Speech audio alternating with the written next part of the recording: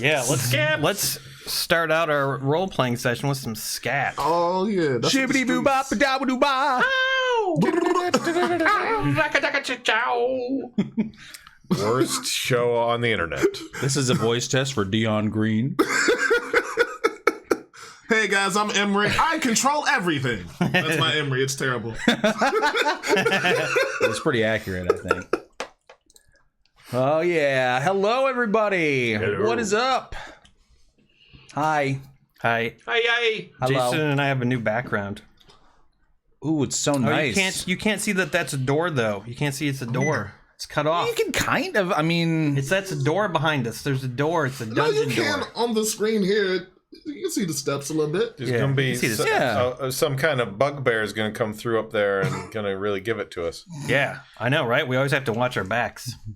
How come we never get a cool backdrop? We just stay in the dungeon. That's not cool. How's that not cool? How come we never get new ones? I don't know. Because your mom didn't send me one. She would if I asked. Yes, Jesse, the door is ajar. Yep. Oh no, I'm frozen up. Look at that, Aaron. You We're look all- like you're like a deer Yeah. in the head. Like, When is a door not a door? When it's ajar. Yeah. He knew my Boing, boing, punchline. boing. Brad, I can only get so erect. Okay. Are you there? Yeah, you you'll know. just finished me. Oh, geez. I broke through your previous barriers. His barriers to good taste. So yeah, like we're like gonna do a stream now. Yeah, that was just some of our warm-up jokes. Yeah, You know? those Yeah. weren't real jokes. Those were yeah. warm-up jokes. It's like stretching isn't real exercise. Right. Yeah. And now it's just you're not even really supposed to do stretching. You're not even really supposed to do warm-up jokes. So Oh, I'm old school. I thought we were supposed to. No, science has proven that warm-up jokes are actually bad. they're actually very detrimental. Yeah. I'm working up the crowd Yeah. pre-show. Got it. I'm the fluffer. Yeah, we don't need that. Thank you. Well, speak for yourself.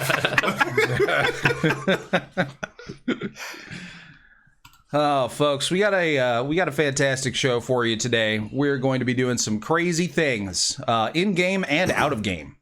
Yeah. In fact, I think the first thing we're gonna do is order some food. Am I right? Yeah. Now, why would you want to see that? Well, let Jason tell you.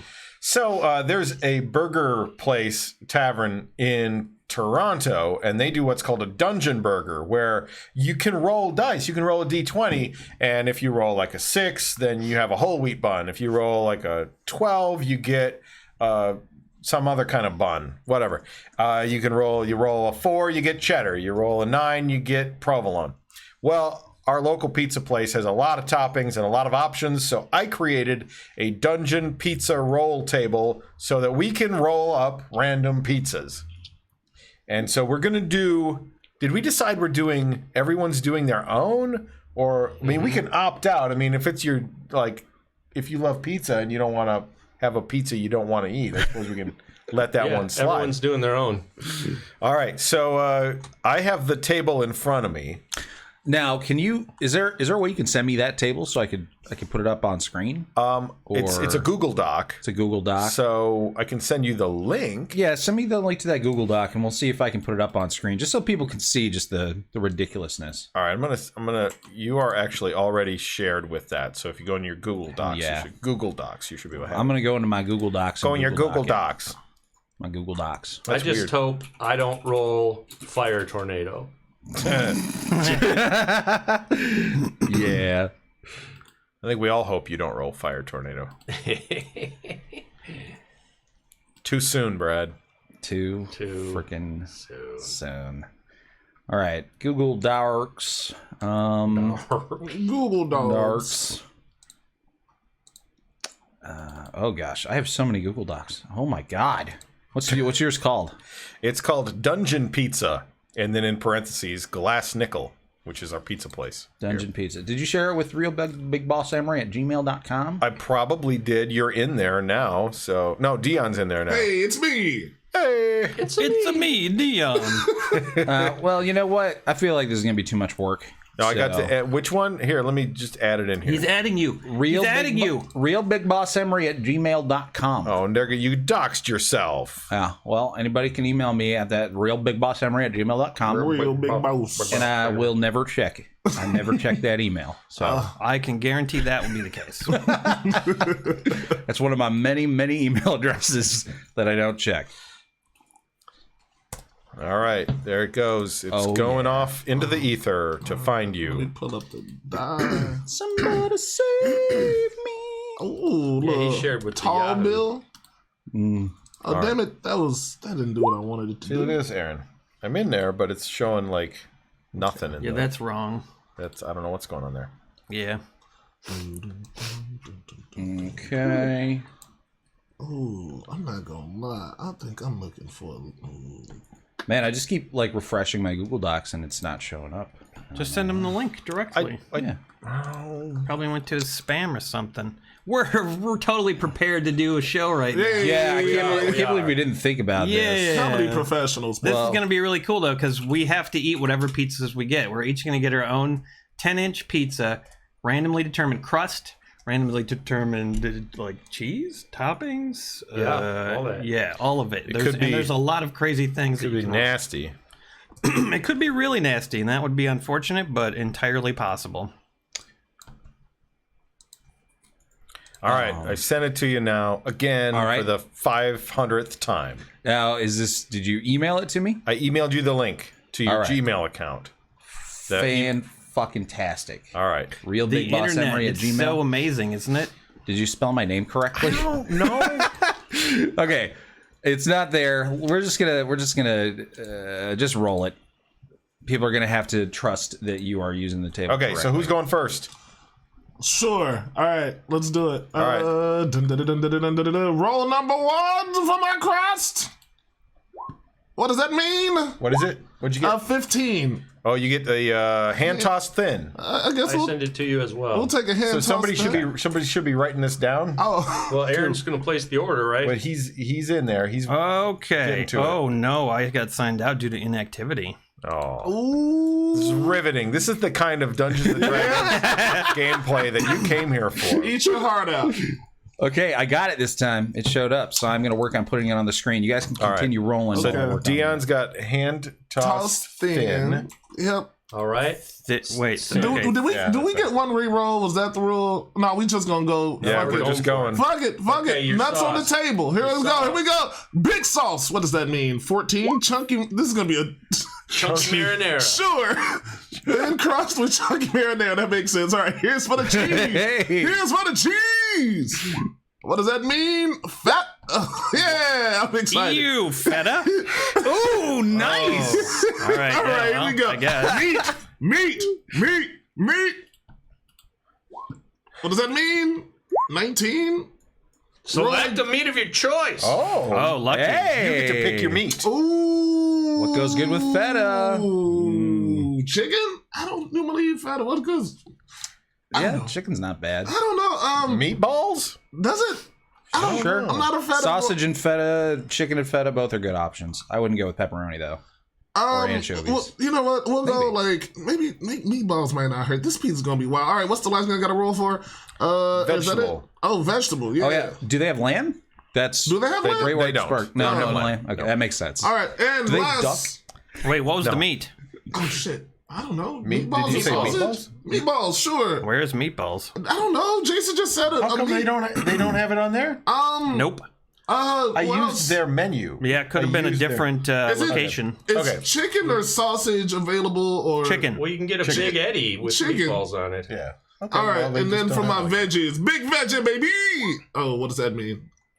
You go to table B. Oh. Oh, table B. Oh, this is where things can Oh get. wait, there's show more. Maybe meatballs is on there. All right, so table B. Here we go. Big rolls, baby.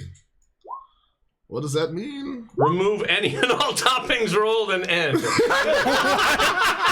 No, wait a minute. This is a good thing. You get to remove whatever toppings you don't want and end. Oh, remove any. So you can remove the feta. But then I wouldn't have any cheese. I did add meatballs. Meatballs were possible. Okay. We should let him pick a cheese. So is it any and all or? See, because I'm. Well, okay. The pizzas come with house blend cheese automatically. Feta would have been an additional cheese. Oh, okay. Like they're not gonna. Yeah. Okay. Okay. I don't think they're gonna. Well, they might give you a pizza with just feta. I don't know. They probably would. So do you want to remove anything? I guess you get no veggies. Or go with the go. I think, fuck it, man. This is random. Let it be random. All right, It we're is going what it with what is. we got. Adding item. That doesn't sound too bad. No, Honestly. it's not terrible, man. Not at all. Thin crust, chunky marinara, feta, and meatball. Rakataka! Who's next? I'll go. All right. All right. Well, we know what the crust is. Yeah, go Extra gluten. Gluten-free. Extra gluten. All right, here we go with the sauce. Ooh. Wee. Chunky marinara. Hey. Wow, lucky you. All right, make sure you roll. You say the number that you rolled. 13. Chunky marinara. Yeah. All right. Cheese. 18. House House blend. blend. All right. All right, that comes. Okay. That's on it. So, So you're far, good. so good. Pretty normal. Yeah. So Meat. far. 10. Bacon. Okay. Bacon. Nice. Okay. All right. Let's go down to a veggie. Table A. 16. Tomatoes. Okay. Weird. Wow. Bacon and tomato goes together. And Yeah. I'll do a Really vegetable table B. You don't have to go to table B. I'm going to. Oh, wow. He need more veggies. Oh. He wants the weird ones. 18. Return to vegetables table 1. Roll once and end. Okay. See? The fates demand you follow the fucking rules. All right. Jalapeno. Oh! Great pizza. I love That's a great pizza. Wow. Bacon and jalapenos with lots of tomatoes. Yeah. No one's Love been it. screwed yet. All right. Okay, I've added a gluten-free classic Italian bacon, chunky marinara, jalapeno, and tomatoes. Excellent. All right. All right, Emery. Me? Oh boy. Okay. Crust. Crust. Crust. Here we go. I got a 7. And tossed. Oh. That's how he likes it. Okay. It's like the regular, right? It's regular, yeah. Awesome. Awesome. All right. Next, I get Sauce. a 1. Oh, no. Ooh. Thai peanut sauce. Ew. Oh Jesus. Okay. All right, now is where it all comes together. Wait a minute, where is that? Is that even available? Yeah, it is. Oh my god, wait a minute though. Thai peanut sauce is not listed on the official list. Oh. So I think the next closest thing is teriyaki. Or honey mustard. You really can't get Thai peanut sauce? Doesn't on have this, it on no. here. I guess you roll again. Can you write in? You can write in. I mean, but I don't have sriracha. I don't have teriyaki sauce on my list. Okay. Teriyaki So, sauce? Okay, we're teriyaki- adding teriyaki sauce. Teriyaki. It's the closest one. Yeah. I think. I have to revise my table. Yeah. You I got it. must have used the wrong menu. Probably a different location. Yeah. Oh, bitch. Cheese. All right. Cheese. Cheese doesn't go with teriyaki sauce. Nothing Does now. You did! You have to make Give him a roll. Parmesan. I got it. Sharp cheddar. Sharp cheddar. Oh my god, damn. vomit inducing. Awesome. Oh, couldn't I have gotten blue cheese? That actually probably would be okay. Nope. No. Sharp cheddar and sriracha. No, yeah. And Teriyaki. Teriyaki. Okay. Gross. Awesome. Oh, God. Meat. I got a 19. Select meat of your choice. Hey! Okay. Okay. Okay. What would go good with teriyaki and cheddar? Chicken. Chicken. Oh, yeah. Yeah. Or tofu? Maybe. Yeah. Gosh. Salami goes great with. Teriyaki salami. Oh God. Chat, what do you think? Which meat should I choose? You guys should be able to see it up there. AD. Tofu says Mr. Wumbo. Imodium AD also. Yeah, I don't know. My gut's saying chicken or tofu, but Pork or chicken? Chicken. Boar's head salami. I don't think so, Mr. Evil Shaggy. Chicken is safe, or maybe turkey. Chicken, tofu. Lots of chicken and tofu. I'm gonna go with chicken. That was my first gut.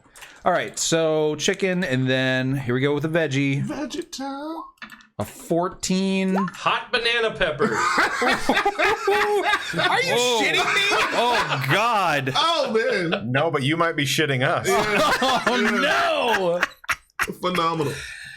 Now you have the option of rolling twice on any of the tables, vegetables or meats. Oh Jesus. Okay, this pizza's already fucking crazy. I might as well roll again. I'll roll on vegetable table B. You guys. Vegetable Carrots. table. Come on, B. carrots. Pineapple. Here we go. Garlic butter if you're lucky. A 15. Red peppers. Oh boy! All right, not too terrible. Okay, well, Yeah, might as well, right? might as well. Roll another meat. We got red and yellow peppers. Roll another. I'm not gonna roll another meat. That's. Roll another vegetable then. I just did. I know, but you can do one more on either table A or B. I'm done. Okay, I'm done. Yeah, This this luck has thing. not been in his favor. This thing is perfect. All Here right. we go. Let's hear the summary of that one. Okay, we got a regular crust, classic Italian, house blend cheese, banana peppers, chicken, red pepper, sharp cheddar, and teriyaki sauce. Ooh. All right, here we go. Wait. What did you say? Oh wait, sorry, Italian? no classic Italian and no house blend cheese. Just teriyaki. No. Yeah, those are removed. That's why it says no next to it. Okay. Okay, here we go. I'm going for crust. Oh boy. My crust is going to be a 5. Thick crust. Oh, nice. That starts out interesting. Yeah. All right, here we go. Thick crust. Sauce. We got a 6. Pesto. Oh. Pesto. Okay. Yeah. Yuck. Okay. This could go horribly bad from here. Cheese is a 12. Mozzarella. Mozzarella. Not Okay. terrible. I'm going. You're lucky, man. All right, so far so good. Meat, 20. Ooh, roll again and double the meat. Wow. Jackpot. Tofu. 4. Tofu. Double turkey. Double turkey. Interesting. Yuck. Oh my God, you can do triple or light. No, I gotta go. I gotta revise this table for next time. Yep. All right, Jason's fucked. I'm moving on to veggie. I'm Double not turkey. Oh boy. 2 for veggie. Table B. Oh, table B. Fuck. Veggie table B. Give him carrots. 15. Red peppers. Eh? Okay, Oh yeah. It's a pizza. I'm calling it right coulda there. got- That's it? Could have got raisins. I could have got raisins. Yeah. Oh That's no, I'm scared. That's it. Chickpeas. Sunflower seeds. Why is it an option? Jason is getting a thick crust, mozzarella, pesto, red peppers, and turkey. Double turkey. Double turkey. Yep. That actually doesn't sound that I would horrible. eat that for sure. Yeah, it's on the It also doesn't sound that edible. it's on the fringe, and I'm starving, so I'll do it. If that was a monthly specialty pizza, I would definitely eat that. Sure, I'd have a Try it, slice. yeah. You guys would also eat my pizza, right? No, actually, Yeah, I would. I would. Just to say I'm I willing to did. try everything. Just to say I did. All right, Aaron. Yep. I'm scared. I know. I hope it's the worst ever. Shut up. Cracker thin. Okay, what did I Can't get? say that word. 14. 14. Thin. Crust. Thin. Thin, Yeah. And tossed in. but not Not cracker. thin. cracker, so that's fine. Yeah. Ooh, what you got? What you got? Okay, hold on. I gotta get to the menu spot. Okay, here we go. Come on, sauce. Honey mustard? Ooh. Olive oil. Oh no! That's- That's good. I love olive oil. Oh, okay. Yeah. But just olive oil. Right. Just So dripping no. on the table. Okay, yeah. Well, it could be an iffy start actually. That's We'll see what cheese you get. If you get like Romano, Blue that'd probably be cheese. good. Parmesan. Blue cheese. how are they even gonna like? The box is just gonna be soaked. It's just a brushing of olive oil. Yeah, okay? it's not a drizzling. And no Bringing it sauce. down. Oh, Okay, let's Jesus. see. Cheese. Ricotta. Okay, hold on. I'm rolling. Get Parmesan. Provolone. That's what you need. Oh, I almost had a Sharp 20. cheddar as well. Oh, I like sharp cheddar. All right. Meat. The meats. Hold on. Where'd the cheese go? Oh, here it is. I got it. Sharp cheddar. That's two you. sharp cheddars. Yeah. Ugh. Okay. I like sharp cheddar normally. I don't know about with teriyaki sauce. You know, we might discover these are all delicious. Yeah. Yeah. Come on, roll high, roll high. Yes. Pepperoni. Oh, nice. The standard. That's good. Lucky, lucky, lucky. I think you should use all 4 of your toppings. That's what I did. Listen to Brad living vicariously through other people's Yeah. dice rolls. Yeah, I did should it. also listen to Brad. That's Well, that's your prerogative, Brad. all right. I would order. I'll order another meat. No one else has balls. Yeah. Do I roll that now? Yep. Roll. Well, your these other- are also small pizzas, so I know if I add more stuff, they're going to reduce the amount. a 9. That's boar's head pepperoni. Oh yeah! I got a lot of pepperoni. Wow. Damn. Mr. Fancy fucking pepperoni over here. Pepperoni Call back pants. and say, is that correct? I wanted to taste the difference. Okay, moving on to veggies. Veggies. This is the scary bit. Yeah. Not a lot of these go with pepperoni, so Hot banana peppers. I think pretty much all. Go of to it. table B. Hey. Oh, boy. Yeah. All right, table B, here it comes. Ooh, my avocado might be good. 20. Remove any and all toppings rolled and end. So no veggies. God, so no veggies? No veggies. No Or you- veggies. And you Just can pepperoni, remove. baby. I'm not going to remove anything. Yeah. There you go. Nice. That actually sounds good. Yeah, doesn't it? Olive oil, sharp cheddar, and 2 kinds of pepperoni. Oh my God. Yeah, It's that's not going to be fine. good for me, but it's going to taste good. 10 out of 10 doctors would say stop.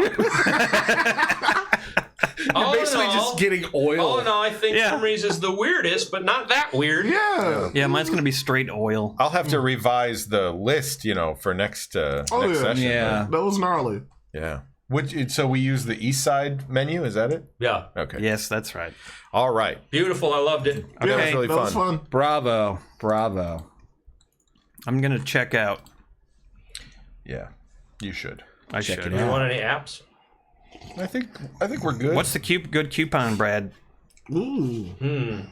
I don't know. We always got them for free, so. Oh. Damn. Oh, wow. At least 2 off. The number 2 and then off is usually a good one. Yeah, 2 off's the default. Yeah. That'll give you $2 off. Okay, I got to go get my card. Great White Spark has a highlighted message says, can you ask them to make the vagina pizza from Pizza Simulator? You really like the look of that. Yeah. What's on that? A lot of different meats that we basically selected for their shapes and lengths so that we could make a vagina out of meat. Tomatoes? There was, I think there was, I don't remember. Do you remember what the sauce and what not was on that vagina pizza? Hey, could you order Alfredo. some soda, Probably. too? Probably. Should have been. There was probably broken glass in it, though, There because was we had a lot of that. broken glass. Can you order a bottle of soda? Oh. What flavor? Root beer, maybe? I would drink a little root beer. Okay, hold on. I got to go back. Did you use a chickpea for the clitoris? It was a cocktail wiener. Root beer? Ooh, big one. Yeah. Lots of basil for the hair, says George Lee. Yeah. Yep. Ah, jeez, we just lost the Critical Role money. Again. Well, We're our own worst enemy. well, we have to even it up now with the penis pizza.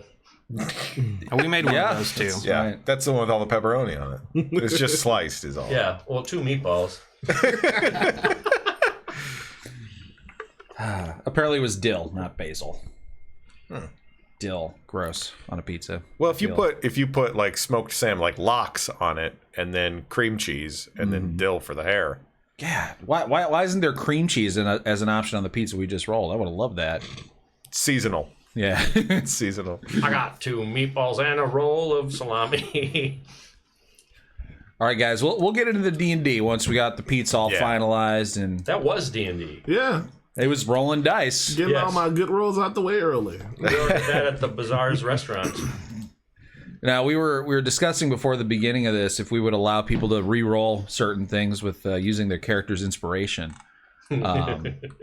But I don't think anybody really would have wanted to use that on their pizzas, except for me. I'm a little worried about the DM getting the worst pizza, you guys. That could be bad for us, don't you think? I'm pretty freaking hungry too, so Yeah, me too. I wanted to come into this hungry just in case I got a pizza that I didn't want to eat. Uh-huh. right. Then I'd be like, I'll just eat it anyway because it's food. Yeah. I'm drooling. I'm actively drooling thinking about my pesto and turkey pizza. My pizza's just gonna slide into my body. And out. Yep. We're gonna have to like rate them, you know, as we eat them. Yeah. Yeah, I'm willing to share a slice. Of course, Brad can't share any of ours because it's got the icky gluten on it that will distress his internal organs. Okay, I'm placing this order. Huzzah! See if it works. I want to hear what the people in the kitchen are going to say when they get all this shit. They're going to be like, "What the fuck? What's wrong with these people?" All right, it's ordered. Woo! 5 insane pizzas. I bet they're going to know when they get the order. They're going to know that. Oh yeah, they're gonna know. Wait, what are they gonna know? That we did it random.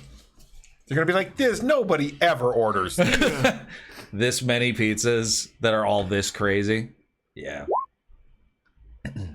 Well, Mr. Wumbo, we're paying ahead of time, right? You're paying like with a credit card, like Yeah, it's all paid. Yeah, I mean, they might be curious why, but they're not going to care as long as they get their money. Actually, I should make sure I didn't go over our limits. You should have your phone You didn't. not near you, Aaron, just in case. It was close-ish, but Okay, I didn't go over. Okay, good. I didn't overdraw. Yeah, see how I close- didn't overdraw the rated RPG close bank it was? account. Oh Jesus. Okay. Yep. That was like perfect. $5 and change. Nice. Wow. I just rolled. We don't really have a bank account. I just rolled spicy shit marinara, You use shit coin. mozzarella, boar's head ham,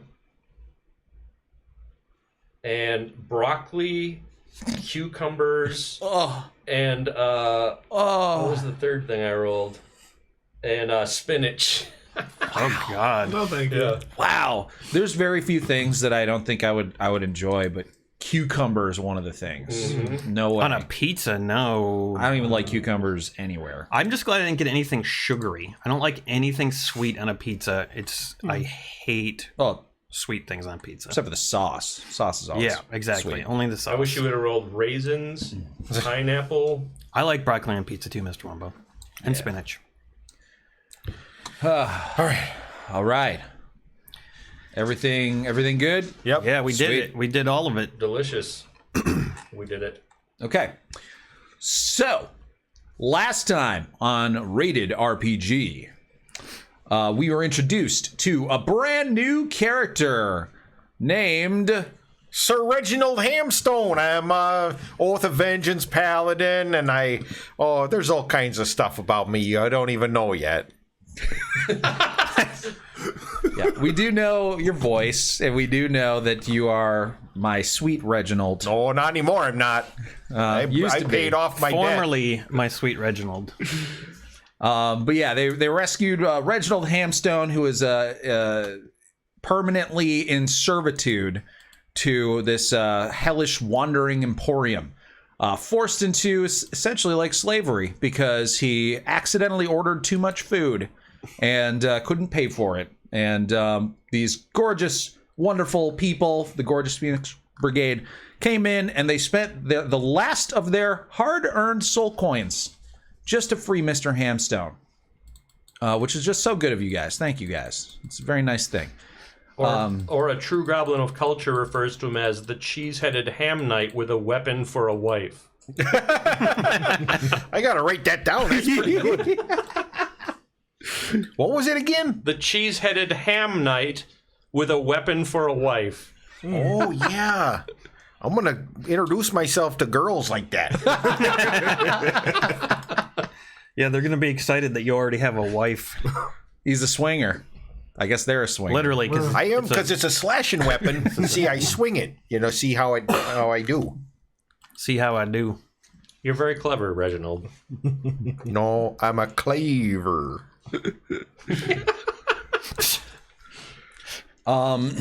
So let's think about some other important things to note that you guys learned while you were there.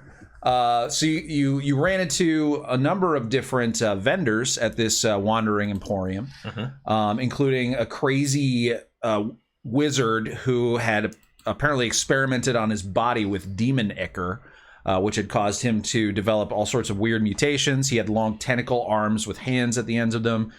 He apparently had like a 20-pound nutsack or something like Yeah, it was that. really big. And he was willing to sell Demon Ichor to you guys or buy them from you guys. You found a guy who sells Larva, a grumpy old hobgoblin warlord guy who sells Larva, which are these grotesque, massive, like maggot-looking things, but they have human faces, and they just squirm around on the ground going, So if you guys ever need those, that hobgoblin really did not like the guy in charge. yes, the guy in charge, whose name I should definitely remember. Mahadi. Yes, thank you. Mahadi is the man who is in charge of the Wandering Emporium, and he's very sort of like snake-tongued, charismatic. He gives you offers you can't refuse, and he likes to make deals, that kind of thing.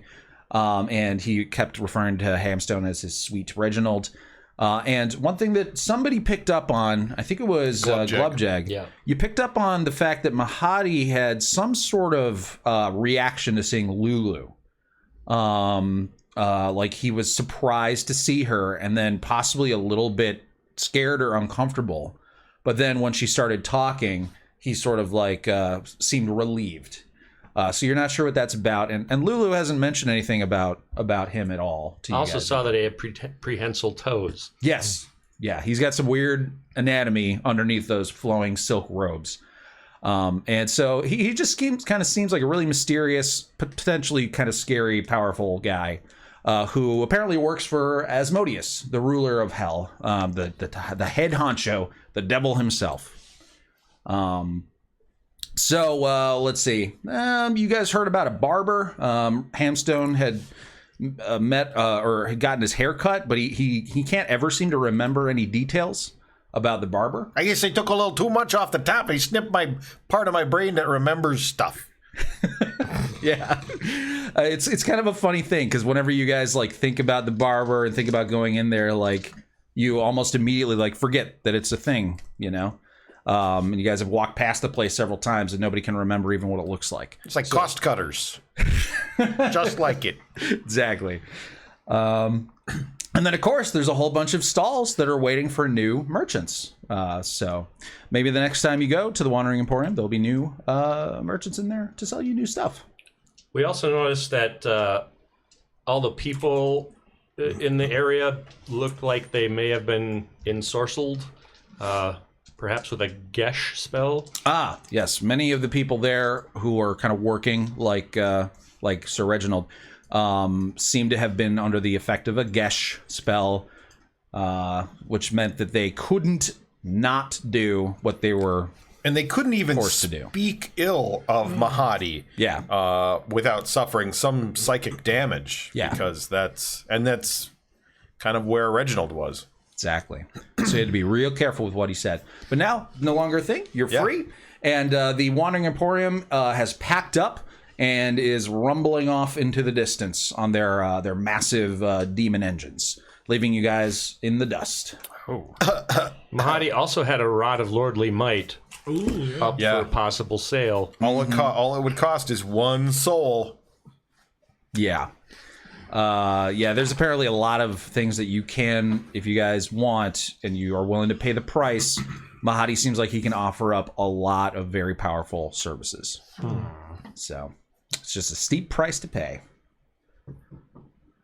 Okay, so you guys see the smoke billowing out of these demon engines as they kick up the blood red dust and dirt of Avernus into the air, and you hear the like wailing screams of tortured souls as the souls are literally being consumed and burned into nothingness by the engines of these vehicles.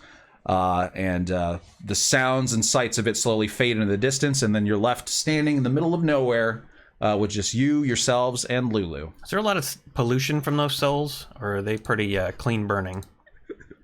Is it a green fuel? Well, it is renewable. That's true. Yeah. Yeah, I'm just wondering how much smoke they put off. A lot of smoke. Ah, shit. Very unclean. Darn. All right. Well, that's not a real world solution then, I guess.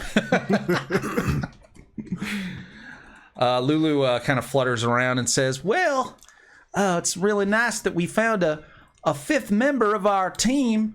Sir Reginald, it's very nice to meet you. Oh, yeah, it's nice to meet you too, Lulu.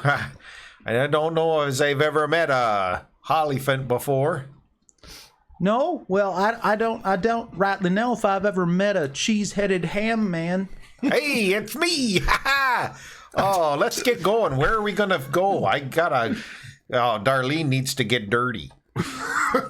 Well, you know, I've been thinking. I was so wrong about the Bleeding Citadel. You know, I could have sworn it was over there. And she points kind of towards Harriman's Hill that you guys came from. She's like, I could have sworn that was the Bleeding Citadel, but I was so wrong. Now I'm starting to really second guess everything that I'm thinking and seeing in my memories. And she sort of like floats down to the ground, and you can see a little tear sort of like fall out of her eye and land in the dust.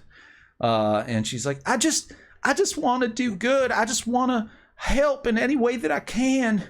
And I don't know. You said you wanted to get your weapon dirty, right? You want to kill some things? Oh yeah, Darlene likes to have fun, and so you know, if we're gonna go get into a skirmish, that would be fine with me.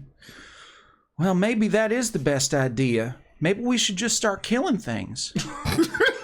Well, I mean, if you're gonna suggest something like that, I wouldn't argue. But Really, Lulu? That's not. Doesn't sound like normal Lulu. Lulu, Are you feeling all right? She loves killing evil things. I love killing evil. Yeah, I love destroying evil things. And, All right, yeah. What else have you remembered? well, I remember that there's a place I don't think it's too far from here. It's called, what do they call it? The Demon Zapper. It's like this. It's like this thing that if a demon comes too close, it like zaps them and it turns them into dust. It's pretty great. Like it attracts them too. It attracts them like flies to a carcass, or little girls to a Justin Bieber concert 20 years ago. What? I think she's just remembering the wrong thing. Yeah. I think, yeah. Does it leave ichor behind? Oh, well, probably. Well, I don't know. They do turn to dust, but maybe some of the larger ones are only partially turned to dust. You can squeeze some ichor out of them. Sounds good to me. I still trust you, Lulu. Well, thank you, Club Jag. All right, well, let's go. It's over this way. And she like suddenly gets real cheerful and starts flapping her ears again and flying off in a direction. calling me. Hold on. Okay. Oh, they're calling. Let me see what they say, actually. Hello? Yes.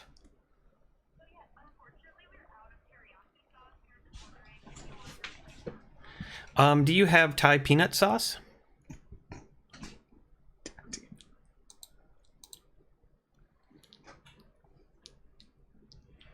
They do?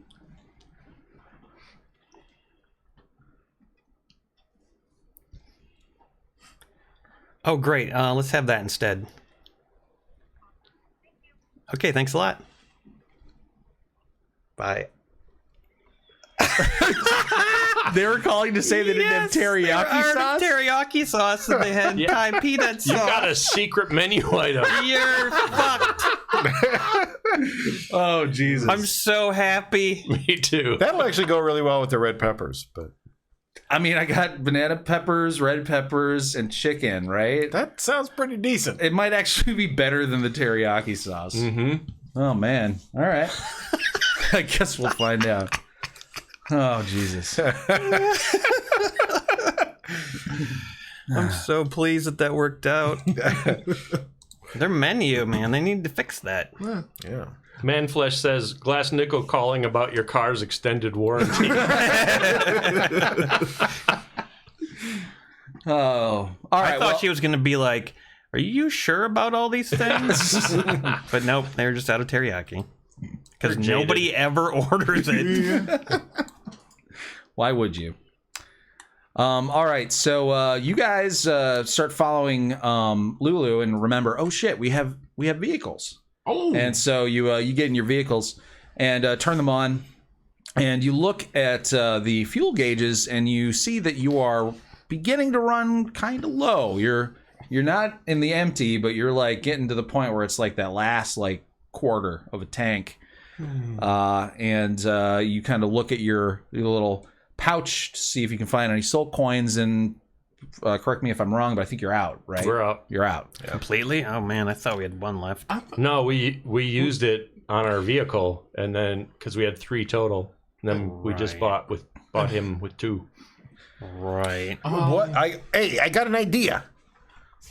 We can fit all of us into the Rambler here, right?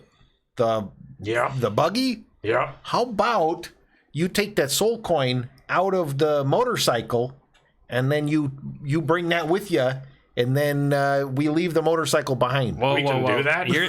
Are you suggesting actually me riding in this vehicle where my friend got burned alive? I don't think so. I don't think so. Okay, then I know what happens when you sit in that thing. I'm not going in We there. haven't even cleaned off the residue yet. the fuel is the same, right? The fuel is the coin. I and don't put know it if you in can there. siphon the soul coins from this vehicle to the other one. Like, does it even come out once you put it in? Try to take out the coin. Am I So able to- you're the mechanic of the group. Yeah. All right. So do you want to try to? Roll to what's see if my you figure it out, at What's least. my appraisal of this theory? All right. So are you proficient? I mean, you're proficient in Yeah, all of it. pretty much everything, right? Okay. So make an intelligence check and roll and add your proficiency bonus. Okay. Intelligence. Artificer. Intelligence check. Here it comes. Oh yeah! Holy shit! Smartest man. I know all about this shit. Trust me. You know, every possible thing. Okay, so Reginald is talking about siphoning off like souls out of this thing, and so you've used these vehicles enough, and you basically have assembled like 2 of them at this point. That's not how it works at all. You put in the coin, and the coin goes down into basically like an incinerator, and it instantly destroys the coin, which frees the soul. But then it gets trapped inside of the fuel canister, so to speak, where it is slowly consumed into nothingness, and the energy of that soul is used to propel this thing. So if you were to puncture that fuel tank, the soul would then, whatever's left of it, would just escape and just dissipate into nothingness. So there's no way to siphon. So in other words, we cannot siphon the fuel from this motorcycle. However, if someone wants to ride with me and not get burned to death, you could ride with me. Well, I'm tiny and love not being burned. All right, hop on, Woo woo! buddy. Oh yeah, didn't you get your master's degree in infernal engines? That's right. I sure did. Yeah. All right, I'll ride with you, big fella. Sounds good. You gonna man the gun? Yeah. Well, sure. All right, so you guys hop on your vehicles and start rumbling off into into hell, following Lulu, who seems to know where something called the Demon Zapper is. Oh yeah. Can't wait to see this thing. All right, well, you're about to. Are we going to be able to get soul coins at the Demon Zapper? Oh, yeah, sure. They got probably all kinds of vending machines out front. You just tip them over, and I don't know. I made Reginald, that up. you don't really know that much, do you? You kind of got trapped immediately, so I'm not sure how much of this world you saw. Well, we could perhaps get some demon ichor and Ooh. sell it. To who? Yes, for soul coins. Perfect. Let's do that. Yeah. Or if we find those slugs with the gross face, either way. What the hell is this thing? Oh, It's damn. the Zeman Dapper. Oh. It's like in a giant bug. Ah, yes. Ooh, interesting. What could it possibly be? Yes. All right, so you guys follow Lulu for about an hour and a half before you begin to sort of see this this structure. And before you even see the structure, you see what appears to be like a rainbow of like a whole spectrum of colors, sort of like a beacon pouring out of the ground into the sky. And it's it's one of the only things you've ever seen down in here in hell that is actually visually appealing. And it looks very out of place.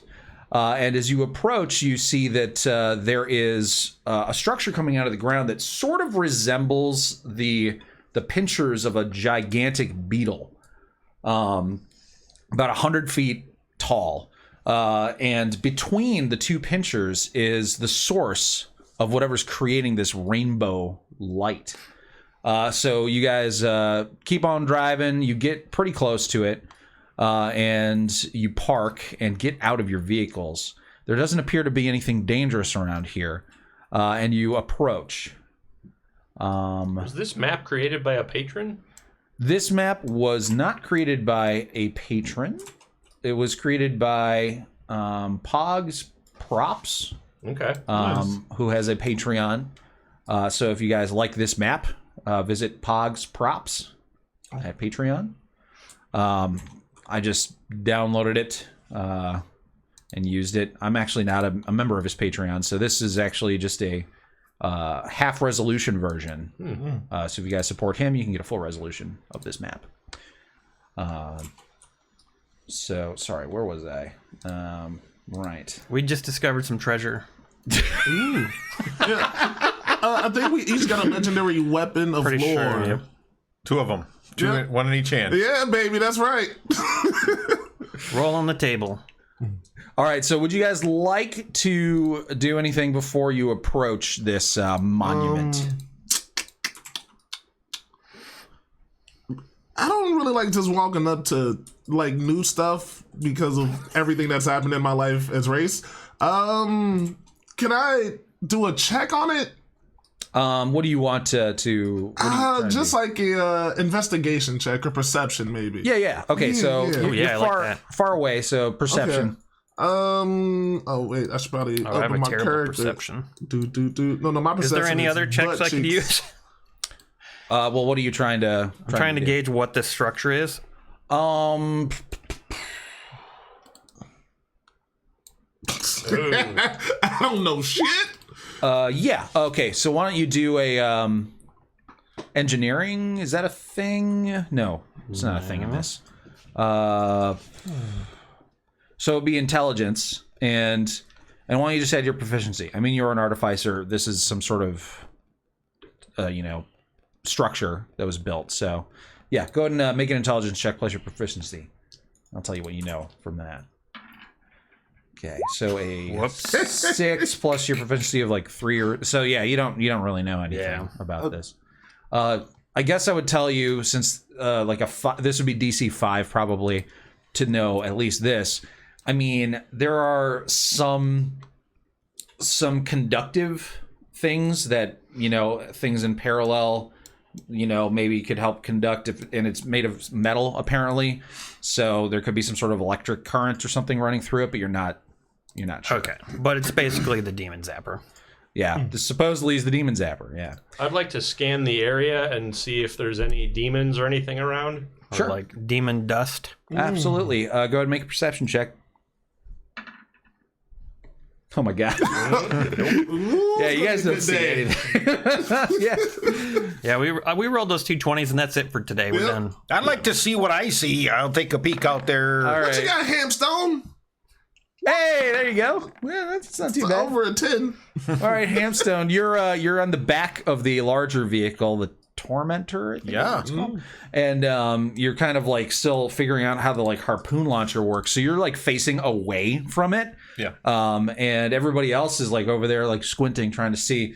And you just happen to see a single like sort of like vaguely vulture-looking demon sort of flying towards this this light. That is. Okay. And you're at the harpoon. So what do you do? I think I'm gonna just wait and see what the vulture does. Okay. Hey guys, there's a some kind of vulture or something coming over there. Let's watch what happens. Have we encountered one of these before? I don't believe so. Maybe it'll go over to the demon zapper if that's what that thing is, and then we'll find out what it does. All right. So yeah, you alert them to the presence. You guys all can see this vulture. It's pretty far away, but it's definitely coming towards you. Do you all agree to just kind of let it do its thing? Do I know anything about it because of my Horizon Walker training? Make a religion or Arcana check, your choice. Actually, because of your, I'll let you make both. Make a religion and an Arcana check. Big rolls. Fixed it. All right. Okay. All right. So you recognize this as it gets closer, as being a Vrak, which is a type of demon. Somewhat powerful. You don't think you guys would have any sort of problem taking it out as a group. Maybe one of you guys one-on-one with this thing would have some problems. But it's a Vrak, everyone. Ooh, I want to rock right now. Let's do it. I want to Vrak and roll all night. Should we drive around to the back of this zapper and see if it gets zapped? Okay. Yeah. So you guys start up your demon engines and drive around to the back of the zapper and sort of like wait for the Vrak to approach. And it does. And as soon as it gets to be about 100 feet away from this zapper, the light that was spewing out into the air suddenly begins to focus and point towards the Vrak and turns into a beam of brilliant white energy that instantly evaporates the Vrak. Just turns it into just dust with this bzzz. And then the light sort of like fades away. It lived up to its name. I can say that much, guys. Let's go check out if there's anything left. Yeah. Because the light goes away, you guys can actually see now with a lot more clarity what was in between the two like mandible-like structures. And it appears to be a sphere that is sort of like floating, suspended magically in midair. And inside of the sphere is what appears to be a horse of some kind. You guys can make perception checks again. Oh boy. All right, big perception. One time now. There you go. There you go. One more from... oh, yeah, you already did. Okay, so you guys all think it's a horse except for Race. You are very good at recognizing horny things. This is no mere horse. This is a unicorn. Oh my. Boys. Huh. We got ourselves a young uni ahead of us. That's what I call unicorns back home, so...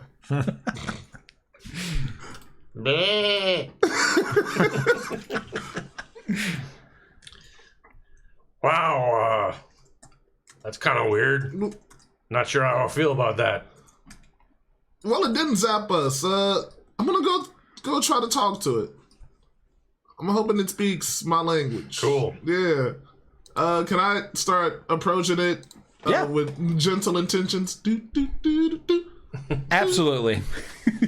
Anybody following Race? Or you just gonna let him walk up? Just don't let me get barbecued. I wanna be close to him because if you're if you're within like 10 feet of me, you get advantage on saving throws and whatnot. Okay, so I'll you're follow sticking. my little buddy too. Okay. I look to the unicorn and I say, "Hey, unicorn! Do you understand what I'm saying right now?" The unicorn looks at you, and it shouts. Oh, shit. And you guys can sort of hear it, although it sounds like it's on the other side. It sounds a lot like it's trapped within like some sort of glass or the other side of a thick like glass window, like on the other side of the sliding door. Like you guys were yelling at us earlier when Aaron and I were both in the bathroom and Brad showed up and was like, "Aren't we playing today? Hello, is anybody in there?" Yep. But the unicorn opens its mouth and it says, "Yes, help me. I'm trapped in here. Please, if you have a good soul, free me." Huh? That's fucked up, dog. How can we free you? Who did this to you? I don't know their true name. Some sort of fiend. You must destroy this thing. Destroy it, and I will be free. How do we destroy? Ask how do we destroy it? You got any good tips and tricks on how to destroy a magical lightning bubble? I don't know. No one's ever offered to free me before. No one's ever tried. Maybe hit it with something hard. How'd you get stuck back there in the first place? I don't think it says how that happened. So The unicorn looks at its script. I'm not sure. It's a good question. Have you heard the good word about Torm? I was just minding my own business when suddenly a poacher hit me with some sort of tranquilizing poison and brought me to its daughter's sweet 16th birthday. Did I tell you that the poacher was a devil? Anyways, the daughter didn't really like me very much, and so they just stuck me up in here. Well, that sucks. Here's what we're gonna do. We're gonna figure out how to probably free you. Don't listen to the probably part. We'll definitely do it. And then I'll wink. Okay. My name, by the way, is Moon Color. Now that you know my name, you'll feel bad if you don't free me. I wouldn't count on that. But what I can tell you is we are the Gorgeous Phoenix Brigade. We got a new guy because our lives got turned to barbecue sauce. But I promise you this. I will do something. Okay. There's also some other thing you should know, which is that there is a guardian. Okay? There's a guardian. They don't really come out very often, but I've seen them pop up every once in a while when something big gets through here and doesn't get fully zapped. The guardian will finish it off. What is it? Well, I can describe it to you. It kind of looks like sort of humanoid, but with really dark skin.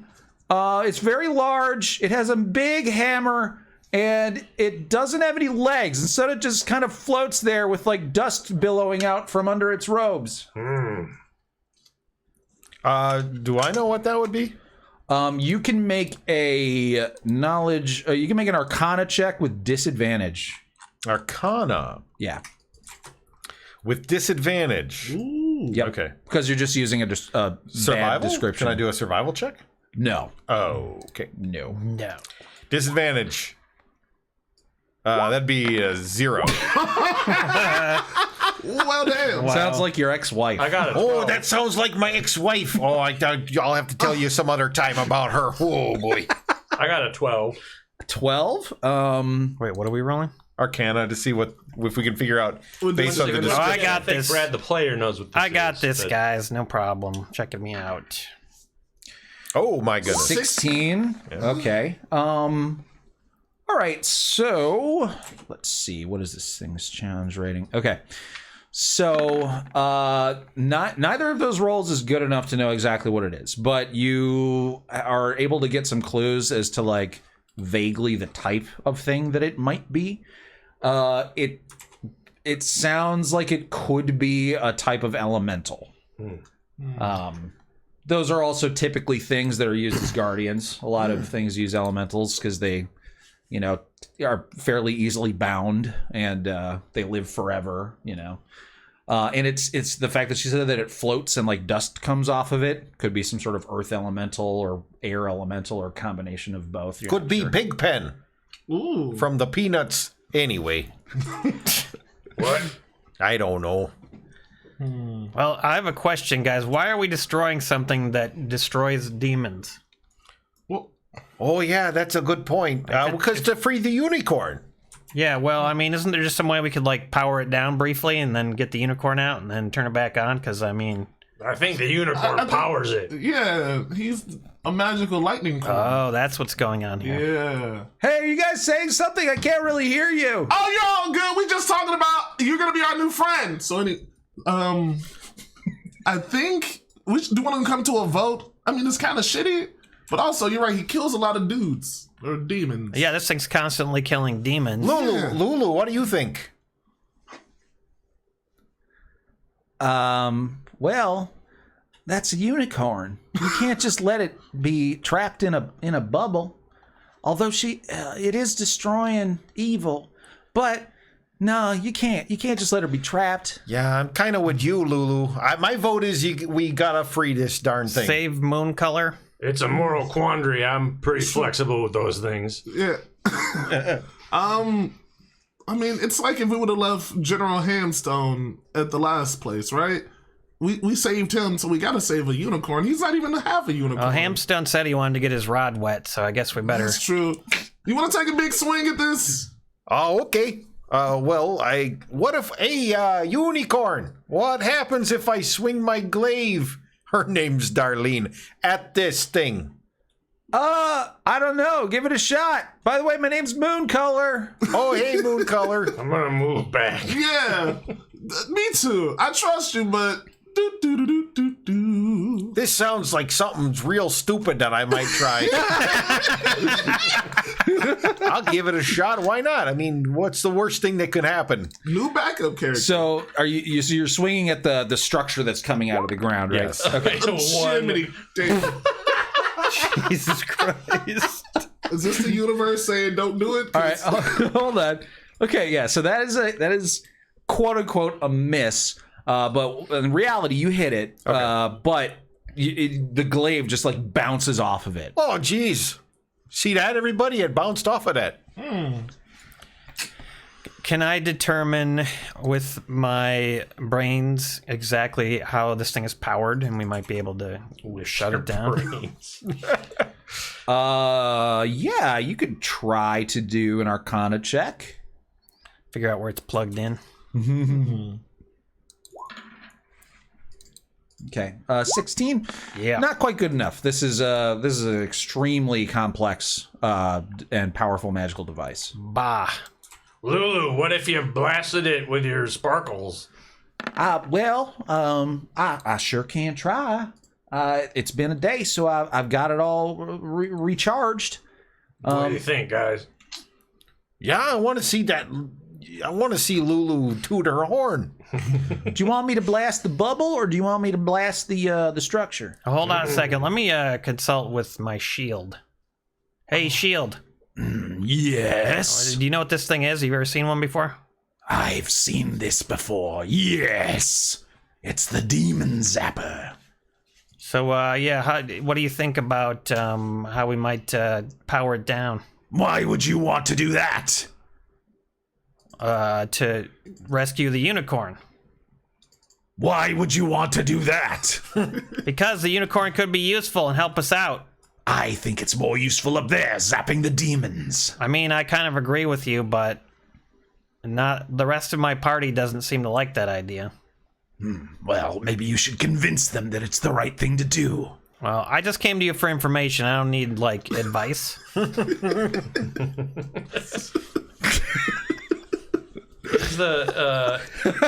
Is the sphere connected to the rest of it by anything? It's literally just floating in the middle. Ooh. Yeah. Is there anything noticeable behind the sphere? Can I get back there and see if there's like a magical outlet I can unplug and maybe? Oh, well, it appears that much of the structure is buried. Okay. Because you can kind of see, if you look at the art, it does appear like it's some sort of like large beetle-looking structure, but most of it appears to be underground. So you could theoretically maybe excavate over the course of a long time. That just feels like something's gonna come hit us in the face if we do that. Oh, by the way, after a minute of since the Vrock was disintegrated, the rainbow light begins to emit from the sphere again. So it seems like it's got a minute cooldown before it can zap something again. It's not trying to zap any of us, is it? No. Okay. Nope. Hey, Mooncolor! It doesn't look like physical attacks work. Do you have any ideas? Like, what if we did like a spell or something? Dog, help me, help you, help us. Do you have any magic weapons? Magic weapons are pretty good. Yeah. Maybe try that. All right, stand back, everyone. Already Time doing for that. some morning shaft. Right. I'm gonna stand back by Glubjig, so in case he needs my help. All right. You guys can move your characters around, be wherever you want to be. Ooh, okay. So, morning shaft. You notch your arrow, pull the string back as far as you can. Your bulging, muscly biceps are you let loose the arrow. It's the hardest shot you've ever fired, and it just bounces right off. Wow. Nope. Can we tell what? So the unicorn is powering it, maybe, is what we're thinking, right? Yeah. Yeah. How high is the sphere off the ground? You feel like it wasn't a very good shot, though. Okay. It kind of like ricocheted a little bit. So Let me try once more. Can I help him, like, by being a spotter? Give him advantage? Sheesh.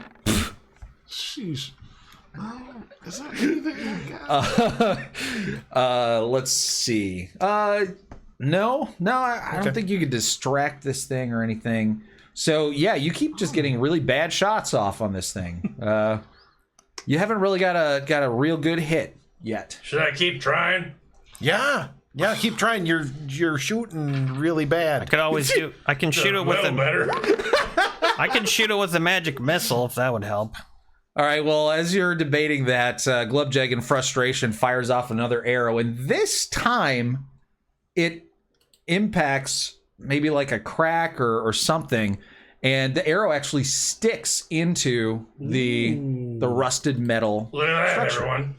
Hey! Third time's a charm, big fella. And immediately the ground right in front of it begins to sort of rumble. Here comes the Guardian. Here comes the guardian. Yay. Get ready to chop him. And out of the ground sort of erupts this figure who looks like...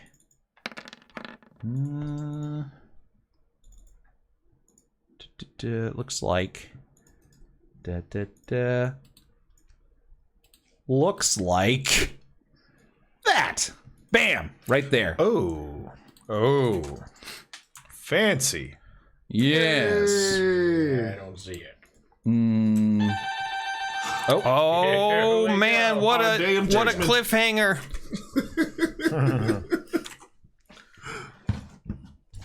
Is it Z and Oh, click? there, I see it. Okay. Got you crazy, out, man. stupid. Oh Pizza's shit! here. Pizza! Oh my god! Sorry. Tie. Oh god.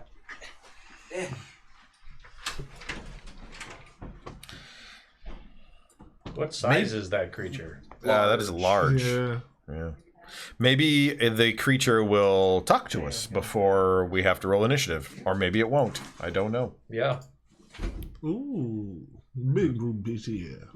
Maybe it will decide to just murder all of us. Race is the closest, though. Listen, I'm always, for some reason, never backing up far enough. I'm just like, well, I kind of want to see what's going to happen. What is this? Maybe you need glasses. Race needs glasses. Look, I'm really living this blind life, bro. Race can't see, so One of he's these like, pizzas smells weird. No clue It's which gotta be the one. Thai peanut sauce. could be the pesto. That's true. Okay, let's determine who's got what. Oh man, so we're gonna have to pause while we enjoy our crazy dungeon pizzas. Yeah, I mean that's a good cliffhanger moment. Yeah. The Guardian is says we better see some footage of those pizzas. Of course. Okay, who ordered the banana pepper tomato? What? That's jalapenos. I don't know. Banana peppers are yellow. Those are green. Jalapeno? Who got jalapenos? I think Glubjag. that was Yeah. mine. Oh yeah, this looks gluten free. Yeah. Oh yeah. Don't they have they have Show it to the stickers? camera. Don't they? They have stickers on the outside of the box, so you can just read that. There's Aaron. mine. Look at that. Oh. Cheddar in there, maybe. Yeah, it looks interesting. Okay. Who ordered the regular Claus Hisbul Hicks Rip Shrap Yaki? Ooh. That's Emery. Yaki. Teriyaki. Oh yeah. Ugh. Oh boy. Look at Wow. I mean, it man. looks cool. that. Oh man. Like, the Don't taste drop would it. be He something. was saying, "Oh, because of the smell." Oh, because it smells. Yeah, it's Pesto. That's me. Jason. Dun, dun, dun, dun, dun, dun. Oh, thank you so much. Oh, that is heavy. That is so heavy. so much fucking turkey on that pizza. Oh man, you can really smell it too. Oh jeez. Oh, good lord! Look at the size of this thing. My goodness. And Oh, it's so Oh, thick. no, that's hefty. Thick crust. Thin Chun Feta Mib. Oh, I'm a thin chum for the mib. Oh, that looks quite solid. Yes, yes. Anybody want paper towel? Yes. Yes, please. Yeah, definitely. I'm yeah. getting some root beer. Oh, yeah. Actually, that sounds like a terrible idea. Also, if somebody could grab me one of those cans of sugar-free Coke. I'll I take also would take a glass of root beer if you could, Red. this. I'm kind of pinned in over here. Look at the toilet paper or the Oh, towel yeah. here. That was most haphazard. Take it. Get out of my face. Hey, it's extra absorbent. You don't need a big piece of it. Oh, damn. What are you talking I didn't about? realize you was Here, have fancy. another piece. Greedy. Jesus. Uh-oh. Who wanted root beer? Dion and Jason. Yes, sir. Oh my God, you're already starting it on your pizza, huh? You're brave. Here we go. Oh my God. Pesto turkey. There's some red peppers on it.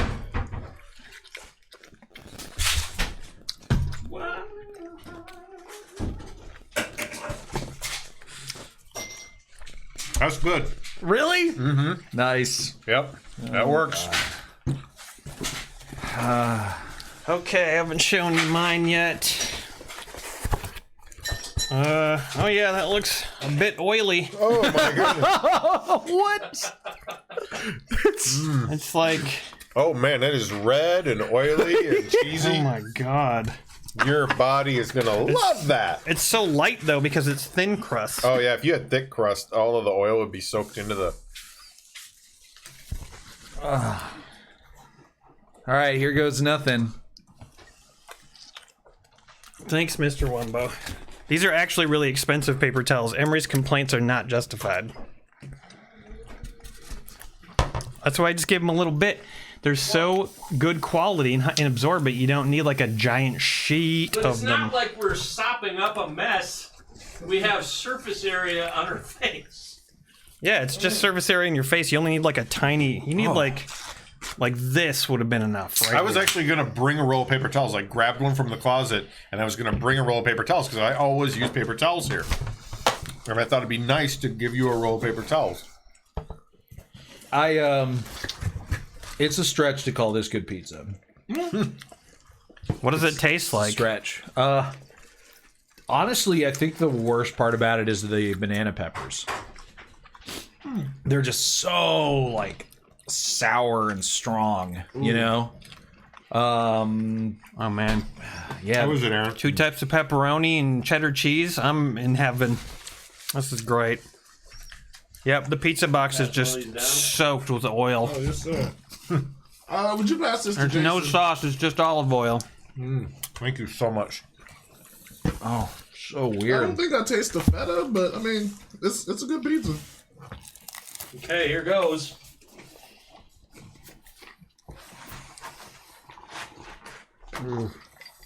Emery, would you like a slice of mine? I'll trade you a slice of yours for a slice of mine. Yeah, we should- likewise. Everybody should try mine. What kind is yours? Pesto? Turkey and red peppers. God, it's like massively weighted. Mine's delicious. Spicy marinara sauce. Here, you give me a slice, and I'll take a slice of yours. You just take a slice of mine, girl. Thank you, Jason. You got it? Thank you, Dungeon Table. I got it. All right. Oh, you want to try one of mine? Look at this delicious pepperoni piece, Jason. Would you like some? Yeah, you want a slice of mine here? Look I'm at gonna this. try these 5-pound slices that you've got here. It's good. It's really got, Oh my god. got a lot of weight to it. And then Dion, you can get over here. This is a dangerous scenario, but Oh, Jesus Christ. Sorry, Brad. Too much gluten in this one for you. All right. I get one to myself. I think I need a bigger paper towel. Yeah. All right, here's Emery's slice. Let's see. Peanut sauce. Oh, the Emery slice. Let's see.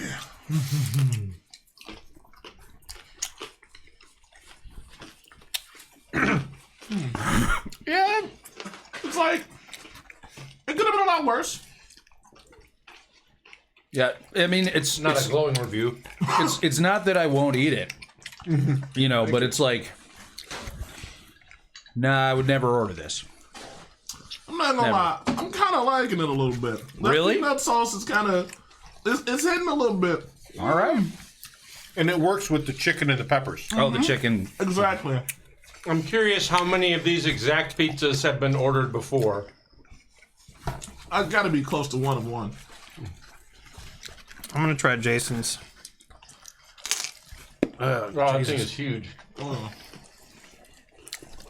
Yeah, it's really mild. That's not bad. Kind of tastes like eating a cheesy hot dog. Why Do is you have that? do you have a double cheese roll on there? Squid Could add balls. that. I love Double turkey. banana peppers too, dude. Oh yeah. But I mean, on your chart, is there a double cheese? No. There should be. Jason, I love your pizza. This is good stuff. That was a good roll. I'm not gonna lie. I'm really happy with what I got, actually. Oh, how's the oil on it? Not too much. It's great. It's not too much. It's greasy as hell, but I love it.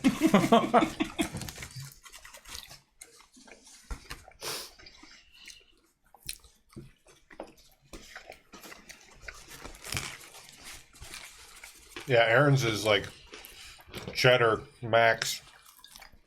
Yeah, how do you like it? Do you normally I like like cheddar? I kind of like Emery's better, to be honest, Whoa! What?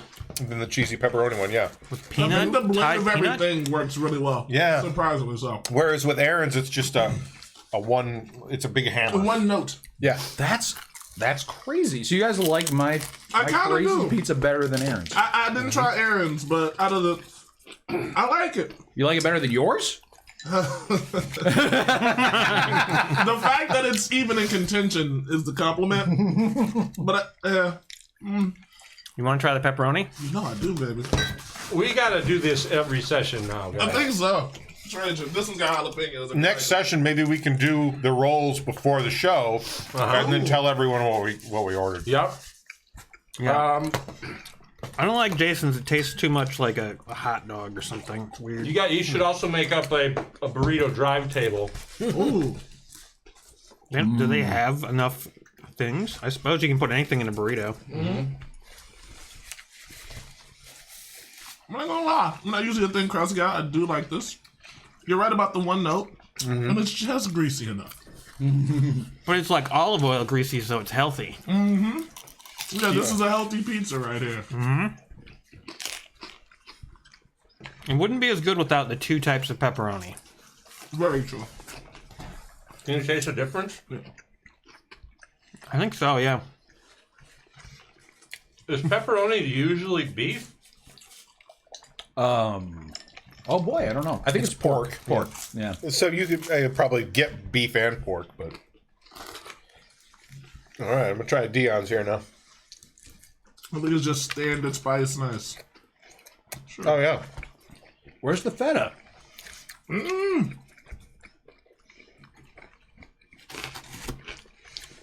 I see a chunk of feta hiding underneath the jalapeno.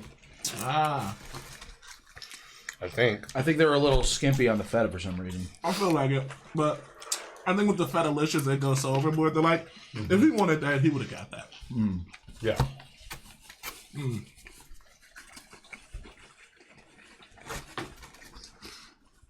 I think, So we played D&D for 10 minutes, and then the rest of it was like ordering it. Okay. It's just like real D&D. We're giving you guys the real D&D This is a legit part of any D&D You experience. get to watch Emery pick his nose, like get the because of the spicy. Yeah. I'm trying to be honest.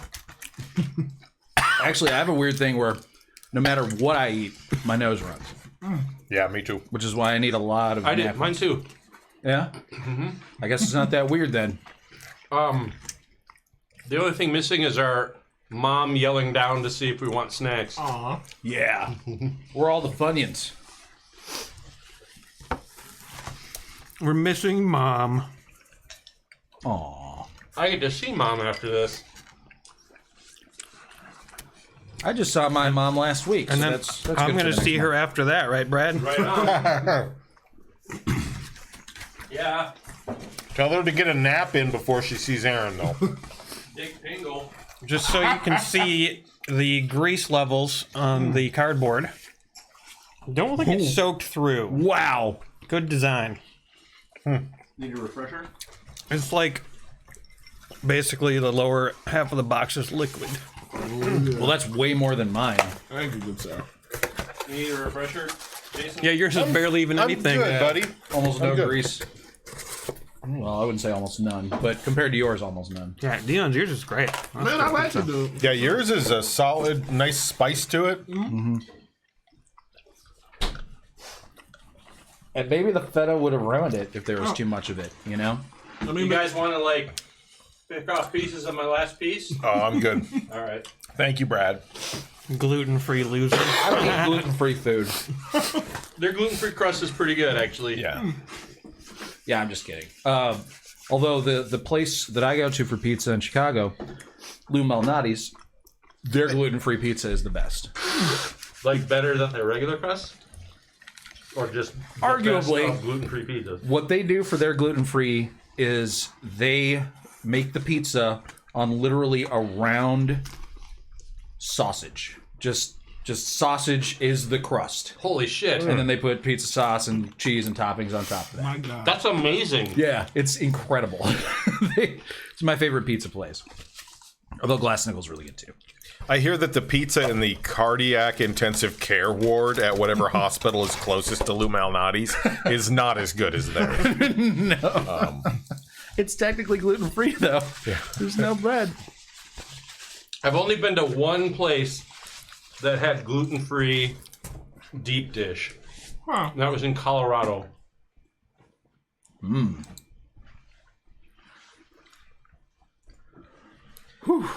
That was a fun trip through mayhem, pizza mayhem. Yeah, Yeah. I like that. that was enjoyable. I'm looking forward to more of them. Oh, yeah. My kids will want to know, like, tell us about the pizzas. Tell us about the crazy pizzas you had. So that'll be fun.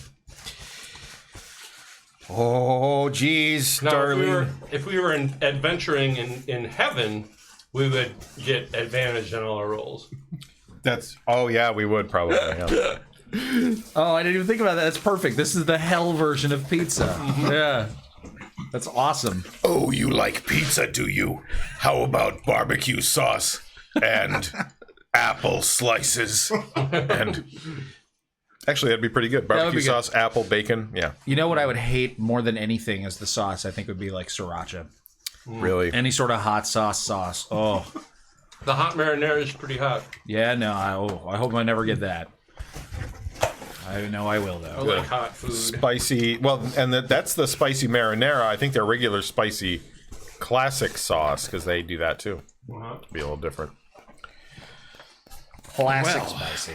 Plastic spice. Woo. All right. So I'm going to go ahead and give everybody a Arcana check to recognize what this thing is. Now that you see it for yourselves.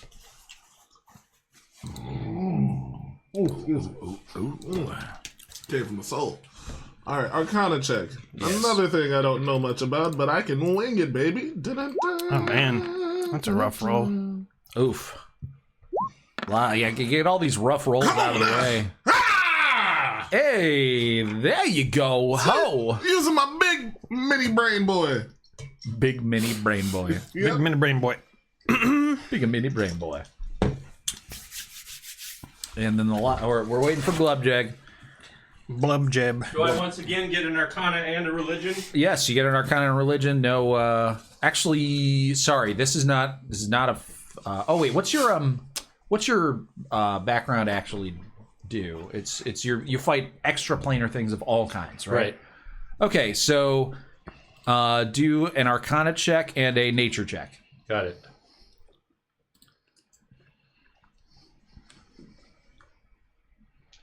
All the same. It's almost like rolling with advantage. Okay. All right, so you guys look at this thing, and amazingly, nobody rolled high enough to know exactly what this thing is. But Which means for me it would be impossible. For I have you- a -1. yeah, it actually is impossible for you. The DC for this is generally when I do DCs for knowledge about monsters, I do 10 plus the creature's challenge rating. And that's to like be like, okay, I'm certain I know what this thing is. I've read about it or whatever. And then the higher you get over that DC, the more stuff about it I'll tell you, like some of its like weaknesses and things like that. But this thing base DC was 21. So it's so the fact that you guys don't know what it is, you can clearly tell that it's powerful.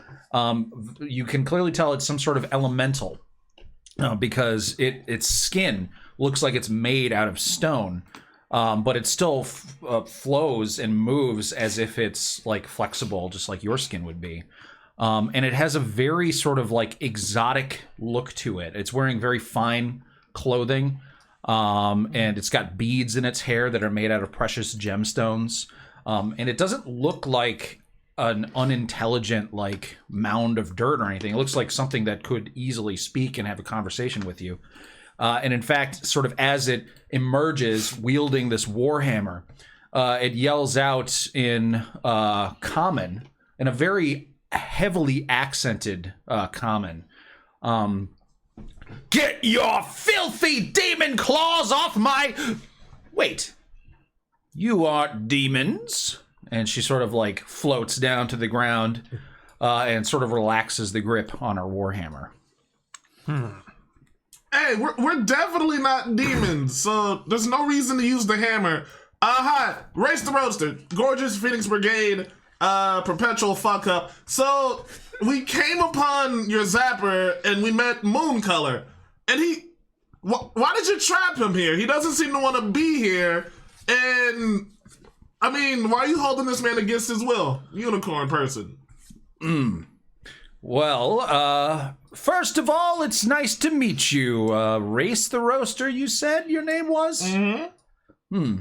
Well, my name is Ralzala. And who are your friends here? Oh, these guys. So we got Glubjack the Bugbear. He's pretty chill a third of the time. You got the Body the Enjoyable. He's smart, little kind of a dick sometimes. And then we got General Hamstone. I don't know much about him. He's all right. Hey, that's me. Well, and so you came here to free Mooncolor. Unfortunately, I don't believe I can let you do that at this point. I mean, why not? Well, you see, I guard this place. I am not the one who trapped her, no. That would be our mistress, Zariel. But you see, I am sworn to protect this place and prevent anyone from freeing her. Hey, you didn't introduce Lulu. Oh my goodness. I'm so sorry. Also, we got a Hollyphant, and her name is Lulu. She kind of guided us here. Would you happen to remember her by chance? Have you seen Lulu before? The creature, Ralzala, looks at Lulu and she's like, howdy. And she's like, you do look familiar. But no, I don't believe I've met you. Well, I'm Lulu the Hollyphant. Apparently I'm good friends with Zariel. Well, maybe you can convince her to let me go out of my deal. If you're good friends with her. And Lulu's like, well, we used to be friends, and then she, like, kind of got in with a bad crowd and started doing drugs, and listening to bad music, not that country music that we like where I'm from. So she and Did you go to high school with Zariel? This is all to say that I don't really know if I could really convince her of anything at this point. And the Ralzala says, well, I would love to get out of this job. It pays terribly. And honestly, I'm really, really regretting making this deal that I made with Zariel. So anything that you guys can do to free me from this. So you're not personally against us freeing the unicorn. Oh, no. You're just under contract. Of course. Do you not know what I am? No. What are you? We tried to figure it out, but we felt kind of lazy. You seem kind of earthy. Yeah. Well, that's correct. You're on the right path there. I am what's called a Drow. I am one of the powerful jinns. Perhaps you've heard of some of us. We grant wishes. The mortals tend to think highly of those of us that can grant the wishes. A Dow? D-O-W? DAO. DAO. That's what I thought it was. Yes, I hail from the plane of Earth. I've been stuck here for many, many centuries, unfortunately. Can we wish you to be out of your deal? Unfortunately, I am not the wish-granting kind of jinn. No, those powers are reserved only for the strongest, most noble of us. But I can grant you your wish of freeing Mooncolor here if you get me out of my contract. Well, how would you suggest we do that?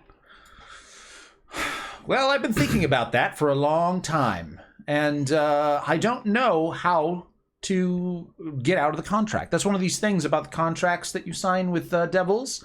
They're pretty tricky, and it's very difficult to actually get out of one. There's only very specific ways that you can do it. And I was foolish enough not to ask. However, I do know of someone who may be able to figure it out. do tell. Well, her name is Red Ruth, and she lives in that forest over there. And she sort of points to this really horrible-looking, nasty forest, like the one in The Hobbit that was full of spiders. Fun. Mirkwood? Yeah. There's a lady that lives in that forest. Her name is Red Ruth. She's like an oracle of some kind. I'm sure she could divine some solution to my problem. What's her price? Oh, I don't know. I haven't left this spot in a long time. Oh, here's a question, just totally random. So, you know how a lot of bugs get zapped, demons get zapped here, right? Yeah. Have you happened to have seen any soul coins? Because we're running low on gas. I don't know if they would have dropped any. A shooter shoots. Or some Icor? Or some Ica for the boys. Icker for the boys. Well, sometimes demons come here and they survive the zapping. It's only the strongest of demons, really, that can survive this kind of zapping, and then I come up and I have to finish them off. If you get me out of my contract, I will gladly give you the soul coins and ichor that I've collected, for I will have no need for them anymore. Kick ass. Heck yeah. So we go into the woods, talk to this witchy witch chick, get you free, and we got a trade is what I'm gathering, right? Yeah, as soon as you free me from the contract, I won't give a shit what you do with this unicorn. Heck yeah. Hey, Mooncolor, we're figuring out how to free you. It's gonna take a minute. We won't die. Thumbs up. Okay, this bubble's getting really full of piss and shit. I don't know if the writers thought of that. It must be built into the magic. Yeah, the demons or the devils were nice enough to include like a toilet Yeah. in there. You got she has a gate to another dimension on her ass and her pee-pee hole. Who says I'm a her? Just because I'm a unicorn? We can't see your nuts from over here. Because the DM said she before. Oh, I did? Oh, wait. No, you said she about the Dow. Yeah. Yeah. I don't know what Mooncolor's gender is. They don't Mooncolor, mention you it. can be whatever you want. I'm sorry you gotta live in poop right now. Tough break. Do you have a portal to another dimension in your anus, Moon Color? Actually, no. I actually am able to change the flavor of it using my magical horn, and then I just eat it for sustenance. Gross. Okay, we're gonna go talk to Red Ruth now. Wow, infinite food source. Let's go to that forest. To the forest. All right. Dun-dun-dun. How far away is it? It's within walking distance. Yeah, we should walk, not waste gas. For sure. All right, wait, before we go, I say, hey, Shield, Yes. how do you get out of a deal with the devil? Well, it depends. There's a lot of different ways, but each contract only has one specific way to get out of it. I see. So we got to figure out what that specific way is? Yes. Cool. Or you could just randomly try things. I could tell you about some of the contracts that I've seen, how to get out of them. Well, yeah, tell me. All right, let me look it up. Whoa, you have a reference source in there? I do. It's somewhere in here. He's got a card catalog. Devil contracts. Where are you? Hey, Mrs. Dow, do you have a copy of your contract? Oh, shoot. Yeah, I do. It's right here. Love Obviously. J. Greg Rum Esquire wants to take a look at it. I'll read it over. A true goblin of culture says, Charlie the Unicorn got weird in the later years. Charlie. Okay, so this is what the shield tells you. It says, Well, the easiest way is for both the devil and the mortal to agree to avoid the contract. In which case the contract magically appears in the hand of the devil and then crumbles to dust. However, that has almost never happened in the history of ever. But it is possible.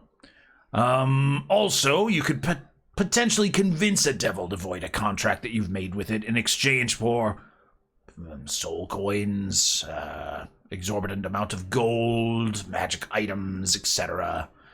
Perhaps sacrificing humanoids in their name, all sorts of good things like that. However, for example, there's if you can find the original scroll that the contract was written in, sometimes burning that voids it. Let's see, there's one with a doll, that's pretty cool. Oh yes, you each must hug a doll when the contract is made. You each keep one of the dolls, and then in order to void it, the dolls must both be destroyed within 1 minute of each other. All sorts of fun things like that. Hug a doll. Yes. There's one that's really cool where you, like, have to... Oh, yes, this one's great. So a portal opens, and a humanoid bound in chains with its eyes and mouth sewn shut stumbles through the portal, and then you carve the contract into its flesh, and then it gets sent into the, like, infinite levels of the abyss. And in order to void the contract, you have, like, go find this one guy with the contract scrawled in his skin and, like, murder him. Let's do that one. Oh, that sounds easy. Let's do that.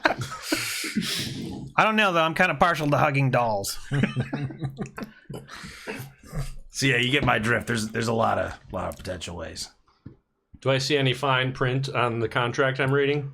she doesn't have it. Oh. No, she doesn't have it. Oh, I thought you were being serious. No. This is an instructional manual for a garage door opener? What? So do we think this Red Robin has the contract, or why are we going to talk to this? Well, she's an oracle. She knows all sorts of things, or so I hear. Her name is Red Ruth. Red Ruth. Lives in that creepy forest. Wow, of course she lives in a creepy forest. Let's go into the creepy forest. Let's do it. Let's do it. Okay, follow Reginald. That's right. Follow me. I'll lead. With Darlene in tow. All right. Darlene's my glaive. Yeah, no, that's your wife, right?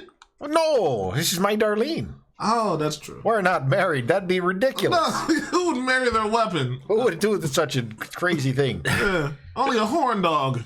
That's silly, isn't it, Darlene? Oh, yeah, okay. Only an NRA member. So you guys go over to your fiendish infernal engines, and you sort of like start them up to sort of move them into a position where they will be a little bit more obscure, just in case anything comes by. Yeah. We put a branch over them. And you guys see another sort of winged demon or devil, you're not sure what, sort of fly up to the zapper and get zapped as you're doing this. You also notice that the fuel gauge on your vehicles is getting very low now. It's definitely below a quarter. Really dangerous here. But you guys park the vehicles and start making your way to this creepy, creepy forest. You know, it's really good we parked our vehicles next to the zapper, because then they'll be safe.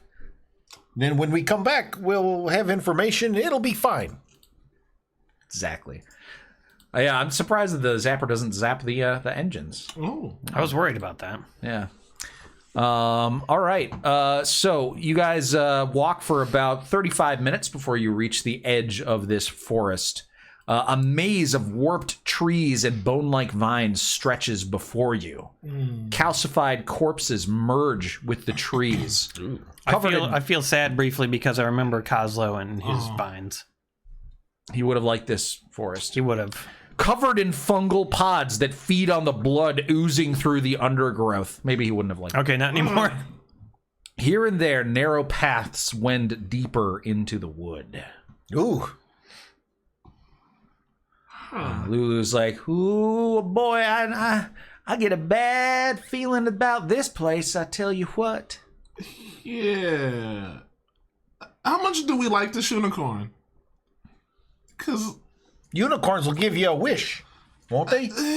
Or something? I'm not a unicorn expert, but I'm definitely a don't go into the murder forest expert. Well, typically. we're not really doing it for the unicorn anyway. We're just doing it to get the soul coins and ichor. You damn right. Yeah. You know? See the Bobby, eye on the prize. Yeah. I can pass through these plants no problem, and they can't even hurt me.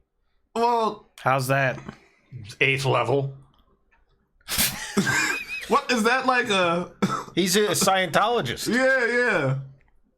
Are you saying that you can just walk through all kinds of poisons? Because then I'm gonna ride on your shoulders. I can walk through plants. Okay. I mean, I can walk through most plants. Cool. All right. Good talk. Good talk. All right, so yeah, you guys, it almost appears to be like maze-like. Like there's paths, but trying to move through the actual bushes and stuff. Like there's razor-sharp thorns. There's corpses embedded in them. So you'd say it's difficult terrain, right? Yeah, well, With our ranger though, none of us suffer from difficult terrain, do we? I would say it's more than difficult terrain. It's pretty much impassable terrain. Oh, geez. I think maybe your ability might allow you to move through it without problems. Yeah, I can pass through non-magical plants without being slowed. Oh, interesting. Yeah, so he could make it through. You guys though would still have to navigate the paths. Okay. Navigate we will. Right? Yeah, why We not? need coins and ichor. Screw it. Can't believe that new ability already came into play. It's crazy. All right, let's move you guys over to the new map. I tell you what. Yeah, show us the creepy forest. Ooh, give me that nasty forest. That nasty forest. Hope there are some treants in here. You guys out here. We can have an ent moot. You guys have always wanted an ent moot. We just linked in chat the Rated RPG playlist if you want to catch up, if you haven't seen all the episodes, if you think you missed one. They're all over on YouTube. And of course, they are all in podcast form with lots of special effects and music and things. And that's at where?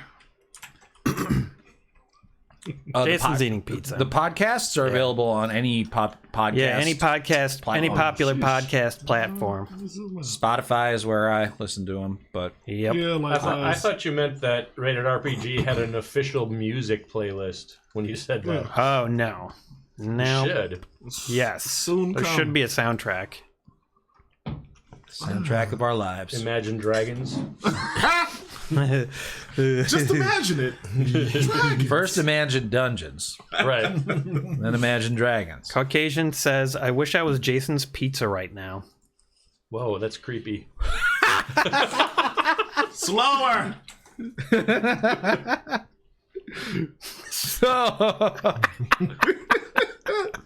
Now seduce it with your voice. Oh boy. Nice. Wow. What does Chris think of that when you do that? She doesn't know. It's gonna be our little secret, isn't it? Oh, you don't seduce Chris with the same voice. Okay. No, Chris is not a pizza. All right, Mr. Wumbo said, stay tuned for episode 57, which will include 2 hours of ordering and eating pizza. Well, that will be the Yes. whole episode. I think there should just be... You should have a random episode. You don't even have to include it as part of the series. Just be like, the pizza ordering one. Yeah, it should be its own separate thing. Definitely. Yes. Yeah, actually, that's a great idea. It is, actually. Probably get more listens than the regular podcast. The side cast, but the Dungeon Pizza podcast. Let's do it, Jason. What do you think? No. What is Wow. it called? There's a thing where you eat food on YouTube. Yeah, it's got some weird name. Yeah, I always forget the name of it. People watch ASMR? No, mukbang. mukbang. Mukbang. Oh yeah. Yeah. Bang bus. Death by Cantrip Watch those. says, the walls of this place are made of fingernails. Oh, They do look like That is fingernail actually- clippings. That's way creepier. Somehow. Gross. yeah. I'll do some ASR. MSR. Oh, hey, stop it. Stop it. Nope. This No is one not likes the place that kind for of it. Yeah, ASMR. actually, the mouth smacking, I don't like that. No, either. it's gross. The whispering, I like a lot. Really? Maybe too I much. get tingles. Really? I Yeah. don't get affected by Are any we of that supposed to see stuff. this whole map? Because I do. You see the whole map? Yeah, and I wasn't sure. I'm assuming I'm not supposed That's to. funny. Yeah, mine is blacked out. How do you? I mean, whoa. Race the All Knowing is my new name, so Vision. I'll just go for it to this until you change it. How the It's just special goggles. hell do you see everything? Do you see what I see? What? Limit the field of that's Is he set on daylight mode? Daylight. daylight mode would be for the map setting. So his token here, I'm gonna turn off vision entirely for your token. What do you see now? Say the whole map. I'm looking at this screen, trying not to cheat, but I was just staring like I don't know if I'm supposed to know this. So What the fuck? I turned off vision for your token and you can still see the entire map. I'll go back to yep. I know it all, baby. Try reloading the just reload. Reload. Do you have the correct token? It's reloading as we speak. Hey, you guys want to order some chicken? Wings, guys. We're doing a 4-course meal today. Oh yeah, now it's all black, baby. Dungeon chicken. So, okay, it was just an error when it loaded that allowed you to see the entire map. That's unfortunate. Yeah. Oh well. Luckily, I smoke a lot of pot, so it's not like it all stuck. Wow, in now it looks really weird though. It's just in like grayscale. What? What the F? It's like in low res grayscale. Try moving your dude around. Let me move my duder. I can't move my dude. That is great. What is happening? Oh man, you saw the movie Hackers? It was based off of this current Wait. moment. Oh, it's Very moving. I'm moving your dude. Wait, why? Well, I remember Oh. I used to have control of That's him. true. I think all of you can probably move my dude still, but I can't. So that's a thing. Okay. Did you get ransomware? Yeah, he got bizarre. hacked. Yeah. All right. Well, we're just gonna have to go with it. Well, let's just what if rock you it. give him? Maybe does he have control of his token? I mean, you guys are fine moving me like normal, so we'll just live with it. Edit. Oh, sorry, that was the wrong. Edit. Okay, in players' journals, Dion can be edited and controlled by Dion. and everyone else except for Aaron. Yes, except for me. So yeah, I don't see why this would be having an issue. I'm also gonna reload just in case that's somehow messing with things. Great White Spark says deletes race. Yeah. Goodbye. Sometimes tokens like break and like characters like break, and you just need to recreate the whole character from scratch. That should not happen. It shouldn't. It happened in another game that I played in. A player geez. just was having problems with his character sheet. Oh, We solved it by just recreating the whole thing. It's really weird. Anything changed for you, Dion? Let's see. Still kept. I'll refresh again. I mean, Yeah. the third time, my character might just disappear. Let's see.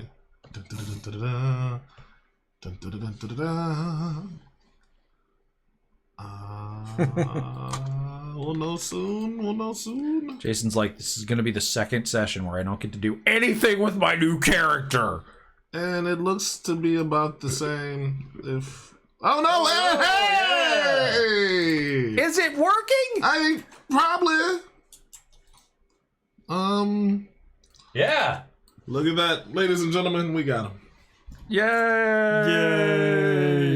And there was much rejoicing. Yay! I'm a real halfling. All right. I'm not dead yet. No, they won't let me choose my sheet. Will they? We'll wait. Okay. You can't open it up? I've never seen to do that before, but at least I can move him. We'll get there when we get I think there. I might have brought you the really old computer instead of the kind of old one. Listen, it's a classic, man. How many laptops do you have, Brad? Well, I have 2 for Monkey Business and 1 for myself. So 3. You just need like 2 more. Even older than this one, though. Okay. All right, so we're gonna do this fun way. I'm gonna have you guys actually navigate this little maze here.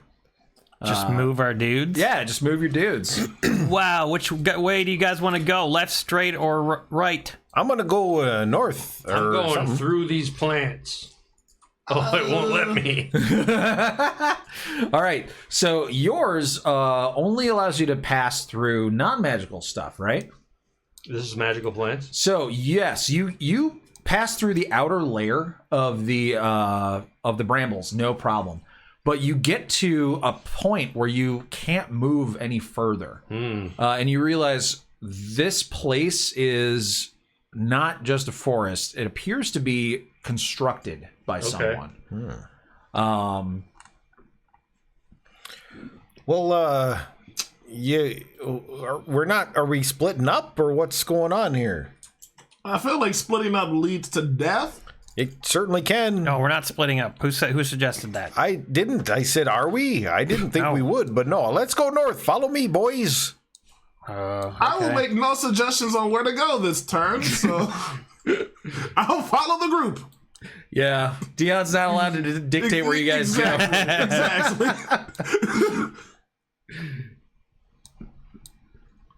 Arden's Davros gifted 5 tier 1 subs to the community. Nice. Oh, nice. Hey, Much cheers, love. Arden. Thank you.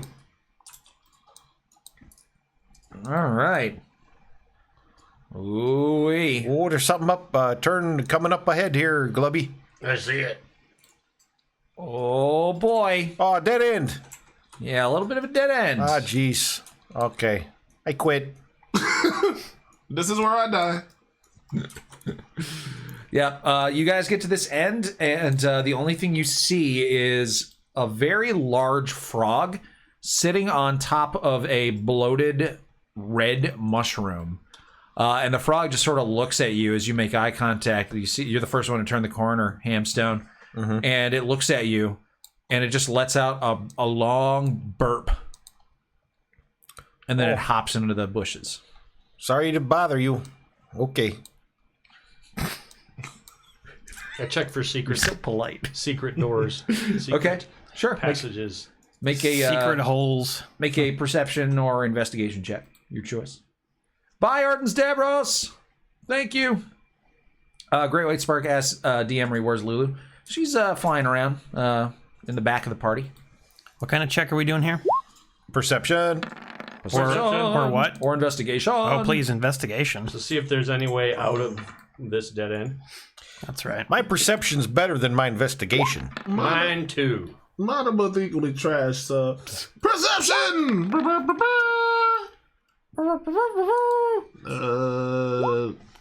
I'll have to scroll down. What did I find in my investigate? What are my investigation results? All right, so you guys take a moment to look around at this supposed dead end, and you realize that this isn't a dead end. This is a home. This is a home to a very large frog who loves to eat the large mosquitoes that you've seen flying around in here. Oh, good. Yeah. But that's about it. You don't find anything else. Cool. Well, Where to now, fellas? I have no clue. Well, I suppose we can go south. All right, you guys start moving south. You got two options here. South. More south? Okay, keep going souther.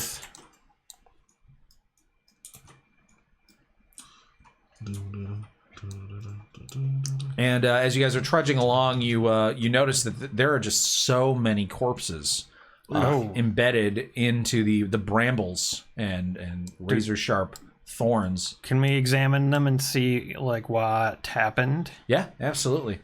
So for that would be like a medicine check. Oof. Reginald, can you figure out what happened to these people? Oh, yeah, you bet. I'm real good at figuring stuff out. Meanwhile, I'm stealthing around the corner. Nope. Probably not. I mean, they're dead. Ooh, 19. I did it. Nice. Sheesh. Look at I'm you. not usually good with this kind of thing, but You inspired, man. Murder Force, didn't I'm you? feeling it today. Okay. And then I also need you to do a nature check. Anybody can do this. Nature check. Should we all do it? I got a nice one. I'll do it. Nature! Wow. Well, wasn't great, but Okay. So, we got a 19 on the medicine check, and then Glubjag, looks like you rolled pretty high on this nature check. I did. All right, so Glubjag, you're looking at all these corpses, and you recognize, you think, what these are corpses of. They're humanoid looking, but they're also very old. And you suddenly realize these are not humanoids. These are dryads. These are fae creatures that have died here and are impaled on these brambles. And at the same time, Dababi, you were looking at one of these corpses who you just believed to just be a human or an elf or something. And you're like, okay, so these things look like the people look like they started to meld or merge into these plants, but were like impaled. So like it doesn't really make sense to you, like almost like they had a teleportation accident or something and ended up like impaled inside of these things. So you don't know what the fuck is going on. But then Glubjag reveals these are dryads. And so you're able to kind of put together dryads have the ability to meld with plants. But for some reason, when the dryads tried to meld with these plants, it killed them instead of becoming their nice, happy little home for That's them. creepy. Yeah. so we shouldn't try to meld with these plants, guys. Okay, that's the lesson here. Oh, I can't meld with plants, so I won't. I think Kozlo might have been able to. Rip Kozlo. Lulu's like, oh dear, if only this place didn't have such a thick canopy, I would totally fly above it and tell you where, the maze went, but that's not possible. That's all good, Lulu. We're gonna march on and figure it out. Thanks for offering. Yeah. Just in case anyone was wondering why I'm not doing that. I was actually. Thank you. Slowly creeping around the corner. Look what I see. At some point I get to speak with plants. I don't think I quite have it yet, though.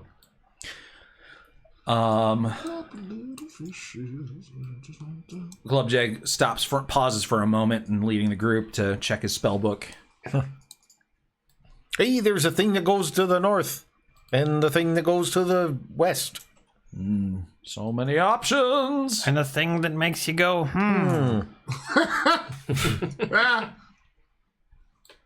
Race's little legs cause him to sort of trail far behind the party. You fast motherfuckers, what if I disappear? Who's gonna fucking murder everything? Huh? Fuck and murder everything? Well, I do a lot of fucking and they do the murdering, but it's like a group project. You know, I get all the points they do. Yeah, I get speak with plants next level. Which way are we going, guys? Let's go this way. Yeah. Here, I'm sneaking. Long-legged piece yeah, of let shit. the sneaky guy go first. Okay. Get up there. Sneak around. Glubjag, you look like you found another way out. Ooh. Glubjag, Reginald's going this way. No, I'm not. I turned around Okay. because I realized that was an error in judgment. There's a way out over here, guys. Does your group ever have those errors in judgment? Us? All the time. We make nothing but smart choices. That's kind of what we're known for. Oh, yeah. Sometimes people end up in buckets. Yeah, but like intentionally. Intentional buckets. The new single.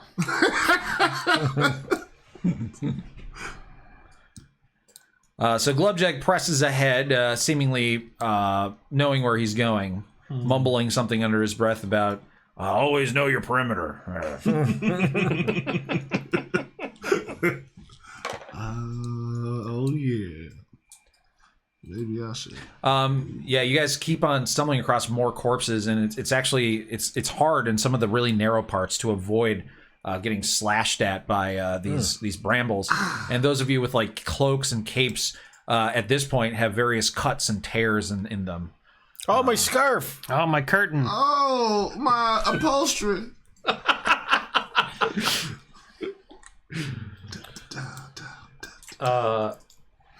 Is this something different? Is that something different?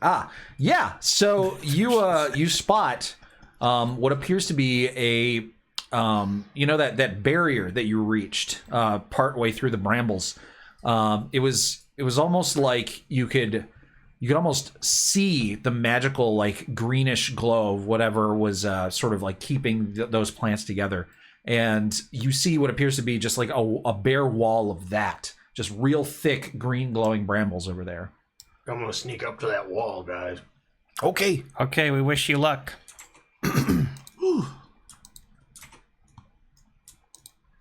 All right, so yeah, you make it to a much like narrower section of paths that really just appear more like a hedge maze than just paths through a forest. I think I found something. All right. Shall we come with you? Sneak behind you? Yeah, stay a little back. Oh, okay.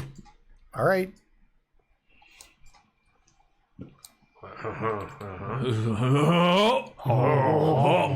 So Glubjag, you push your way through and find, unfortunately, yourself at another dead end. However, there is a corpse lying in the middle of the ground here.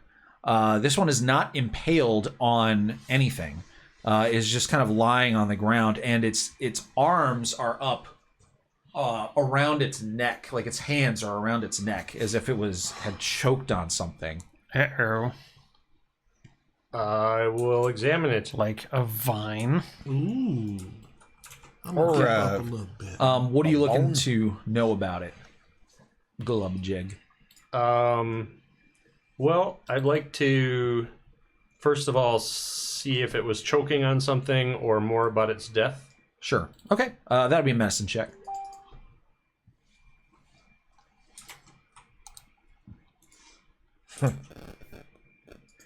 Manflesh says, autoerotic asphyxiation strikes again. Nope. Yeah. Looks like it maybe choked to death, or choked itself out. I'll search its pockets and pouches then. Okay. Its clothing, if it had any, have long rotted away, and it's definitely a dryad, just like all the rest of them. So it has nothing. Now I feel dirty. Is there a dryad convention in this place? Horny devils, from what I understand. I will search for a secret way through. Okay. Perception or investigation? All right. Don't see any way through. Hey, do you need some help looking around up there? Well, appears to be a dead end, guys. But there's a dead dryad. Okay, I'm coming up. Come in. All right, so you see the dead dryad lying there on the ground. Looks like it had choked on something, possibly. Yeah. Investigate. All right. Looking for a secret way through or something? Yeah, hidden? what's the deal here? All right. Who's responsible for this? It's the dealio. Okay. There you go. That's the way you do it. All right, so you do a little bit of investigating. You determine that there is no sort of hidden stuff. You sort of move the body aside slightly to see if anything was covering up anything. You sort of poke your stick or your wrench at some of the walls, and you know after a minute you're just like, yeah, I don't think there's anything hidden back here, boys. Can I determine how this dryad died? Cause of death is going to be a medicine check. Yikes. Yeah, no idea. Oh, well. Hey, guys, I think I remember seeing a wall like this when we passed that other passage a while ago. Yeah. Is that like a good thing? Well, it seems like... Doesn't it seem like an oracle would live in the middle of a hedge maze?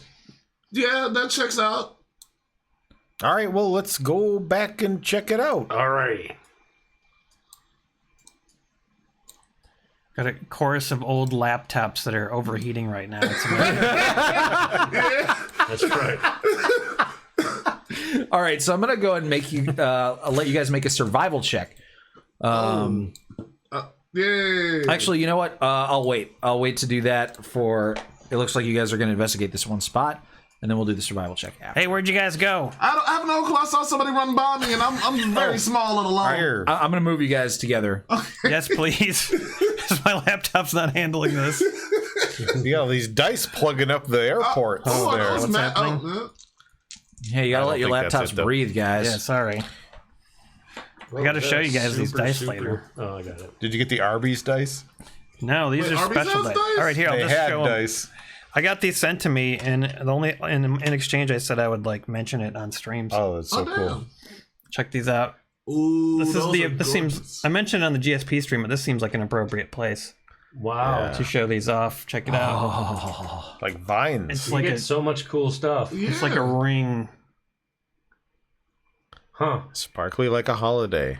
Dude. You can send me stuff, too. I love Patrons. free shit. Like never having doubted. This is from the Frog and Flute. Oh. They sent dice bags. Frogandflute.com, I think. I think they're in the UK. I don't remember Frog and exactly. Flute. Frog and Flute. If you search it and search dice Frog and Flute, I think they would probably come up. They also sent a bunch of cool other dice. Nice. There you got Neat. some sparklies. And I don't know what's in the middle of these. Could you tell? I couldn't. Is it like a little ship? It looked like a little person or a little Like ship. a little ship or Neat. something? I don't know. I don't know what's in them.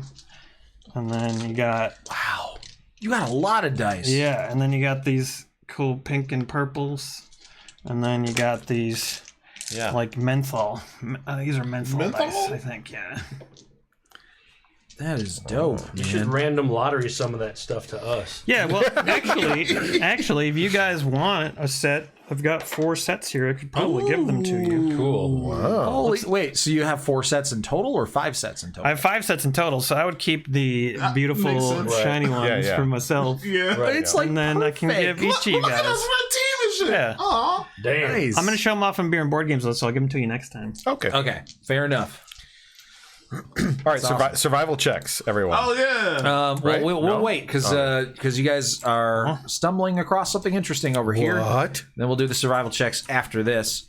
So yeah, Glubjug, you spot another section that looks like the sort of like hedge maze, magically reinforced walls are here. Uh-huh. So you figure, oh, we must be getting closer. Yeah. So you sort of push forward. Squeeze through here. It's thefrogandflute.com. I put a link in the chat in case you're curious. thefrogandflute.com. Mr. Wumbo, I should have done that when we found the frog. That would have been appropriate. I should have had the frog play a flute. Hey, that would have been. Oh man, we could have. All you have to do is say, "You see a frog playing a flute," and then I'll edit it in, and then it'll be like no one knows. Sure, we'll edit it in. Okay. So, and the frog looks at you, and it pulls out a long golden flute. And I kill it. Damn it! Mash it. Take his flute. No, we're not fixing anything. You kidding? Fix it in post. That's Critical Role money, sir. We're not fixing anything. All right. Okay, so you push onward, Glubjeg, and you realize, unfortunately, this is another dead end. Oh, it is? And then you start to turn around to give the bad news to your friends when all of a sudden the walls around you begin to move. Oh.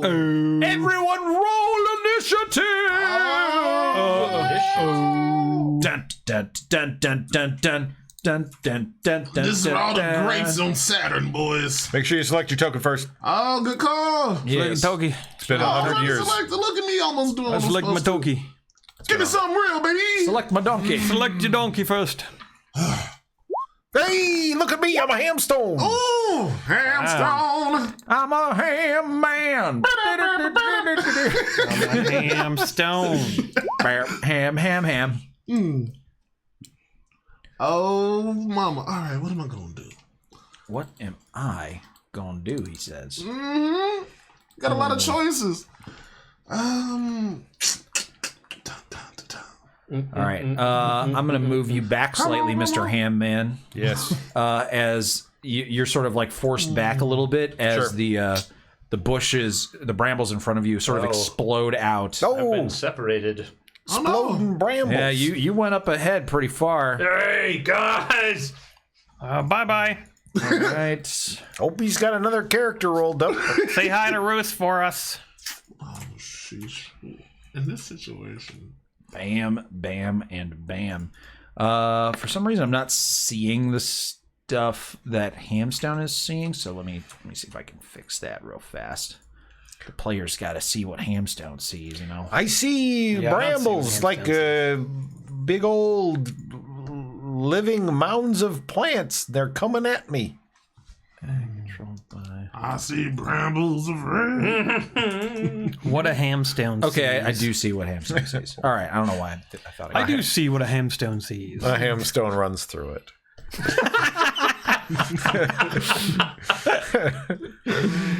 All right. Oh, I got to roll initiative for the baddies. Okay. Ooh, for the baddies, hey, now let me get prepared. Put on some of this cologne I bring in my pouch. Oh, is that behind us? Oh, shit. Now, you guys are within 10 feet of me, so you get advantage on saving throws. Oh, man. So are these creatures, is that large or huge? Large. Okay. Uh-oh.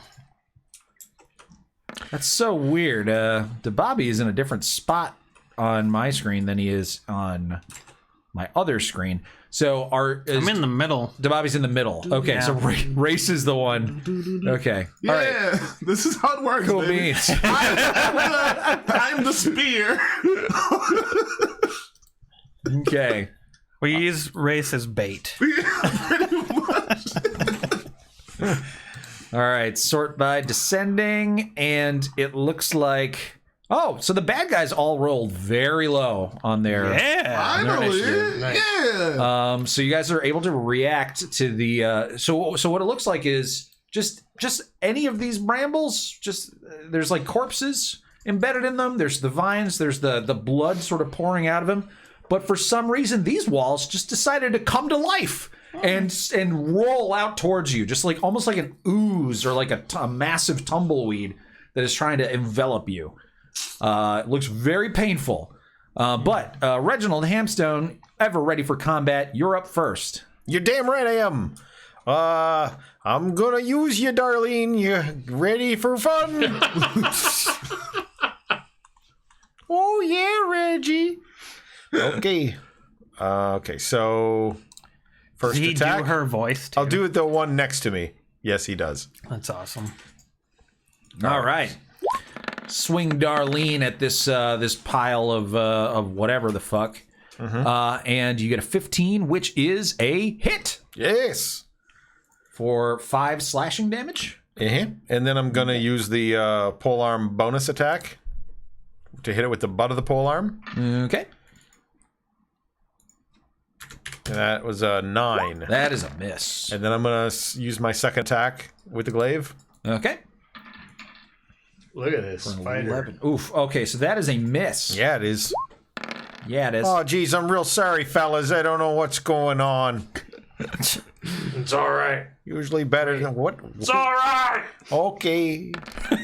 Well, you did manage to chop off some of it, and you found out that your slashing weapon works just fine against this, whatever it is. Can you do me a favor and make a nature check? Let's just see if you know what this thing is. Oh, I know all about nature. Do you now? I sure do. Oh, you just barely didn't get it. All right, well, that's enough to know that this is a plant. It's a plant, guys. Thanks. Really? Helpful. All right, anything else with your turn, buddy?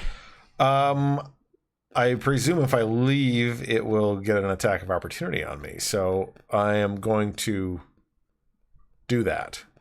Okay. So can I move here to the south of Race? Yeah, you can move through your allies. It just it's difficult terrain to move through them. Okay. All right. I'll protect you, Race.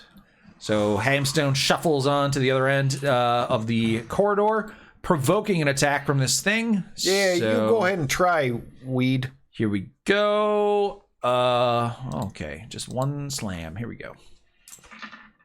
Bam. Oh, shit, my Oh! arm. Dang. Woo! 26 to hit for 13 bludgeoning damage. Yeah, that hurts.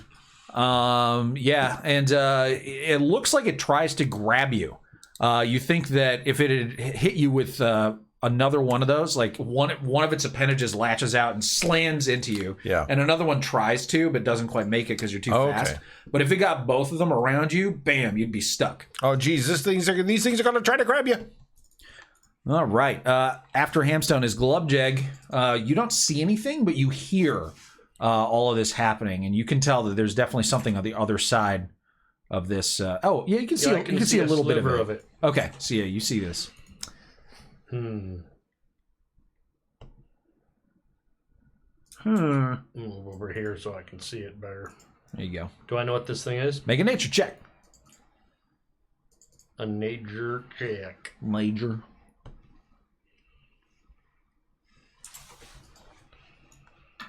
Bump, bump, bump. Oh, no. Nope. You're like, plants aren't supposed to do that.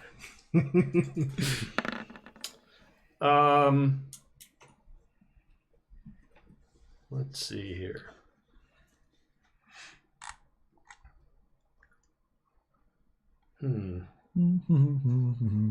Thought I had some left over. Let's see. You know what you're going to do, Race? I'm down to 2 options. I'm either gonna be a large creature of some sort, and I got 3 up on my list, or I'm gonna bring a chicken out, and we're gonna get nasty. I'm gonna throw my alchemist fire at it. Ooh. Okay. All right. So you don't know what this thing is. You did hear Reginald shout out that it's definitely some kind of plant. So you know, you're like, I know what plants don't like. Fire. So yeah, you spend a move action to move and draw your alchemist fire, which I'm assuming is kept fairly accessible on like a belt pouch or something. And you chuck it. So you typically deal with alchemist fire. I think you just still have to make an attack roll with it. Yeah, so just like I just roll a d20. Alchemist Fire Flask. I'm just taking a look here. Okay, yeah. So it's an improvised weapon. So you just add your dexterity bonus, but not your proficiency bonus. Okay. So go ahead and roll that. 11. 11. It was almost a 20. Oh, damn. All right, so that is going to be a miss. You throw it, and it goes a little high, and just kind of disappears over the edge of the bramble wall, and sort of like makes it behind it, and you hear an explosion. Woof! And you see some of the brambles behind it beginning to light on fire. Okay. And you begin to wonder if perhaps that maybe wasn't a great idea, as it begins to quickly spread through all of this, all the brambles everywhere. Okay. We're gonna turn into firefighters now. Are these squares accessible? I'll say yeah. Okay. Well, I'd still provoke an attack of opportunity, wouldn't I? Okay. Well,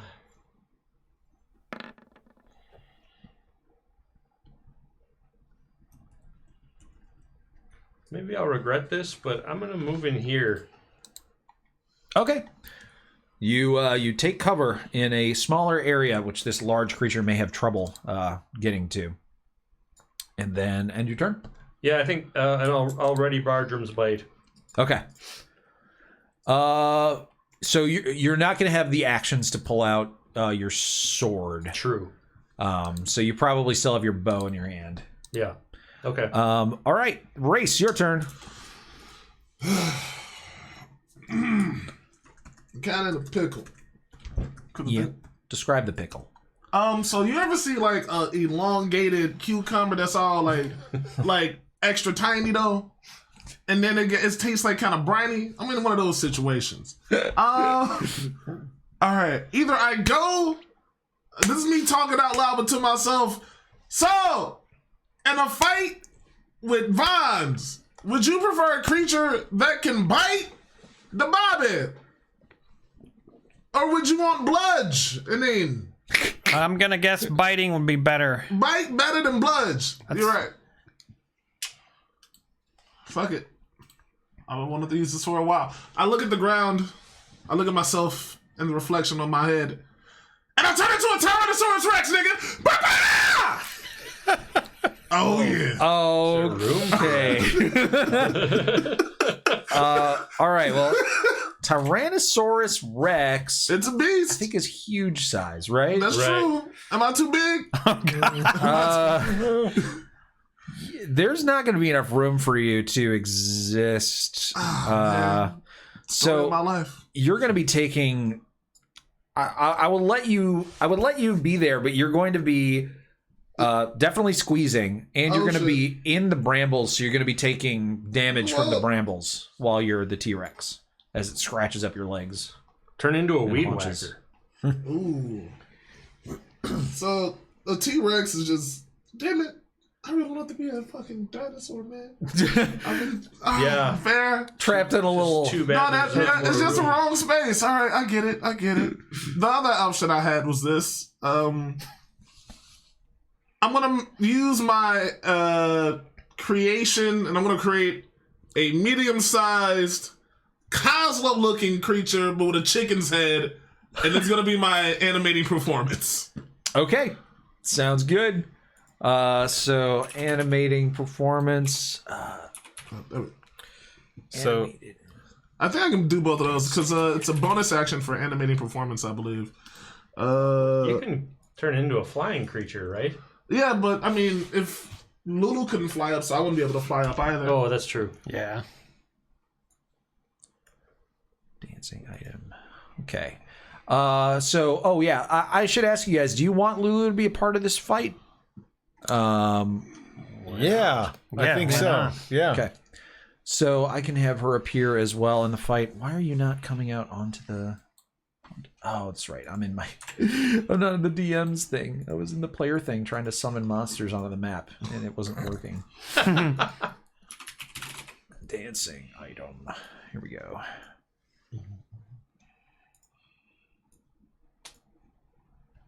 Okay, now there's two of them. All right, so it's going to be a medium-sized dancing item. Yes, sir. And where would you like it to appear? Close my character screen. Yeah, let's put it right next to big fella right there, Hamstone. Right next to the big guy. All right. And then let me slap Lulu out onto the battlefield. Slap a Lulu. All right. She'll be... Maybe she'll be over here to help out Glubjag. So he's not all by himself. She's over there. She's over there like, oh dear, oh dear. Oh my, oh dear. Oh, poo. What are we doing over here, Glubjag? I was sneaking around. Beetle and Grimm's sells a little stuffed Lulu. Is that... Plush. Do they? Awesome. Yeah. That's cool. All right, and she rolled a 10 for initiative, so she's actually going to be going up kind of soon here. Yeah, she's going actually right after Race. That's kind of amazing. It worked out perfectly. All right, so Race, you whip out your instruments and and a statue that looks vaguely like Kosla, but with the head of a chicken appears right next to Hamstone. Oh, geez. What the hell?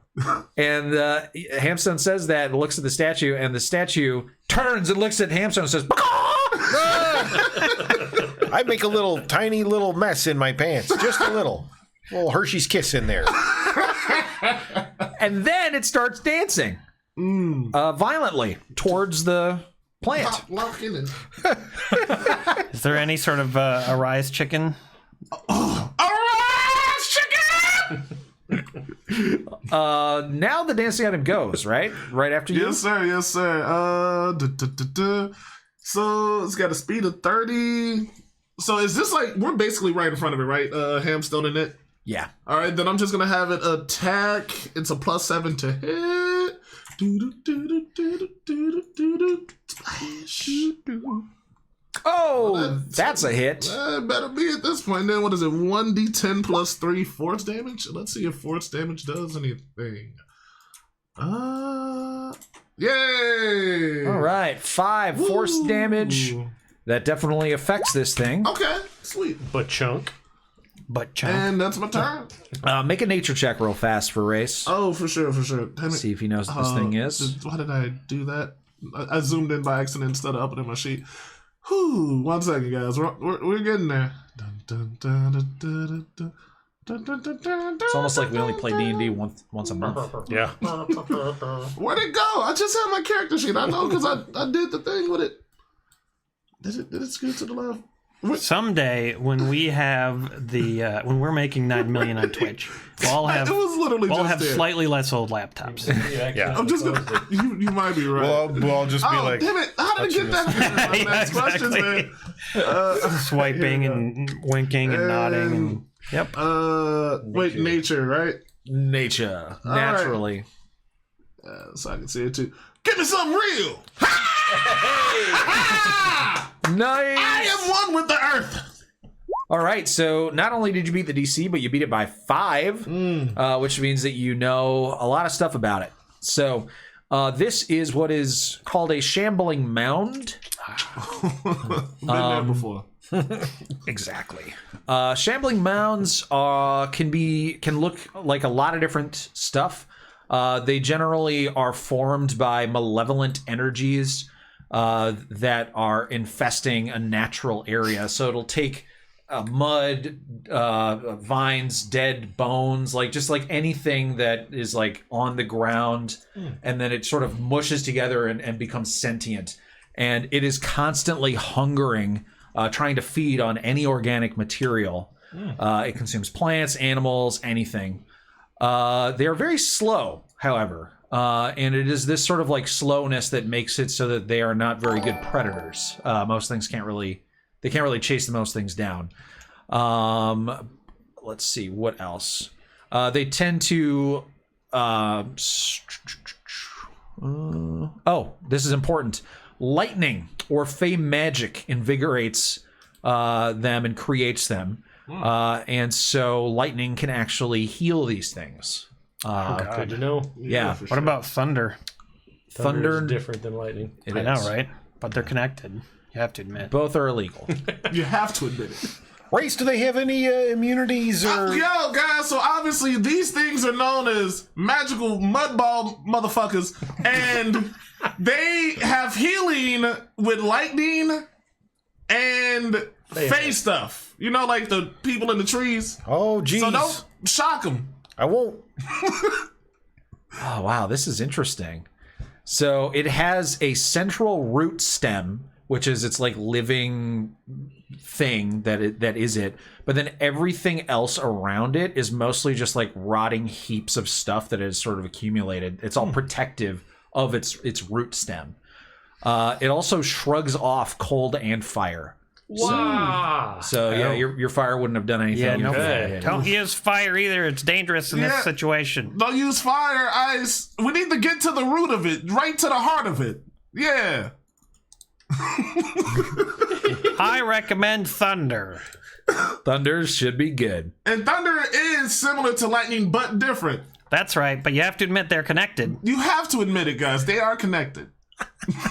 Okay, that's a reference, in case you guys don't know, to a stream where Aaron apparently didn't seem to understand that lightning and thunder were connected. Oh. And we had to explain it to him.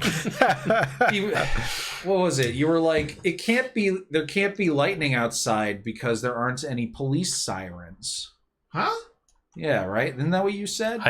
That's And probably we were like, sort of. what are you talking about? And it came out that every time there's like a lightning storm, your neighbors end up calling the cops, or like No. there's an accident or something. We were talking about when lightning strikes like the earth. That's what it was. And I was trying to explain to you guys that lightning doesn't usually strike the earth. It stays up in the sky. Yeah, you're saying if there had been lightning strikes, somebody would. Then you'd probably hear some police sirens because if it strikes, it's probably starting a fire or breaking something. And then we started making fun of him because we thought that he was saying that lightning is illegal. It was good times. All right, so it's Lulu's turn. She. I do actually find it weird that they called it lightning and thunder in this edition, Yeah. because it's really electrical and sonic. Mm-hmm. You know. Oh. Yeah. Yeah. Yeah, thunder damage is more like vibrations. And electric, lightning. Okay. What can she do? Well, I guess she could do her trumpet blast. She loves doing that. She dashes out and sees this thing. Blast it. All right, no problem. I'll blast it for you, honey. Yeah, the blasting, not the sparkles. Because sparkles does damage to evil creatures. Yeah. Oh. Is this thing evil? This would be something that you would have known, Race. These things are neutral because they're plants. They're very neutral. Okay. So she's going to do the thunder damage one, since DeBobby, you talked about thunder damage being good. Yes. All right, so she lets loose a loud blast from her nose, or whatever it is, and it has to make a con save. Or schnot. Or schnoz. It gets a 15. That is a pass, so it only takes half damage. 5d6 damage. Just gotta roll it myself. Okay. Ooh, that was a good roll. 22 divided by 2, 11 thunder damage. Bam. And with her remaining movement, she kind of hides back here, taking refuge with Glubjack. DeBobby, your turn. Right. So how did that work for her? It seemed to work out pretty well. It worked out well. It blasted some of its leaves and stuff off. Okay. The one that's around, is it still around the corner kind of, right? Yeah, you can just barely see it. So I have line of sight? Yeah. Well, I could try to shatter it, but I feel like 2 hits from my mace would be better, but shatter's a guarantee. All right, I'm gonna try to blast it into bits. Okay. shattering the one that's to your north. Yeah, All right, that's another con save for it. that's right. Okay, here goes nothing. Got a 15. That's probably a fail, I think. Sure hope so. Tell me, what's your DC, baby? Oh, 15 is the DC. 15 is the DC. Shit. Oh, boy. Well, it passed then. Half damage. Useless. No bonuses? No, it's just whatever the spell says. Poop. All right, so you rolled above average there, I think. 16 damage down to 8. And you guys Horrible. have successfully spread the damage out amongst all 3 enemies, just the way I want it. Yep. Okay, anything else to Bobby? Oh yeah, my temporary hit points. Okay. Yeah, you're going to need those. What level am I? 8. All right. It is Shambling Mound time. Now I don't have to feel bad about, saying what they're called, because I always eventually accidentally say what they're actually called. Yep. So I much prefer it when you guys pass those knowledge checks. But it shambles on towards to Bobby. And Bring it. it will slam you twice. Ooh. Shamble, Not shamble, afraid. Shamble. Keep those mounds a shambling. Slam, slam. Oh, damn. 24 and 26. Die. What did you say? I said, Dyke. Okay. I think he was making a sound. He was making a reference to dams. Okay. All right. I can't believe that it did that good. Well, they must have a huge plus. Now I'm gonna be stuck. They're very strong. Yes. Rubbish. All right. So hits you for a total of 24 damage. And you are sort of, you're stuck in its appendages. This is an action, so I can't do this yet. But you are, let's see, grappled. And that's it. So far, you're just grappled. Can't Okay. move. Nothing else changes, though. No saving throw against that? No saving throw. It automatically happens if it hits with both attacks. All right. Next shambling mound. That's the one in front of me. That's the one in front of you. It's got a dancing item and you. However, this thing exists purely to consume organic matter, so it's going to ignore completely the dancing item. I'm organic matter. All right. So it will attack you twice. Bya bya. 10 and a 16. Suck my dick. Hey. Wow, neither one hit. Wow. You should have made a dancing compost pile.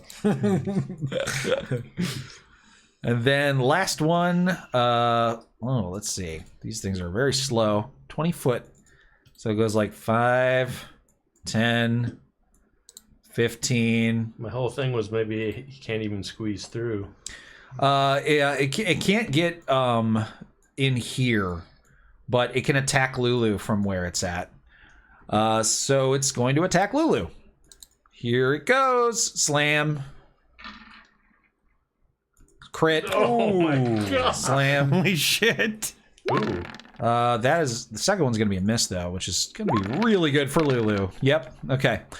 So oh my god, 27 damage though. Holy Christ. Whew. Lulu's not looking too good. Not good at all. She kind of screams. And she is swatted down and bounces like a basketball off the ground. And you guys hear one of her little ribs crack or something. Jeez. She's really injured from that one hit. All right, Reginald, your turn. Okay. It doesn't look like it can get around the corner to me at all. Yeah, it looks like that corner. It's not gonna. So it can squeeze. Squeezing allows you to fit into an area that is half your size. So it theoretically could, but not with Lulu there. However, if it knocks her out, then it could squeeze into that space, in which case it would have disadvantage on all of its attacks, and you have advantage on all of its attacks against it. But yeah, it could get in there. Reginald, your turn.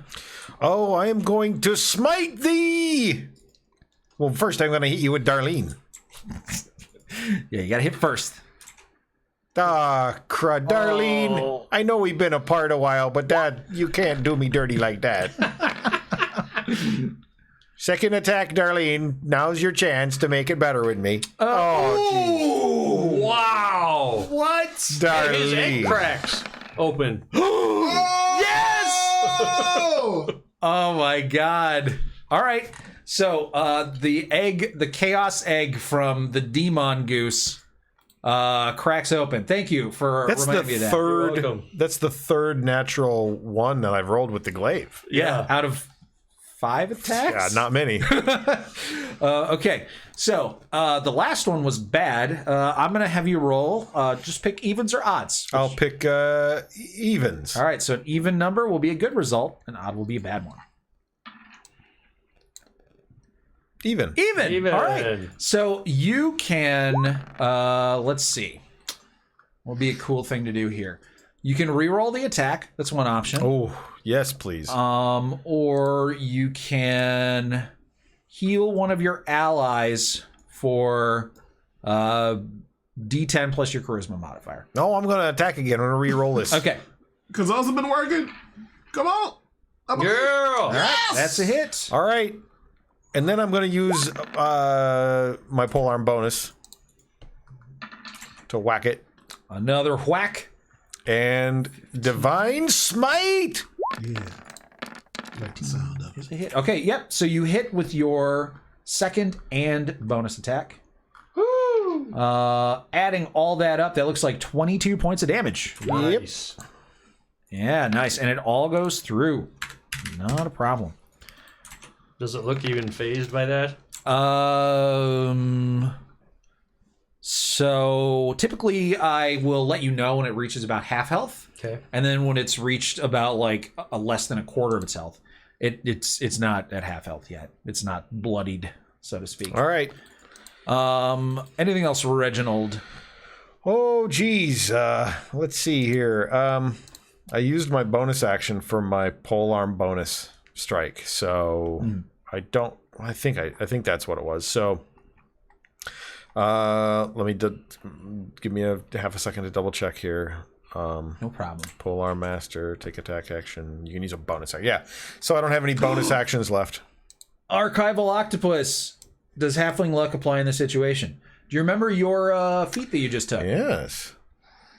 Oh, yeah, you're not supposed to have to do natural ones, right? Oh. So he can, as a reaction, if any of you guys roll a natural 1, he can choose to spend his reaction and his charge of Halfling Luck for the turn to let you automatically re-roll. You know, I had 2 ones. You know, I gotta put that up somewhere because it's not in my immediate sight. So it goes. But yeah, next time. Well, you could have him re-roll the 1. You rolled 2 1s this far. Oh. Yeah. In this turn. Spring. Oh, geez, thank you so much, Race. I promise you won't regret it. Darlene. Oh, geez. Hey, there you go. Another 10 points of damage. Thank you so much to Archival Octopus for pointing that out. What a legend. All right. 10 You know what? points. I'm going to Divine Smite that one, too. Okay. Get in the business. Actually, it should be 2d8. Alright. So I'll do it again. Using a second level slot. Yes. Okay. Oh, nice. 14 points of damage. Okay. You did 46 damage. Oh, Yeah, it's never enough. it did. It is still not bloodied. These things are very, very tough. Well, we're working on it. Glubjag, your turn. Okay. My first question is, can Lulu fly up high enough to get out of its reach? She is small, so she can move through its space because it's 2 sizes larger than her. So she can, dodge around it and stuff. Okay. Because I can't even see where it is from my vantage point. Yeah. You saw its limb reach out and occupy like this square and grab her and swat her down. Okay. So can I infer from that it has a reach of 10 feet? Technically, it's only 5 feet away from her because it's at a diagonal. Got it. Okay. Hey Lulu, can you take care of yourself if I leave you here? I'm gonna get the hell out of here the first chance I get. So, can I leave? I will too. Yeah, go for it. Okay. Do whatever. Do you, sir? I'm going to use my ethereal step as a bonus action. And I want to come out here. Here, is that possible? Like back here? Yeah, absolutely. Actually, let me see how far I can go.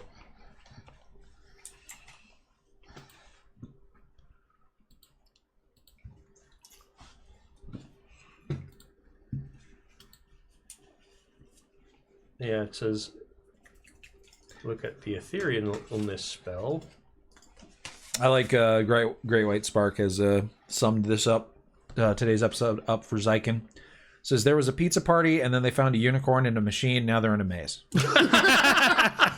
Yeah.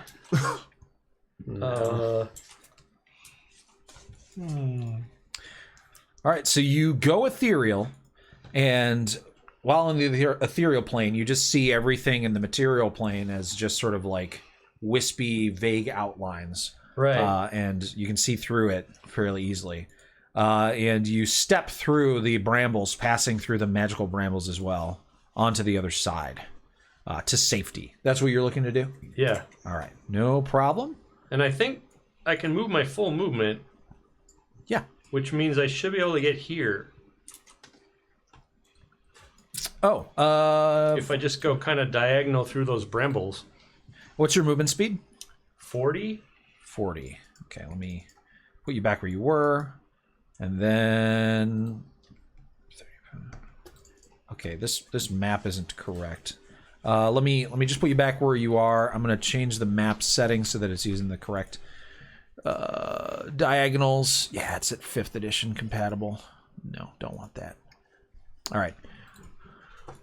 I do the, every other... Yeah, I think I counted right, but you should double check. Yeah. No, I think you're good.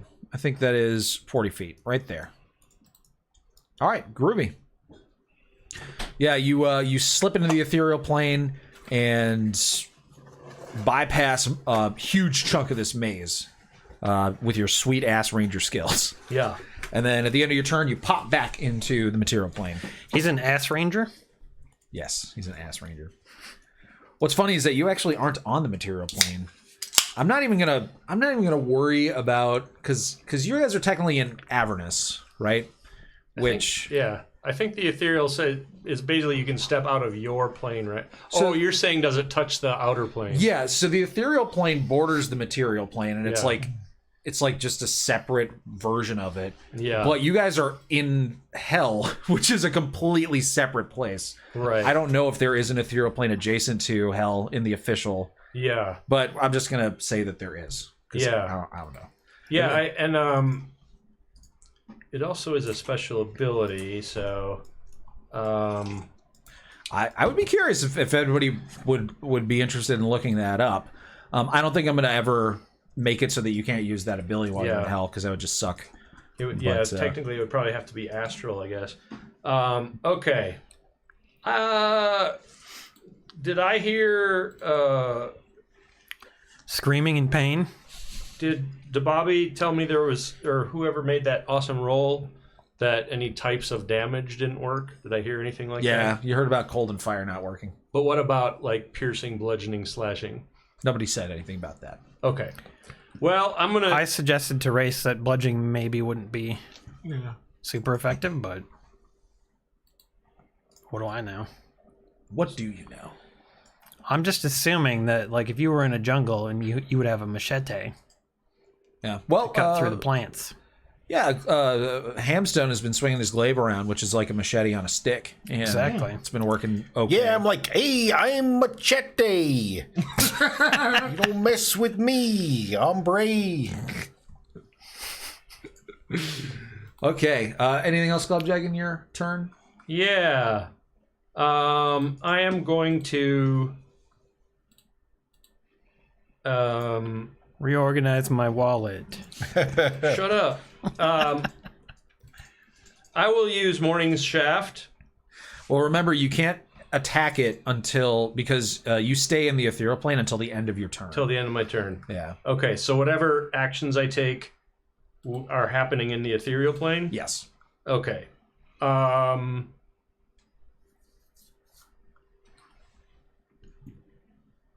But that does my turn end immediately after I pop out, or can I... Yeah.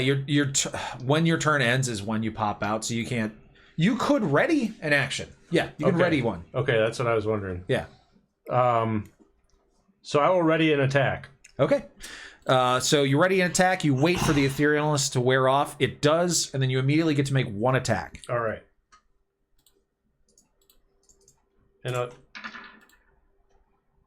right. Whew, God, what's with all the natural ones? Natural one. Hey! wow, unbelievable. He used his reaction already. Oh. Yeah.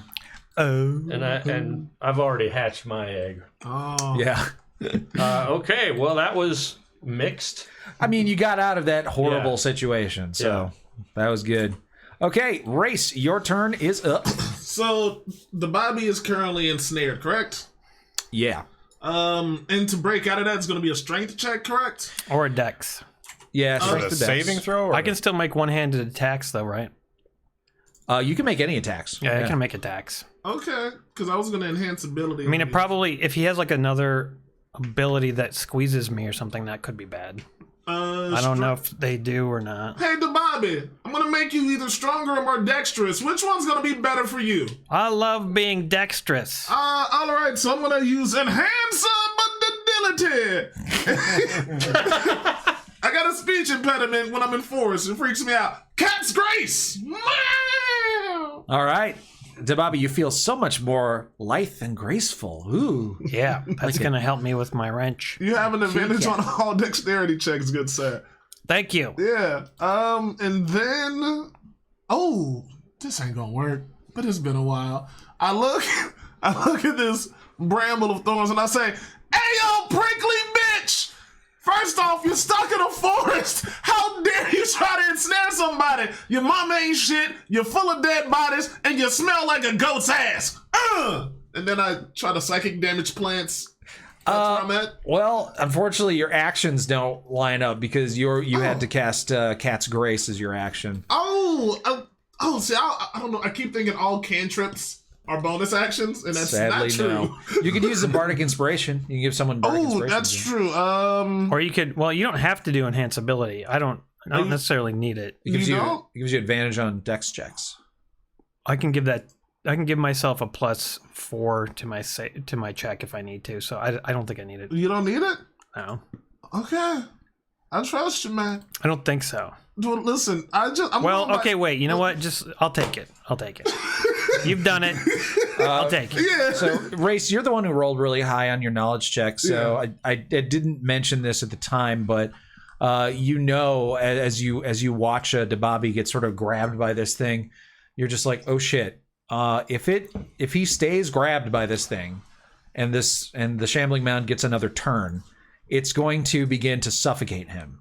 Neat. It'll basically shove him into its body, where he'll start to take tremendous amounts of damage, and if he somehow continues to survive, he'll eventually suffocate to death. Fun. Yay! Cool. Murder Forest. No, you gonna keep that big fella, and then I can do a Bardic Inspiration.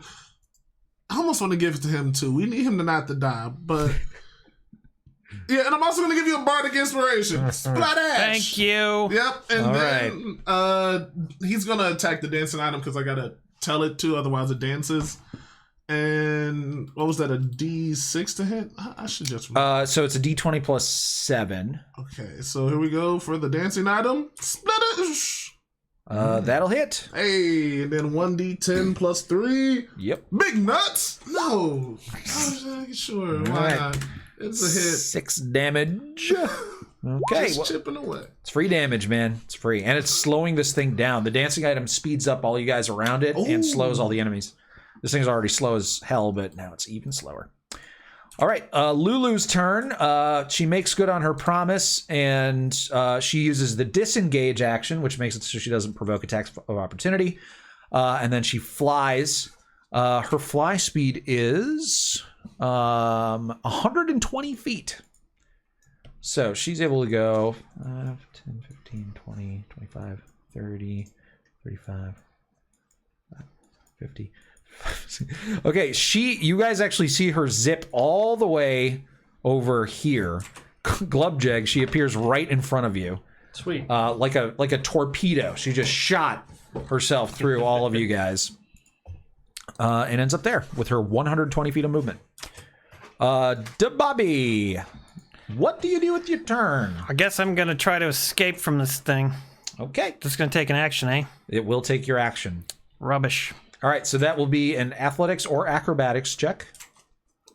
Right now you have advantage on acrobatics checks. Yep.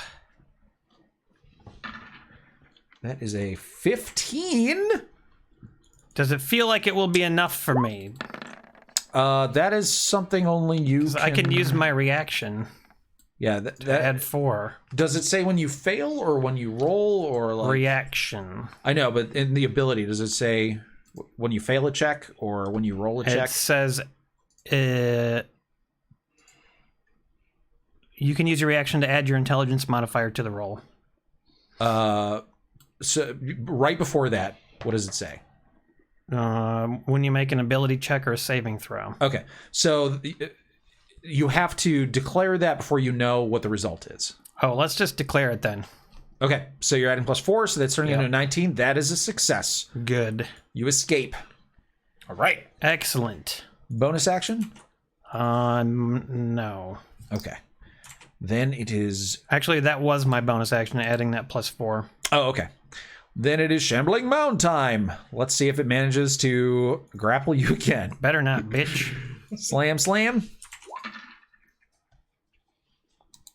Oh, no, not even close. Scum. Ew, gross. Okay. You'll regret that, mound. Mound. All right. Shamble your ass off to dead Moundville. That was a good insult, man. Thank you. You're the one who should have been the bard. Yes. The second mound slams at Mr. Hamsworth, Hamilton the third, Hamstone, and misses horribly. Terrible round for the Mr. Hamstone Creamery. My grandmother slams harder than you, Mound. Oh, It's true, she does. She'll hold you tight till you smother in her bosoms. Aw. If she hits with both attacks. Right. Hug attacks.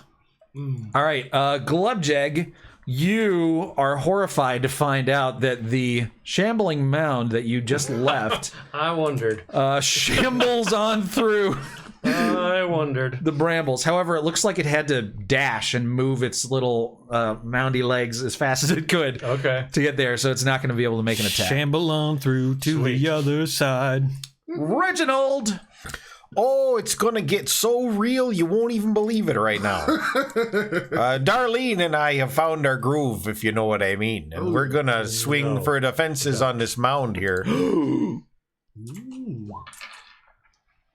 jeez, Darlene. Reaction? Hey, once again, don't fuck out this time. Darlene. What's going on? Darlene. We used all of our natural 20s right at the top of the show. Yeah, I've had four natural ones. Are you using those out white of like dice again? 5 attacks? I don't know what it is. Well, you do it again. You got the Okay, luck. all right, Darlene. Come on. It's amazing. There's a crit, Darlene. Oh, I love you. Oh, Darlene. I can't believe how useful your feet's been already. Seriously, Yeah. once I remembered it existed because of homie, but Oh! pow, pow, pow. Skinny to do That is literally the best result. Natural 1 re-rolled into a natural 20. Look at that. And I'm going to use, oh, geez, do I have the slots for it is the thing.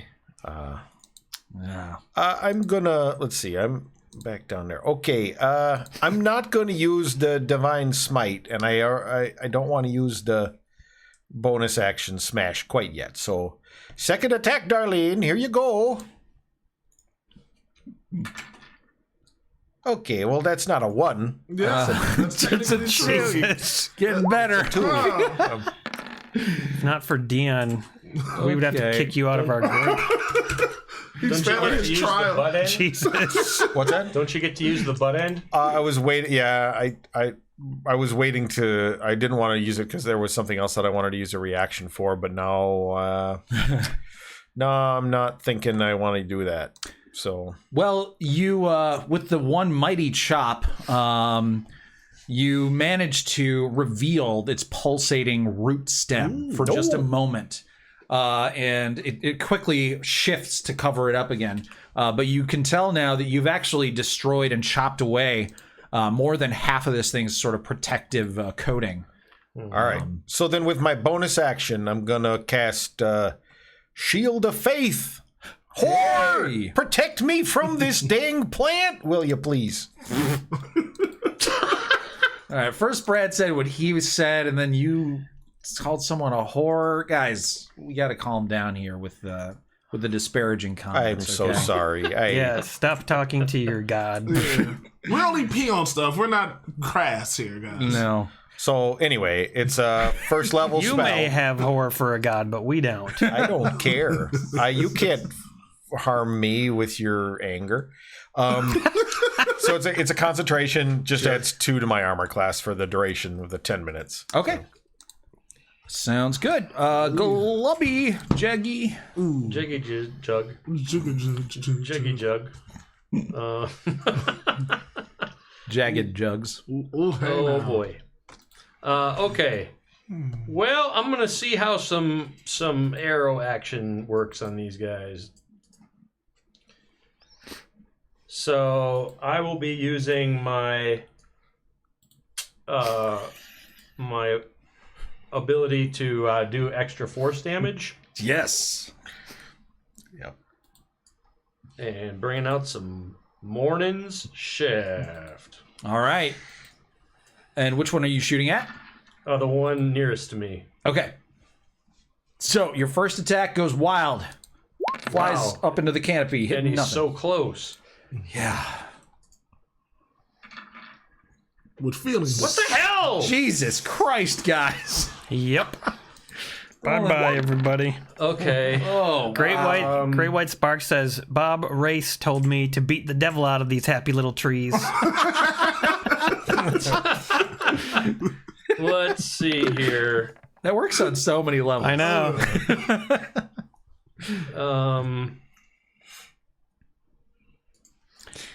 At least I think you still have your bonus action because I think you don't have to declare the bonus action until after you hit. Exactly.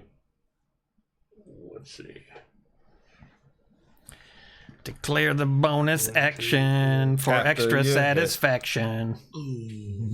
It gives you lots of traction. I don't want What to be an stuck interaction. in between 2 of these. 22 fires. So I'm gonna cast Misty Step Yeah. and move there. All right. That is amazing. That's exactly 30 feet away. Yeah. Incredible. All right. Nice. You're doing like an awesome like dance with this shambling mound. Totally. All right. So Glubjag fires off a couple unfortunately aimed arrows and then disappears in a cloud of smoke, only to appear next to the dancing Koslow chicken thing.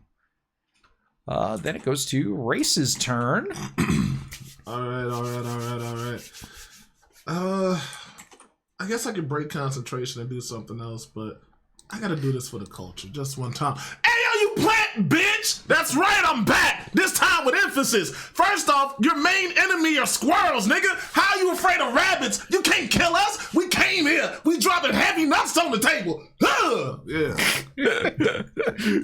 All right. That I've been doing one of those in so long. What is that? What? Open up.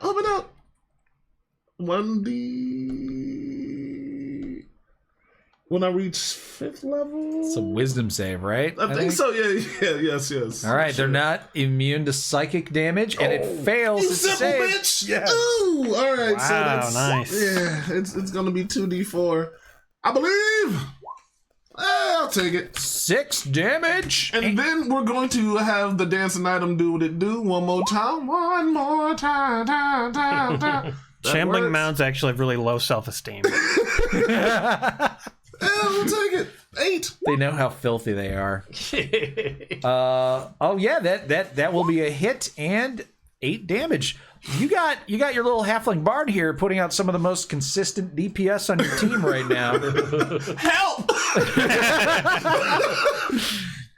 He's not quite as bursty as the paladin. Oh no, but I couldn't have done none of it without Race helping me because Darlene's having a I real think tough his time. damage isn't dependent on die rolls as much as ours. That's very true. bards really are the glue that holds the team together. True. And they get disadvantage on their next attack, right? Yep. Yes. Okay. Hell yeah. All right, Lulu, having very been low abandoned by self-esteem. Glubjeg for the second time, disengages and flies just back here to safety to lick her wounds. Wow, thanks, Lulu. Good idea, Lulu. If she had been hit twice by that thing, she would have been knocked unconscious, and then Glubjeg would have had a much more difficult time Yeah. with this. But that's why I asked if you guys want her in combat, because it's not always a good idea to have her in. She's a little squishy. It's just a shambler with low self-esteem. Debabi. Okay, now we're getting with the wrench. Oh boy. Oh, Yes, sir. All right, so that 13 is a miss, but the 24 is a hit Yay. for 8 points of thunder damage. Bam. All right. Anything else? Nope. Okay. Then it goes to Shambling Mound time. So the one that you just struck with your wrench reaches out to slam you twice. You don't have any benefits right now. So just regular rolls here. 23. Does that hit you? Yes. Whoa, 14 points of damage. Adios. Bah.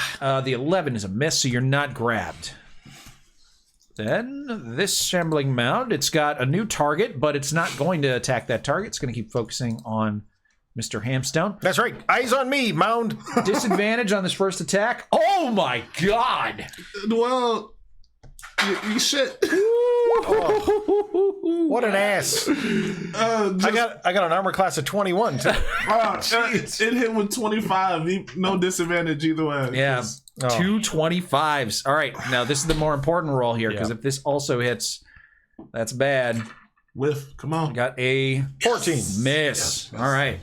Well, it still slapped you around pretty hard for 13 points of damage. Ouch, Mound. And then It is an ouch mound.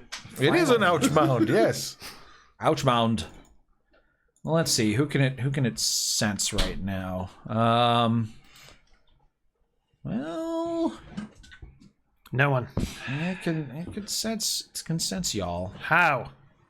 These things don't have eyes. Right. They Yeah, that doesn't answer the Blind question. sense. yes, yeah, they can see things even if they're not visible to them. It's like a snake. Who's it gonna go for? And it can move through these brambles because it's made of the brambles. What a dick. I Yeah, know. seriously. It's almost like, evil undead druids or something like made this place. 5, 10, 15, 20. Okay, it can get right there and Oh no.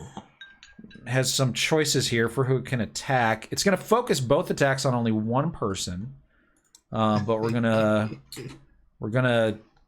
randomly roll to see who it attacks because it's not smart. Jason, Hey, there's I think a shambling mound's coming through the door behind us. hey, Mound, come here. Whack me. Try. Okay, Through so that open doorway. Right there. all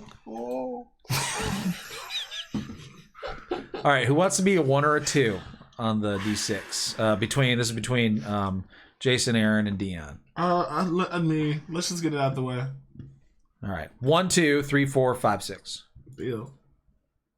Oh, Dion. No, I said I was gonna be the one too. Oh, He did say he that. did? Yeah. Okay, so Yeah. 1, 2, 3, 4, 5, 6. What? So Okay, sure. Yeah. Do me mound. that's the way I would have done Okay. it. Yeah, do me mound. Okay, so swings at Hamstone, and Do it needs me to get hit with 2 moundy. of these. Do me moundy. Whiffing. Oh, miss, and a hit for 17 bludgeoning. Oh gosh, thank you. Whew. Okay. That would have sat me down Sat me down. for sure. Okay, Hamstone, your turn. It is? Oh, geez, time flies when you're getting walloped by mounds. That's what I always say, you know. Let's see. I'm concentrating on my spell, so I can't break concentration. I have to do that. So, You need to make a concentration check then. oh, shit, I do, don't I? Probably 2. Probably 2, yeah. Yeah, probably 2. Let's see. That one was a 13, and then this one was a 17. So it's still. Do you want me to use my action to help you with this? Still DC 10. You can't help. I mean, my bonus action? I can help. Oh, you can add to other people's saving throws? Yep. Is it a Constitution saving Saving throw? throws Is it are con save? ability checks, man. All right, do it. I'm like becoming a bard. First one, got a 13. Okay. Second one, I got a 22. All good. It's all good, man. Saul Goodman. Call him if you got troubles. I got troubles right now. I don't know what to do, Darlene. We're gonna have to get the heck out of here. I don't know. Do we, guys? We want to disengage and run or what? Fight them? Okay, fight them. Got it. One right in front of you is almost dead. Just I'm gonna slash at the one in Depends front on of how me. you are doing. Oh, Darlene, why a 2 again? You dar. Wait a minute, it's regular D. But it's not a 1. It's a 2. Oh, 2 is now the worst number for you to roll. 2s are the new 1. I tell you, Darlene must really hold a grudge. I better get real nice to her. Second attack. 21. There you go. Even just the promise of doing something nice sometimes is enough. Okay, and I'm going to use the polearm bonus to smash it with the butt end of Darlene. And that's a hit. 20 points you total go. there. nice. All right. After the combined efforts of all you guys focusing on this one mound, it's looking like it's very, very weakened. Just another turn like that, and it'll be done. Glubjag, you're up. And then there'll only be 2 left. The one next to me? Yes. Darlene and Hamstone have revealed the root stem. It is open and vulnerable. Well, I guess I'll stick with Morning's Shaft then. Okay. Stick your shaft in the root stem. That's right. Oh, dang, that is a hit. You have a clear shot. The arrow pierces the stem. It shudders, but it's still alive. And the Radiant doesn't count there, but I will use... What do you mean the radiant doesn't count? It does 4 extra Radiant damage to undead and Gotcha. fiends, Gotcha. Okay. But I do get my extra 1d8. Okay.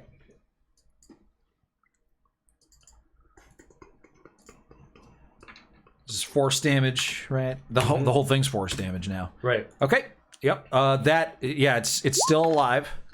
Well, not for long. Ha ha! Oh, there you go.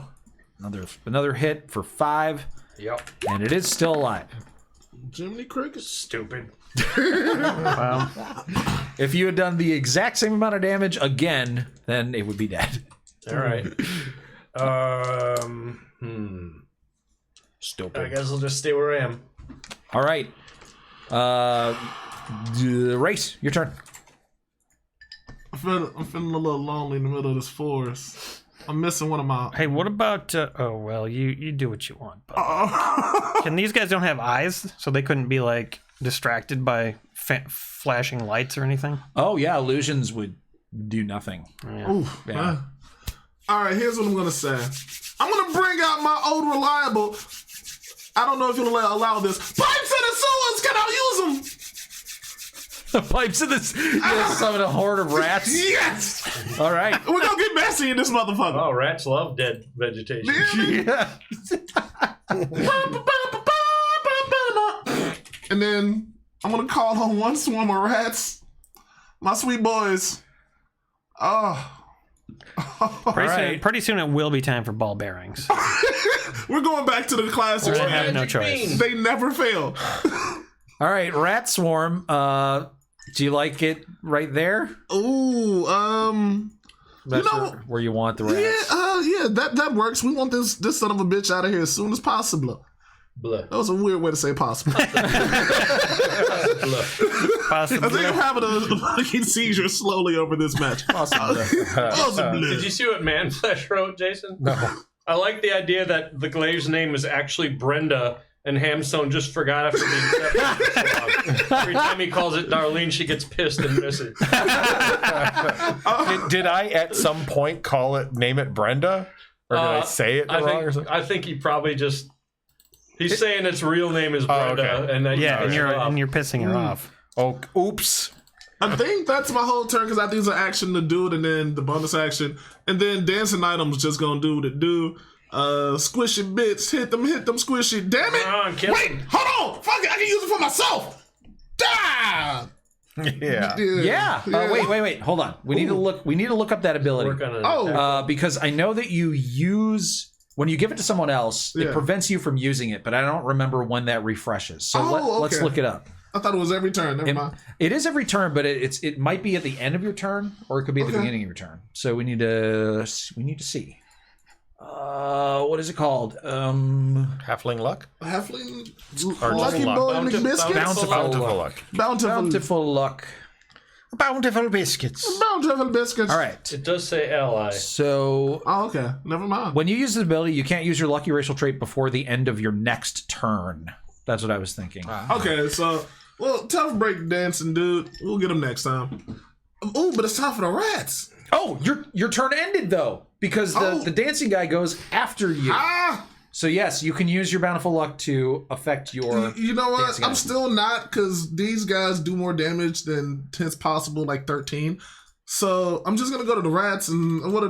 They do 2d6? So the rats, I think I have to roll initiative for them. Oh, yeah, they're not like my dude, yeah. So here we go. Roll an initiative. Super fast! They got Ooh, 6. They yes, go. nice. They go right after you. Oh, man. Life is good. All right, lads. What is it? They need a +2 to hit.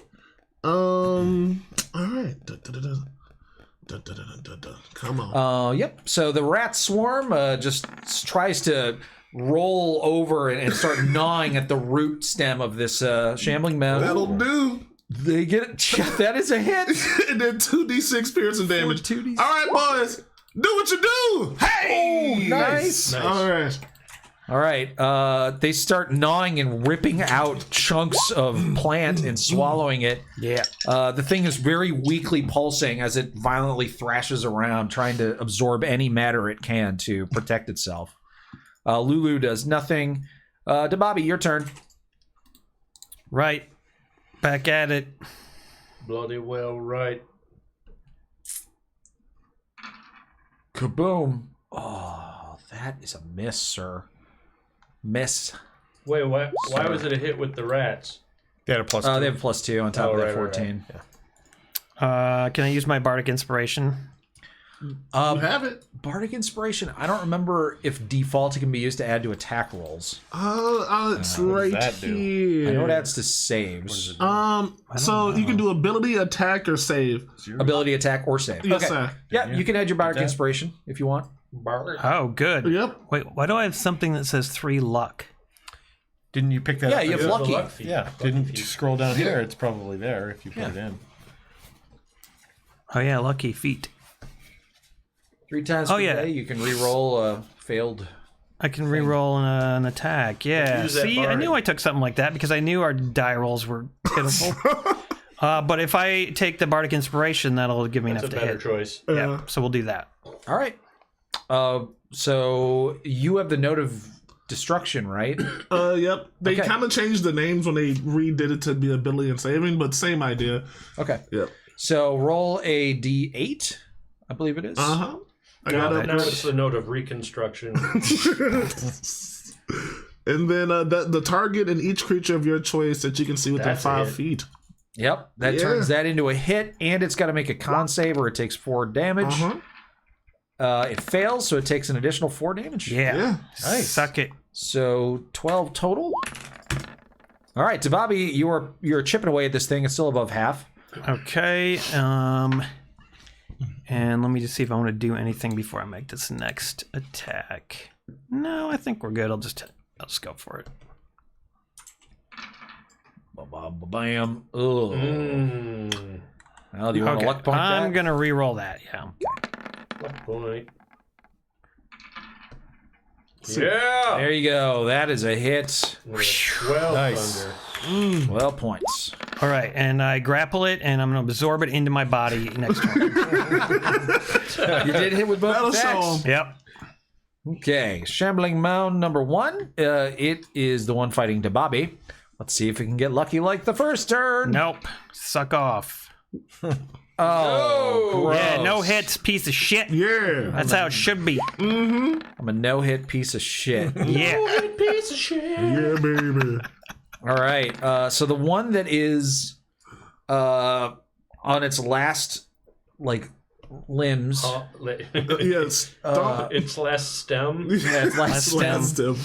Hey, this one's nothing but stems and seeds over here. Oh, I hate that ditch mound. I don't know who would attack. I kind of want to randomly roll between the 3 living targets. So we'll go with 1, 2 for Jason, 3 or 4 for the rats, 5 or 6 for Glubjagged. There you go. The rats. The rats. My sweet baby boys. All right, Well, first they're gnawing all over it. first slam true. goes at the rats. Bam. Oh, that is I think that they is might be out of here. How much? What's your health again, lads?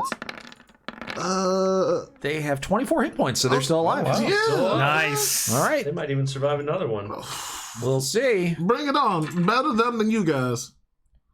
Nope, that one finished him off. Well, at least they were. They absorbed They some really damage. were. Heck yeah. Holy crap, Race, you wouldn't believe it. I seen a whole bunch of rats come out of nowhere and attack this mound, and then it killed them. Their name was Jeremy altogether. Oh, I didn't know they were your rats. You see the corpses of the rats sort of animate with the magic of the Shambling Mound and kind of suck into it, and their bones sort of form a protective layer around the root stem as it tries to protect itself. So it's a detriment then to us to have that happen.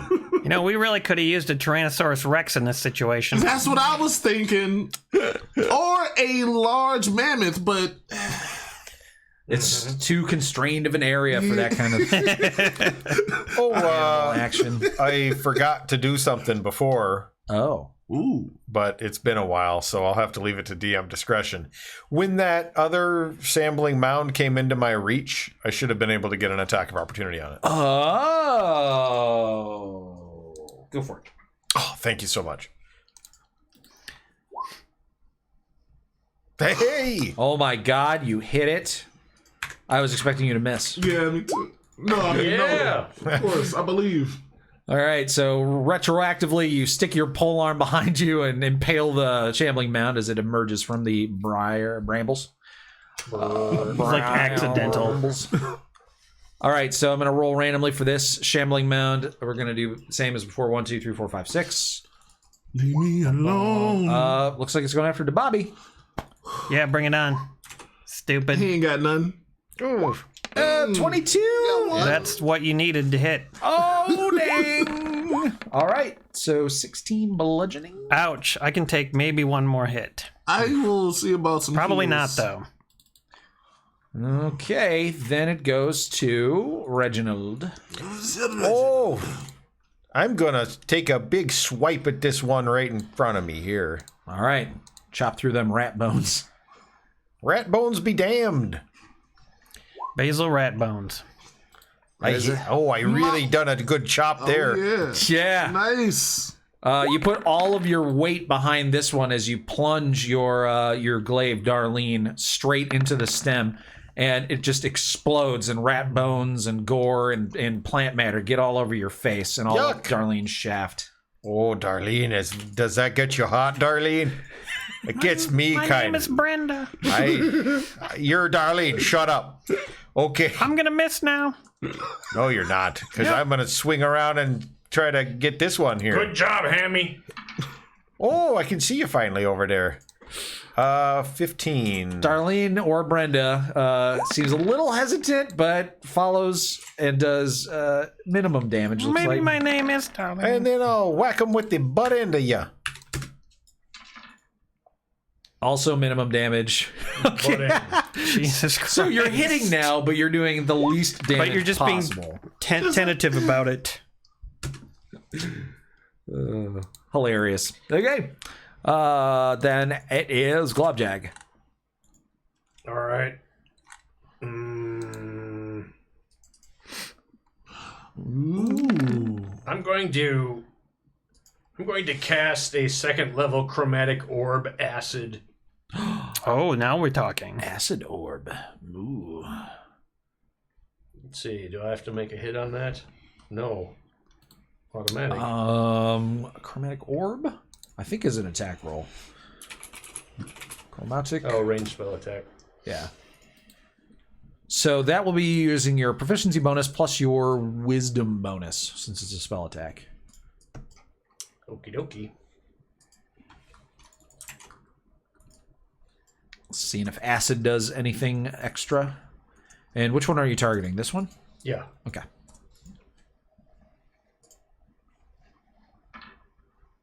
You're all right. So plus proficiency plus wisdom. +2, +3, that's 14. Oh, that's just barely not going to hit. Your orb of acid flies off and almost hits Darlene. Oof. But splashes harmlessly against some of the brambles. Son of a bitch. Anything else, Glubjag? How high is the canopy on this thing? I would say only about 8 feet up. Got it. It's very tight in here.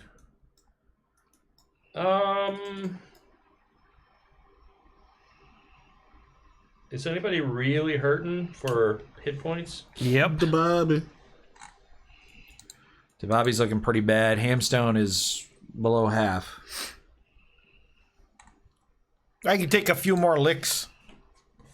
No, that's an action anyway. I got a healing word too, so. I guess I'm done. Okay.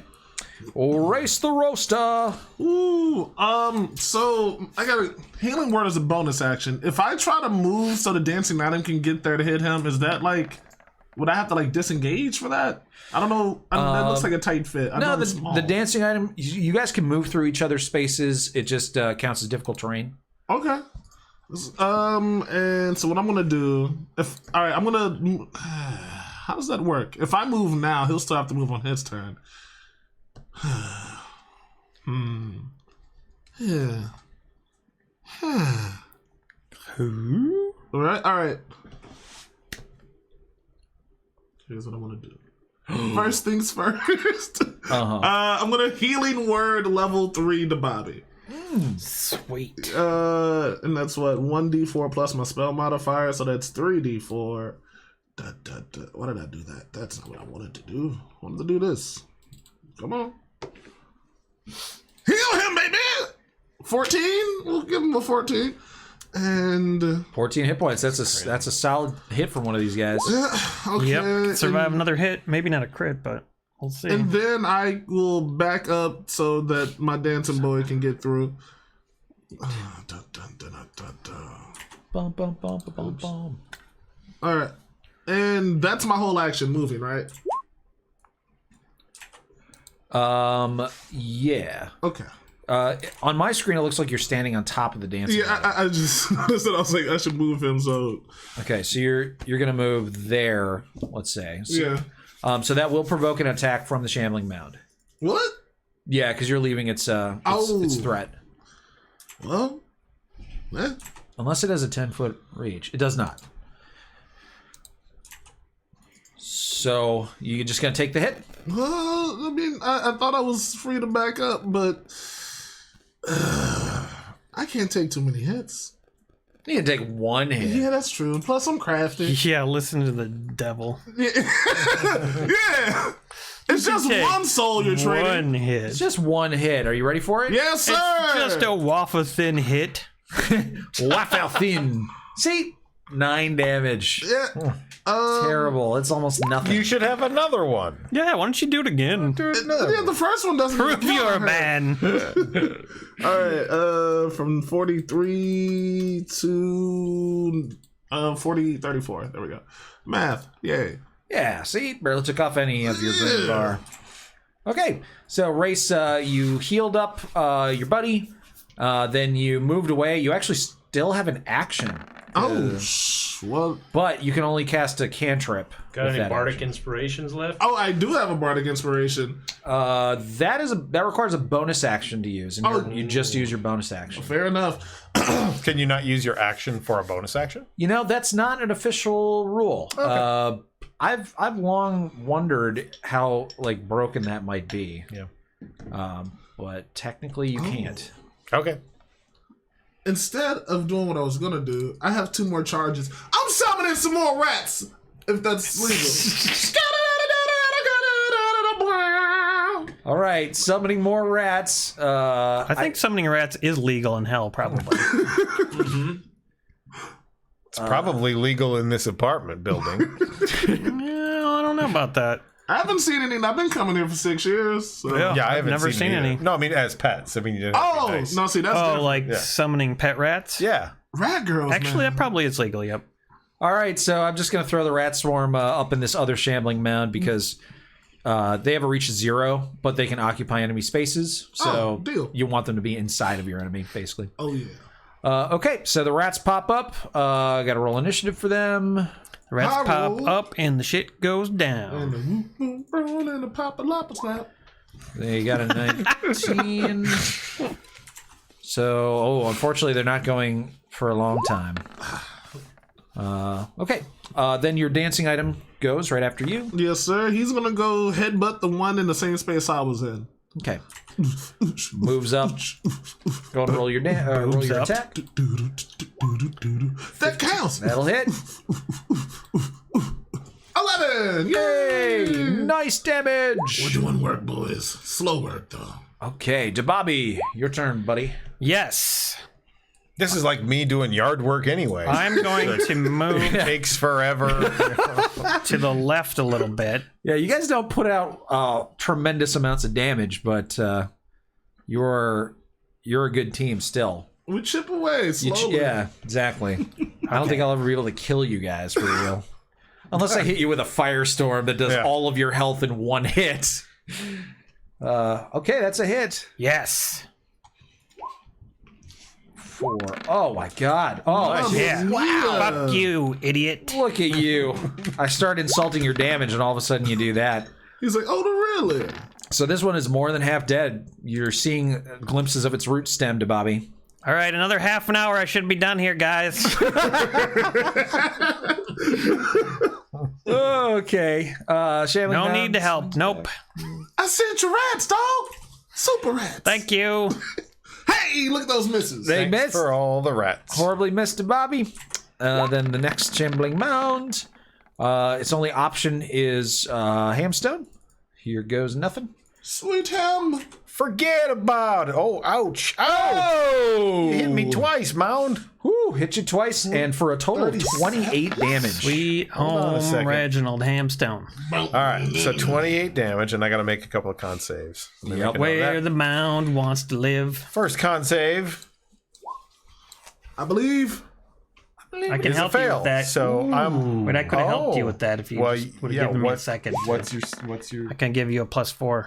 All right, then I pass. Okay. Thanks for the +4. You're welcome. And You want so, another one? Yeah, I might I'll give you need some more it. advice. Can you do it twice? It might take your reaction. Oh, no, wait. Yeah, that took my reaction. I can't help you. Sorry. All right, so I passed the first one. I got to make a It's all second. the advice I got for how to avoid that thing. Hold on. Move out the way. That's the advice. Yes. Don't do that. Move left. Come on. That's a pass. That's a pass. There you 23 go. pass. Okay. So, and then I got to take that damage, 28 damage. That leaves me with just a measly couple of hit points. Oh, damn. We're going to lose Hamstone first fight. Wow. No, you won't. Yeah, I'm fine. Darlene. I'm fine. I got is 5 hit really, points left. I'm Darlene's fine. really showing off. Wow. The shade. So the worst part is that Hamstone is now grabbed and is being forced into this thing's body. So It's not my first rodeo, Shambler. He's been in this position before, oddly enough. Oh, yeah. I told you about my grandma used to do this to me when I was a little guy. well, it's your turn, man. All right. So the first thing I'm going to do is lay hands on myself. If you know what I mean. I do. All right. I'm going to lay hands on myself and give myself 20 hit points. Nice. Because gosh knows I need them. Oh, boy. I mean, whore knows I need them. That's what I pray to, is a whore. I mean, whore. H-O-A-R, not W-H-O-R-E. And then, well, can I attack? What is laying hands is Well, laying hands is an action, so Action. I could use a bonus action. And so I'm already, I'm going to have to drop my Shield of Faith. okay. Because a fat load of good it did me anywho. With that, I'm going to Misty Step my ass out of there. Oh, dang! Yeah, I got a plan. New plan. He's ham stepping. Ain't Oh, no yeah. Ham stepping. I am stoning over here. Get over here. There I am. Oh man, he got outie. Ooh, yeah, I'm over here, Mounds. I did it. You can even move if you want. Let's see here. No, I'm good right where I am, I think, because if I calculate this right, I'll move right here. How about that? If I calculate this right, I got a good plan. Okay. In that case, if you are done, then it's Glubjag's turn. I am done. Okay. Glubjag's turn. Glubjag. How's this guy farther down looking right now? Mr. Wumbo asked how much of the maze is covered in flames by now. I thought about that, and I was like, you know what? No, we're not gonna have it. They're fireproof. Yeah, sorry. How beat up does the guy by the dancing item look? The guy with that guy. Over half. Okay. All right. Well, I'm just gonna work on him with a little arrow action then. Having a forest that's susceptible to fire in hell is probably a very bad idea. That's true. Yeah, that would be kind of stupid. And the shambling mounds that are made out of this Nice. stuff. Crit. Oh my god! Oh. And I'm also putting my planar warrior damage on that. Okay, so that gets to be rolled twice, Sweet. just like a paladin smite. Finally. Wow. Hey. Oh, Sweet. hold on. So this is this middle one, right? Yeah. Okay, so that the radiant doesn't get added, but everything else does. So 14 plus 14, 28 damage. That was attack 1. Ooh. Oh my. Wow. What a badass. I don't even think I could ever do that much damage. Well, you're not cool like Glubjag. I know. Well, it did a little more. All right, you fire a little baby arrow after that big one. But with that volley, you brought it down to below half. Now both of them are hurting. In fact, that one is now hurt more than the other one. Sweet. So all that work that Dababi did, you just did more right there. All right, Swarmer Rat time. Oh, I'm a rat chef. I'm a real rat chef. Ha ha ha ha ha. 12 plus 2, that's a miss! What? Yeah! My sweet lads! I trusted G. All right, Wait, can I Grace- give the rats advice? Give them a +4? No, I'm just kidding. Hey, rats. Crawl over there.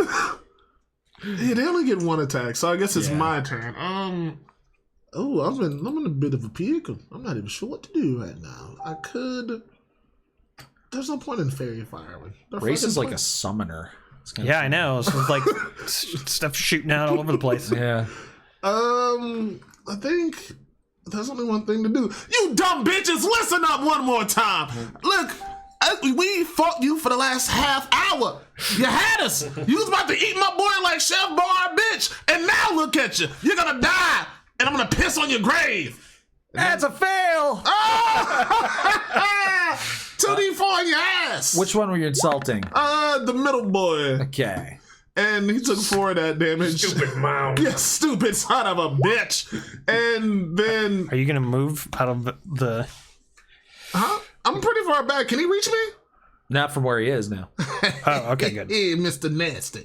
And then I guess there's nothing else to do, right?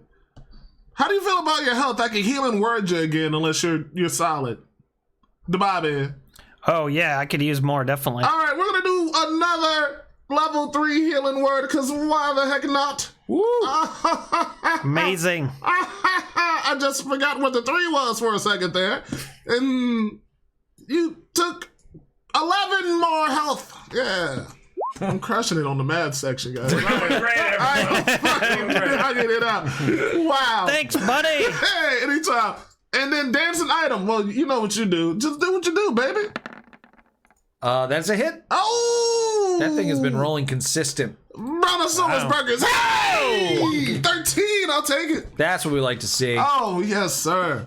All right, are you moving anywhere? Reese, oh, your turn's over, Yeah, actually. yeah, I'm done. Okay, to Bobby. Smacky, smacky. Smoke tobacco. Miss. Nope, re-rolling. Oh, using another luck. Another luck. All right. I do not miss. So you guys don't have to fight anything a lot else. of Holy those. crap. Yeah. That'll hit. That hits. Ooh. Nice. And again. That'll hit for 8. Yes. Mr. Wamba, I got 1 more charge of rats left for the day. Hopefully we don't Gosh. need it. All right. Shambling mound time. This one's attacking to Bobby. Slam, slam. Whiff. Both missed. Yes. And then, okay, so this one has a choice to make. It has 2 viable options. Over here. Go for him or him. So we're going to roll randomly. I really wanted it to attack me. My intention was that I would try to get it to attack. Wait, isn't it next to the dancing thing? Shouldn't it? But it's attack that? inorganic. It ignores it, doesn't Okay. care. I would include you, but the dancing item is actually sort of in its way to get to you. Totally. That's good So- defense right there. Yeah. So yeah, I'm just gonna roll randomly. It's too stupid, and it doesn't understand language. Deal. So it's just gonna go for who wants to be odds, who wants to be even. Deal it. Your choice. Odds. I'll be odds. So if I roll odds, it attacks you. Yeah. Okay. Here we go. I'll on, do a odds. D100. Big even. Yes. 61. Come to me. Yes. Okay. It shambles on towards you. All right. Ah! All right. Get a little close. There you go. Attack of opportunity. I'm hitting it. Okay. Bam, Darlene. Do it. Smack him up. Ah, shit, Darlene. You know what, though? I get to move half my movement now. What? Yeah, because I get to do that because I'm a polar master. Because You you're know? strategic. 5, 10, 15, 20, Actually, you weren't even within its range anyway. 10. I wasn't within its range when I hit it, no. Yeah. Wait, I know that Polearm Master is the thing that allows you to make an attack of opportunity when they Yeah. come into reach, but what's the thing that allows you to move half your speed? That's polar master. I keep trying to tell you people. What? Yeah, so when I take an attack action, when I'm wielding it, right, other creatures promote an opportunity attack from me when they enter the reach I have with that weapon. Relentless Avenger is what allows me, when you hit a creature with an opportunity attack, you can move up to half your speed immediately after the attack, and it's part of the same reaction. And this movement does not provoke opportunity attacks. So you can attack, retreat. Yeah, you bet. That's awesome. But Not in the same turn. Like I still have turns I have to deal with. unless I misheard you, Yeah. I believe it said you need to hit with the attack, right? Oh. Listen to you picking out words. Okay. Rules lawyer, this bitch. Oh yeah. Where's Glub Jig Greg Rom Esquire when you need him? Let's see. Relentless adventure. When you hit a creature with an opportunity. Oh, jeez. Okay, yeah. All right then. We have a cracked DM on our hands. Yeah, we do. He's on I had to crack. eat shit pizza. It wasn't that bad. It wasn't that bad. I did not like it, though. Wasn't that good either. All right. Yeah. So I didn't. I don't get to move my movement there. So you try to do your fancy footwork, and Darlene just isn't working with you today. You got to have a talk with her. You got to have one of those long, like, husband-wife, like, talks that goes all night, you know? Some One of couples those. therapy over there. Yeah. But anyways, it tries to hit you twice. Bam, bam. I miss Coslow. Ah, you missed me the first time and the second time, Mound. Poop Skittles. All right, Hamstone, your turn. Okay, now for real, I'm gonna do it. Come on, Darlene. You know I love you. It wasn't my idea to leave you behind. Those little fellas grabbed you. Come on, Darlene. Just thinking the same. Pole arm bonus attack. Dirty. Oh. Oh! And then do it one more time, Darlene. You got it, in you, girl. Come on. 3? Come on. There Yes. you go. And then you know what I'm gonna do? Divine Smite this plant, too. I just got the level 1, though, this time, you know. Trying to really finish it off. Another 2 points of damage. You in that mess. There's a rat in the nest. Oh, wait a minute. Extra damage is 2d8 for a first level spell slot, so I should not have been rolling 1d8 for the other ones either. How many times did you smite? I don't know. I think I did it. It should have been 3d8 for the other, so... Jeez. Yeah, so... That's a lot. Well, I had it set right, but then you corrected me, and I didn't... I say corrected you anything. incorrectly, though. Yeah, yeah. Oh, well, you should always trust your gut. Never listen to the DM. He's always out to get you. Pass. But 37 damage. because it was my mistake, I'm going to just say you killed this one. Because Yes! it only had 6 hit points left. Oh. So, well, after... Like, Oh, okay. Yeah. yeah. So, yeah. There you go. It's done. Reginald, you tricked it. It fell right into your trap. Oh, I did it. Do you want to move anywhere? No, but I'm gonna smooch Darlene a little bit on the neck there. Gross. Get a room. Glubjag, your turn. All right, well, That's why she's doing so badly. morning chef did me well last time. Yeah! Nice crit. Oh, Holy crap. shit. And another 2d8. 13 damage, and then another 12 damage. Ouch. Nice. Oof. That was attack 1. Yep. Oh, this one. Oh, and a miss. Okay. Still. Well, let's see if you guys can kill it before it gets to its turn and has a chance to do even more damage to you. So Swarm of Rats goes. Ooh, come on, boys. Make your papa proud.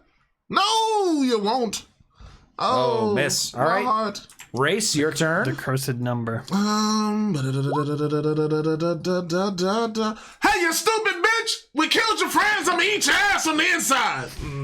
Oh, that's so gross. I know, I'm nasty. I don't even know if it has an ass. I'm about to find out. Oh, it doesn't want you to find out. Bam. It's like I haven't wiped down there in years. It's got shambly ass. And then Shamble ass. dancing item, go do what you do. Yep. Do. Dancing guy moves up and slaps it. Was that it? Yeah, that's a hit. I think you have a +7 to your attack roll. Oh, that's true. So Did it ever miss? it hasn't missed this combat. No, Wow. it's kind of crazy. Ooh. Oh, yeah, no, the rats missed. They didn't miss. 12 yeah. damage. Okay, to Bobby, you only have to do 12 damage. And this thing's Really? done. Yep. That should be no problem. Magic missile. I don't even think that would do 11. You get like 3 It's missiles. 3d4 plus 3 damage is magic missile. 3 times, right? No, it's only 1d4 plus 1. 3 Oh. times 3d4. plus 3. That's risky. Yeah. I'm way more likely to do that much. No, I'm not more likely. I'd have to hit with both of my. Oh, God. It's an automatic hit. I know, okay, fine. Magic missile. It's been recommended to me that I use a magic missile right now. Okay. I like missiles. So I guess I just press it. Try it. There you go. 4. Yeah!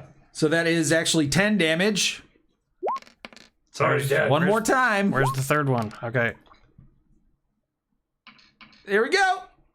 Yeah! Yeah, that's enough. Wow, wasn't that like exactly what I needed? You actually rolled over by 2 damage. Amazing. So, nice job. You're welcome. I'm a hero. Thank you. Wow, that was quite a tough I feel fight. like I need a shot to like just Yeah. to like we did it. Yeah. Relax it. All right, guys, that was the warm-up. All right. Yeah, but do you actually want a shot? I kind of do. Okay. I brought Wicked Pickle. I'll do it. Oh my god. I'll take a Wicked Pickle. Reginald, we're out of combat, yeah? Yeah. Reginald walks over to Glubjeg. Oh, I like what you do with that bow. Hey, thanks. That's pretty spectacular. You're not bad with my old weapon. Yeah, her name's Darlene, and that's I was going to talk to you about that. It occurred to me that maybe while you had her, like she maybe thought maybe that she maybe got a crush on you a bit there, because you got those long bugbear arms. Yeah, that's right. Yeah. And so I'd like you to let her know that you are taken. By who? Well, Morning Shaft there, your bow. I heard you talking to it. I don't have exactly the same type of relationship that you do with your weapon. Well, if you could just tell Darlene that it won't work out between you two. And You want me to talk to a glaive? well, you're sure. Yeah, I do. I want you to tell Darlene that there's no chance you and her getting together, and that she should go back to me like it's supposed to happen. I'm kind of a live and let live guy. It's really up to Darlene, isn't it? All right. Glubjeg, you noticed that the egg that Reginald Hamstone had like strapped to him has hatched. And there's a crack down the middle of it. Hey, what'd you get with your egg there? Ooh. Oh, you know what? When it hatched, I guess it gave me a little bit of an empowered slash with Darlene. Well, you could look at it. The egg is cracked. I look at it. All right. So you open up the egg, and inside is a rose. Oh, look, I got a rose. What'd you get in your egg? I don't recall you I getting don't think anything I got out of it. anything. Did I get something? You got a fart. Yeah, Oh. just a nasty ball of gas. I take the rose out. And also in the rose has a little note attached to it. Oh, I read it. It says, "I'm sorry," with a frowny face. Oh, I get down on a knee and I present the rose to Darlene. I think this is for you. Dear God. There's also a little vial of oil. Oh, I can use this on your rusty bits there, Darlene. Oh, what is the oil? Do I know? It's I don't know anything about oil. So Olive oil. olive oil, yes. Oh, put this on a pizza later with some pepperonis. It's myrrh. Myrrh. All right. I tuck it away. I tuck it away in my pouch. It's oil from Aaron's pizza box. Yeah. Manflesh said Glubjeg is polyamorous. I am. Awesome. That's where I got that. Manflesh kind of gave me that idea in the chat. I saw that. Nice. And I was like, yeah, that makes sense. All right. So you guys can go ahead and give me a group survival check to navigate the rest of this maze. Group survival. Who's got the best? Brad, thank you for the pickle shot. There, Yeah, sir. absolutely. You know, I'll put that Survival. there. Yep. Mine's only... I got a -1 to that. Okay. All right, I still got to do mine here. So got a are we +2. all rolling? Mm-hmm. Okay. Oh, that's right. Yeah, Group 'cause it's check is group. everybody rolls a 1. Whoa. Oh no. It's not good. Your best survivalist. Oh, wait, you're not even. I the think best. we already failed.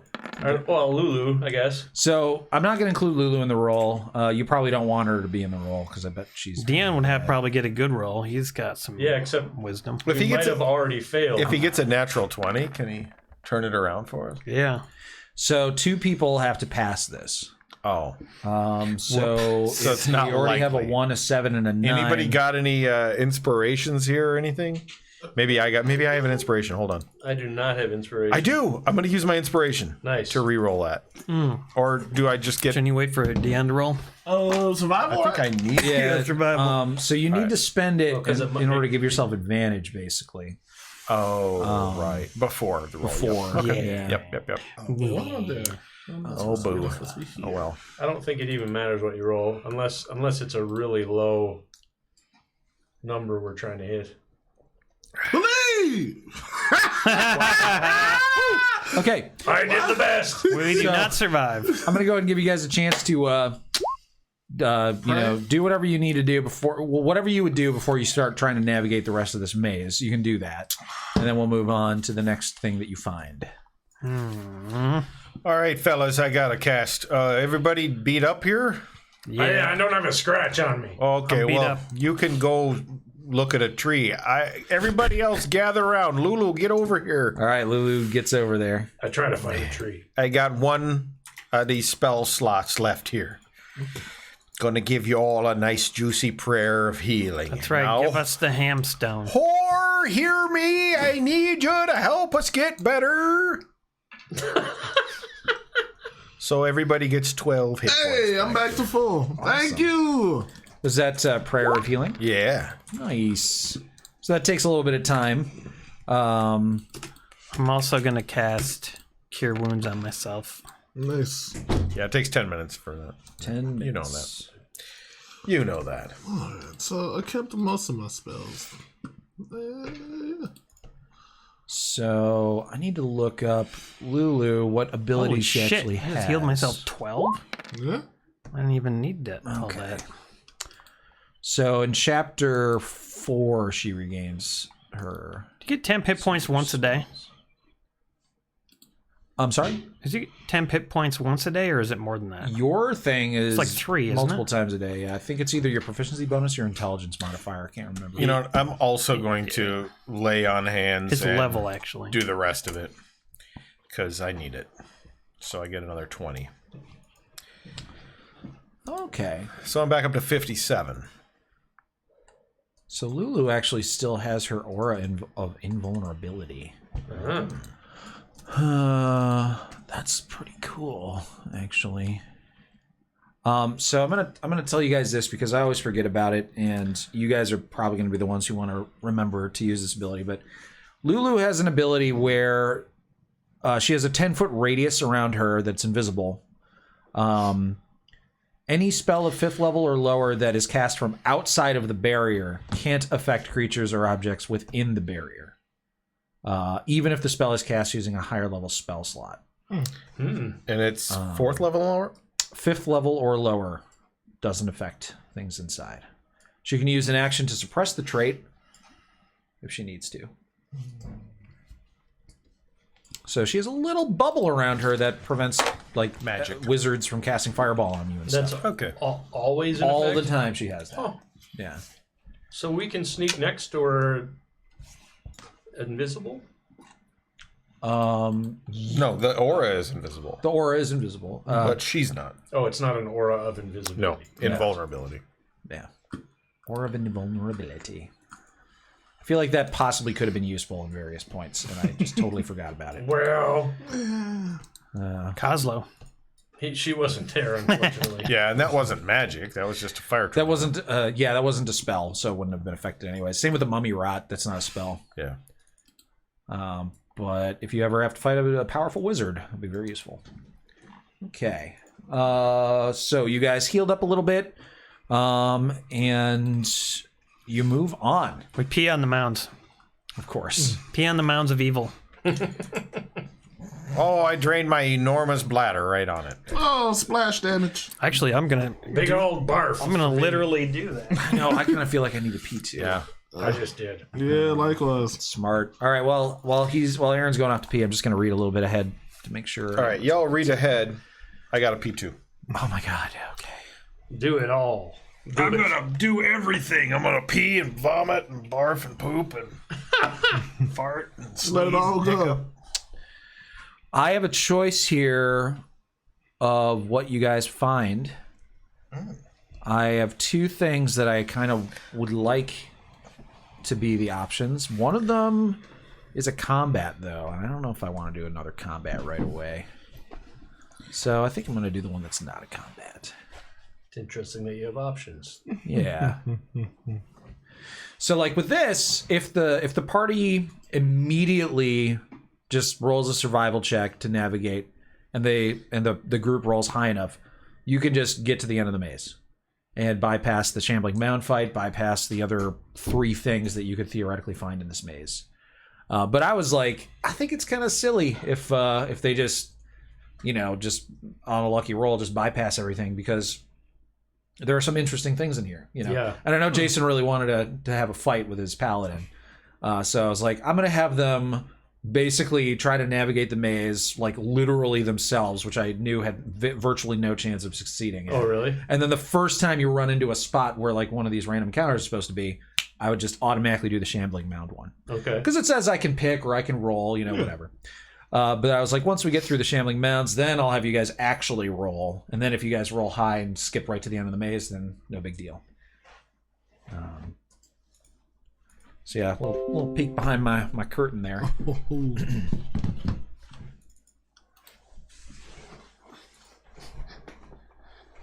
Yeah, I'm going to do this one.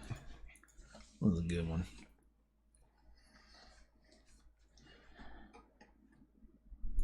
Whew. Yeah, I definitely need to use the bathroom. Even just like the thought of it crossing my mind, suddenly sent all my organs down there into overdrive. They're like, "Oh yes, you acknowledge our existence, please, we need help." So, We're begging you. Great White Spark, you bring up a lot of good questions. There's one real key thing I would like to remind everyone. I don't know what the fuck I'm doing. So, in Rated RPG on Roll20, I think I have more stuff over there than I do in D&D and Beyond, and that's because I rarely look at it. But I believe you're right, because you're far more right than me. So that's not really an answer. But that's the answer I got. Let's see. I was using Coslo's, which the shillelagh was just a stick, and I believe I'd switched it over here. Let's see. I just updated all my stuff on. Yeah, what weapon do I have? I mean, my stuff on D&D Beyond was updated, but then I updated my spell usage and things too. Yeah, because also I have one more spell over here because I was supposed to get an extra one, and I swapped out one of my level 2 spells for Mirror Image, but over on D&D and Beyond, I don't see it. But Emery helped me swap it out over here. I don't think Hamstone's shown up yet either. No. Probably next time he Next time we're gonna have this all sorted out, guys. That's a scout's honor. I wasn't a scout, but I hung out with drug dealers. Same honor system. I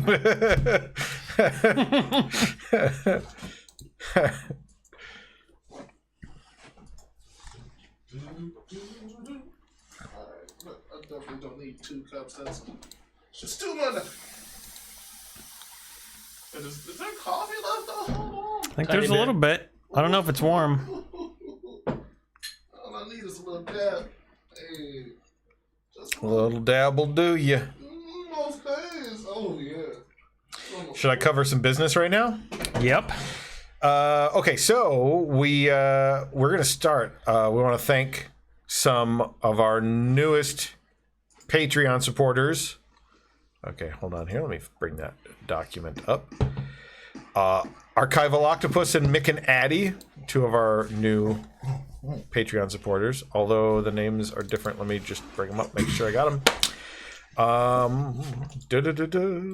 Here we go. I think. Yeah. Our level 15 Bard tier, we want to thank Josh Millard, Cheesemaster 007, GBS Trek, Random Dot Guy, and Ooglaset, all at the level 15 Bard tier. Also, thank you to Ashley Betson, Schmoopy, and as I said, our new Patreon members, Banana Fish, Cold Shots, Mick and Addy, Elizabeth Parcells, and Kate Slauson.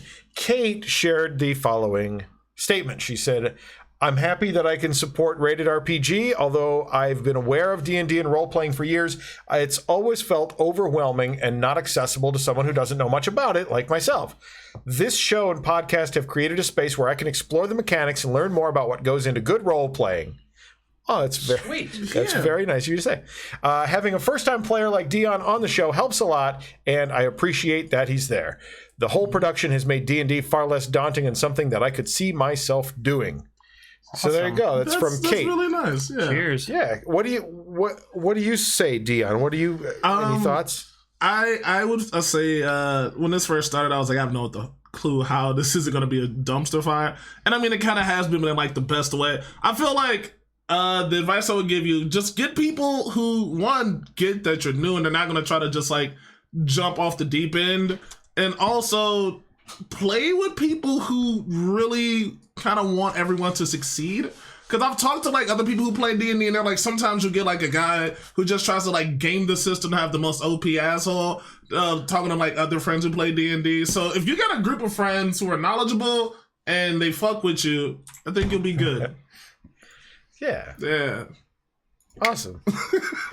And then I finally brought these. Unfortunately, these are the Rated RPG logo stickers. You can see them there. I don't have them unwrapped, but those are the Rated RPG logo stickers. Those are on vinyl. And so when we hit 50 Patreon supporters, I'm mailing one of those to each one of our patrons. Sweet. But in the meantime, I have one of these for each of you. So go ahead and take one and pass it down. Oh, wow. Oh, man. That's something different. Ooh. Oh, that's fire. Gorgeous Phoenix Brigade holographic stickers. They say Gorgeous Phoenix Brigade. Yeah. Are you kidding me? Oh, dude, this is sick. Oh, yeah. And I don't. Sick. I have 50 of those minus 4 for you guys, and I'm going to take one for myself, and then we'll have 45 of those left. I'm not sure what we're going to do with them, but That is maybe like if you have any ideas, you That's want one. very cool. Let us know. Yeah. I'm going to put this in my wallet right now. Hey. you are the best. I have to thank Tony Mayer for designing. Oh, the did he make gorgeous. that? He designed that logo. course. Yeah, Of course. What he a did. mensch. Tony's the best. So good. That's He awesome. makes all the best Junkyard Joust logos. Yeah. So Tony, thank you so much. We appreciate everything. We appreciate that you enjoy the show too. JWM says smart not to doom a specific PC with a sticker appearance. Yeah. Yeah. Yeah. Yeah. All right. The 2 stickers on my laptop are Rated RPG, says Squid Lips. Nice. Awesome. All right. I kind of think that's where I'm going to put mine, actually. That's a good idea. Because I only use this laptop for... Oh, wait a minute. Look at this. I can put it right here, you guys. Ooh. And it'll be in the show every time. Kind of. That your laptop mostly gets cropped out. Not the top of it, though. Look. Oh, wait. Does it? Ooh. Well, yeah, on the stream itself, if you look, that's where Oh, yeah, you're right. the nameplate is. Well, whenever I lift my laptop up for no reason, it'll be there. Awesome. All right, so you guys navigate through the maze. It takes a long time, a lot of moving slowly and checking different dead ends. Eventually, you reach a dead end that is kind of interesting because it has a corpse in it that is different from all the other corpses you've seen. This one seems a lot fresher, and its skin is like a pale gray, and it doesn't take long for you to realize this is not a dryad like the other corpses. This is a drow. And in fact, some of its clothing and stuff is still there, including a very nice looking bag that it has around its shoulder. This bag looks like it's made out of fine leathers. It has no like dust or scratches on it. So, and it also has sort of like stitching and embroidery on it. It kind of looks like the mouth of some sort of face is on this thing. Like imagine the opening of the bag is like the open mouth of a face. Oh, weird. Yeah. If that makes sense. Yeah, so if you were to turn it upside down, you'd see its eyes and then nose and then the mouth. Have I ever seen anything like that? You can go ahead and make an Arcana check. Oh, I'm the best at those. I'm real good at them. No, you're not. 15. Still got a 15. That's not Really terrible. not too bad. Anybody else want to make an Arcana check? Sure. They used to call me Mr. Arcana in the strip club. All right. Oh, here we go. Aaron's got a 19. I'm very knowledgeable about these things, you see. You are more Like, knowledgeable. actually than- knowledgeable. Okay. So, actually knowledgeable to Bobby. Yes, that's me.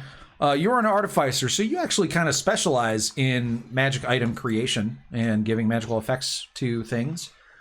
So you take one look at this and you say, oh, that's a bag of holding. Except wait, it looks a little strange. You're not quite sure. This bag of holdings looks a little bit different than the ones that you've seen before, but you're not really sure why.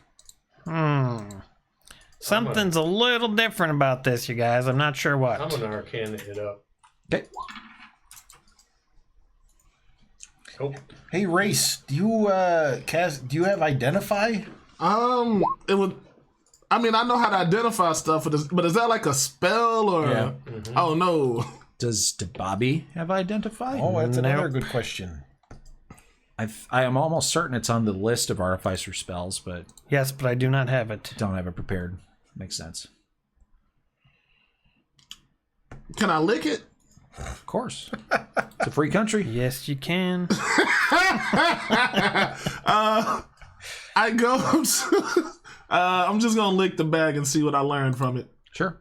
You lick it and it tastes gross. Tastes like Damn. leather. Does it taste like magic? Yeah. Okay, that's what I'll throw a ball bearing into it. Sure. Okay.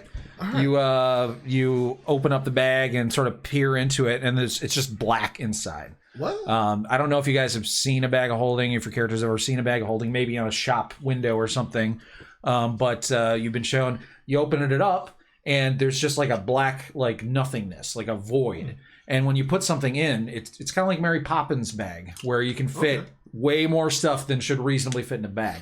Because it actually is a portal to a small, separate dimension. Yeah, it's like a bag of TARDIS. Yes. Bag of TARDIS. So you drop the ball bearing in, and it disappears, and you don't hear anything like you would in a normal bag. And can we pull it out? Are your rats still alive? You want me to put my rats in the bag? They don't disappear. I mean, they're just rats. Sure. Yeah, I mean, Yeah, that's we what. should trust it was something alive. Yeah. Hey, rats, go in this bag and then come right back out with any items you can carry. Okay. So yeah, the rats obey your commands, and they sort of all, because it's all one creature, so all of them just tile into the bag. I think I've seen this video on the internet. And yeah, you wait, and they don't come out. Oh shit! The bag God. ate the rats. Jeremy too. And what if we hold it upside down? Does the ball bearing fall out? You hold it upside down, and nothing happens. Damn. Is there like a cursed bag of holding thing? Because this. As a player. No, I'm not talking to the player. I hear me in the silly mean, voice. Yeah, I'm talking. I would have probably. I don't know. Okay. The Bobby, you're like our smart one. What's up with this, man? Let me do some more thinking about this. Okay, you want to wrench it? Can you just beat the bag and see if stuff falls out? I don't think that's a good idea. You gotta drop something long into it. Is there Oh, fine, is there another check I can make? Check you can make to know if this is something that's cursed. Yeah, like now that we've seen it in action and what's going on with it. That was your Arcana check to recognize if this thing had been cursed and you have rolled sufficiently high enough, then you would have known it based off the Arcana check. Okay. I mean, really, what would this guy, this drow, wouldn't have been carrying around a cursed item like this? He didn't die from the bag. No. I have detect magic. Why don't we put a? It's show me probably the Well, I kind mean, of it's magic. Let's put a rope inside of it. okay, He feet are says, open. looking at the comments. Well, I mean, I thought of that on my own too. Would detect magic detect if it's cursed? So detect magic would detect what schools of magic are associated with the item. Okay. So that can be helpful if in determining if something's cursed, because if something isn't supposed to have a certain type of magical aura, but then it does, you can be like, that's not supposed to work that way. Mm-hmm. I got a question. So, like, my rats disappeared because they went all the way in. Yeah. If I just put my arm in and try to pull out the rat, since it's like in a pocket dimension, I won't automatically get sucked in, right? It's only one way to You can't find out. There's only That's one why way I'm to saying find let's out. put in something that's, like All right, I'm going to a put my rope. arm in unless we think that's a bad idea. No, let's put in a rope first and see if we can get the rope back. I mean, Yeah, rope first, maybe. okay, we'll go rope. This is common sense. And we have so much of that. So. All right. So you open up the bag and you like grab a length of rope and like dip it into the bag, basically. Actually, Yep. by rope, we meant Race's arm. What? Yeah, tie the rope around my waist, right? Can I climb in the bag? Am I? Oh, jeez, I wouldn't. can I don't fit in think you're the there right if you size. want, yeah. What happens to the rope? All right. So you dip the rope in, you wait a few seconds, and you pull it out, and it's fine. Okay. All right, there you go then. Try the arm. I'm going to reach my arm in there. My trusty right arm. Oh boy. And wait, but they're rats, right? Won't Oh, they, yeah. scratch me up? Oh, they know you though. Oh yeah, they fuck with me. All right, I'm reaching for my rats, and I try to yank them out. Okay. So you reach your hand in there, and you feel around. You're like looking for rats, and you're like, I don't feel any rats. That's really weird. Does he feel anything? No, well, you feel the Like bag you feel boundaries? You feel the what's it called? Ball bearing? The ball bearing. You feel the ball bearing. Oh, pull the ball bearing out. Organic stuff can't go in there. Okay. Or it makes Oh, it here- go Here somewhere. you go. Bam. You got a ball Thanks. bearing bag, baby. Oh, I would be missing one. So we can put stuff in this. Well, it would seem. Did you have all the rats go in there? Well, no, they're one unit. All right. Yeah. Are there any other little animals around that we can catch? Not well. There's that frog. We're just gonna go around throwing animals in the bag. Oh boy. That frog with the flute. Oh. I mean, Oh boy. I want to take the bag because it looks like it'll be useful. At the very least, maybe I can throw it on the enemy's head and make him disappear. If it gets, if I'm real desperate. Can we pull one of those dryad bodies off? Sure. All right, I'm gonna tie a dryad body around with a rope, I don't Okay. know and how I'm we gonna want to. lower that in, All right. I'm gonna back up. and then I'm gonna bring it back out. Okay. So you tie the body in the rope and then lower most of the rope in Yeah. and then pull it back out. Okay. So what happens is when you pull it back up, the rope just kind of has like old nasty like smears of like skin and whatnot, but there's no longer a body on the other end. Oh, Maybe we should leave the bag here. I feel like it'll Well, be it's- useful. It seems like if we put non-organic stuff in there, it's fine. And if we're finding something organically evil, that's even better. Plus, we can sell it. Yeah, that's true. I'm taking maybe- the bag. Yeah, take the bag. Okay. You take the bag. Throw a few rocks in there and see if they feel lighter. Yep. Threw some rocks in the bag. Can I feel their added weight? No, you don't feel their weight. Beautiful. I'm tying that to the hip. All right. Where are we going? I'm gonna check the rest of this body. See if. Oh there's anything else. yeah. Okay. What body? Make an No, we got the investigation. bag. We got distracted by that bag. But Oh, I didn't even hear there was a body. Yeah, it's a dead drow. I was Got the locked bag. out for a little bit. All right. So looking for more stuff on the body. I clicked it. You clicked it. There it goes. I look for more stuff on the body. There's nothing on the body. But Oh, well. There's tons of stuff on the Bobby. Oh, I'll check. All right. I'll just make sure. I feel like he didn't do a very good search. I very didn't. thorough. I was really bad at it. I kicked Yeah. it. All right. Yeah, you search really thoroughly.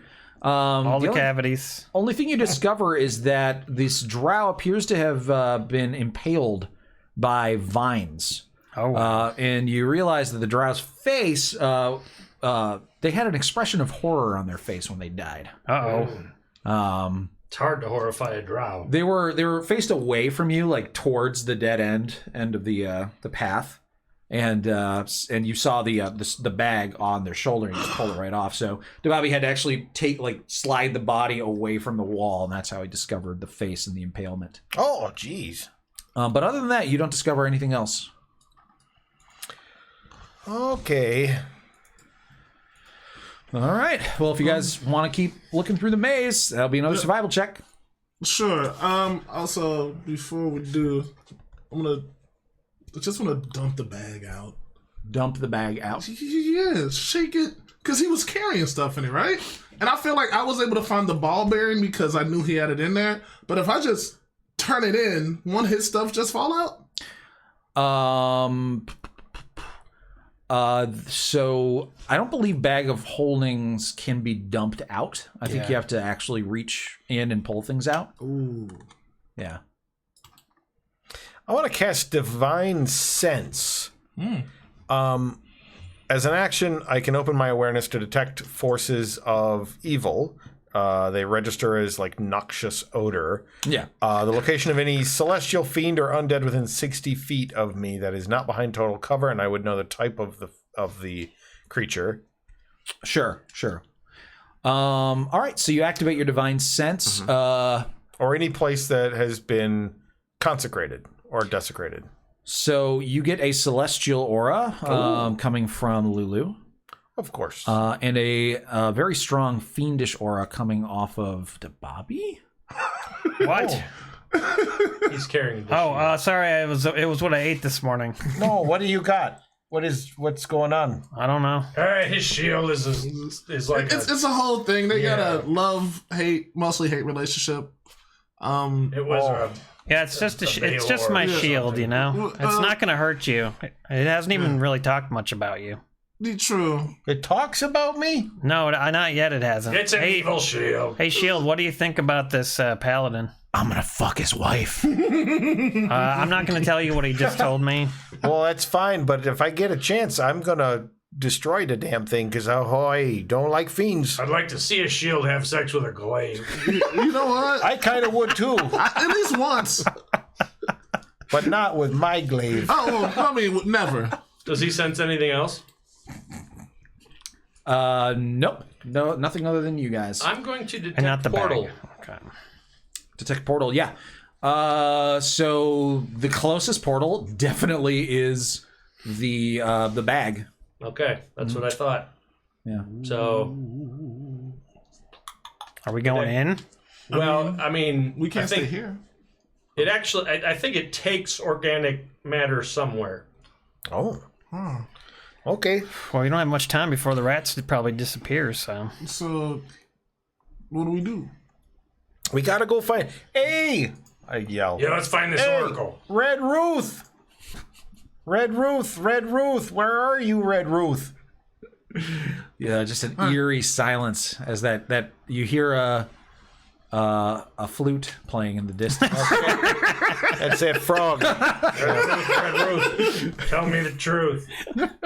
Are we making a survival check? Is that what you said? Yep, another group survival check. All right, guys, we got it this time. I believe. I'm gonna use my inspiration this time because dang it, we need it. All right, I mean, I will as well. All right. Apparently my roll's not coming through. All right. Got some lag on the roll 20. Laggity lag.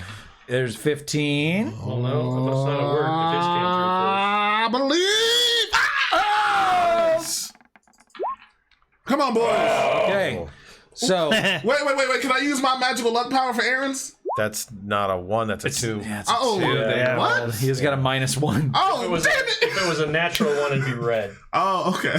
All right, well, I have some good news for you boys. You Half passed. Yay! Half past our own ass.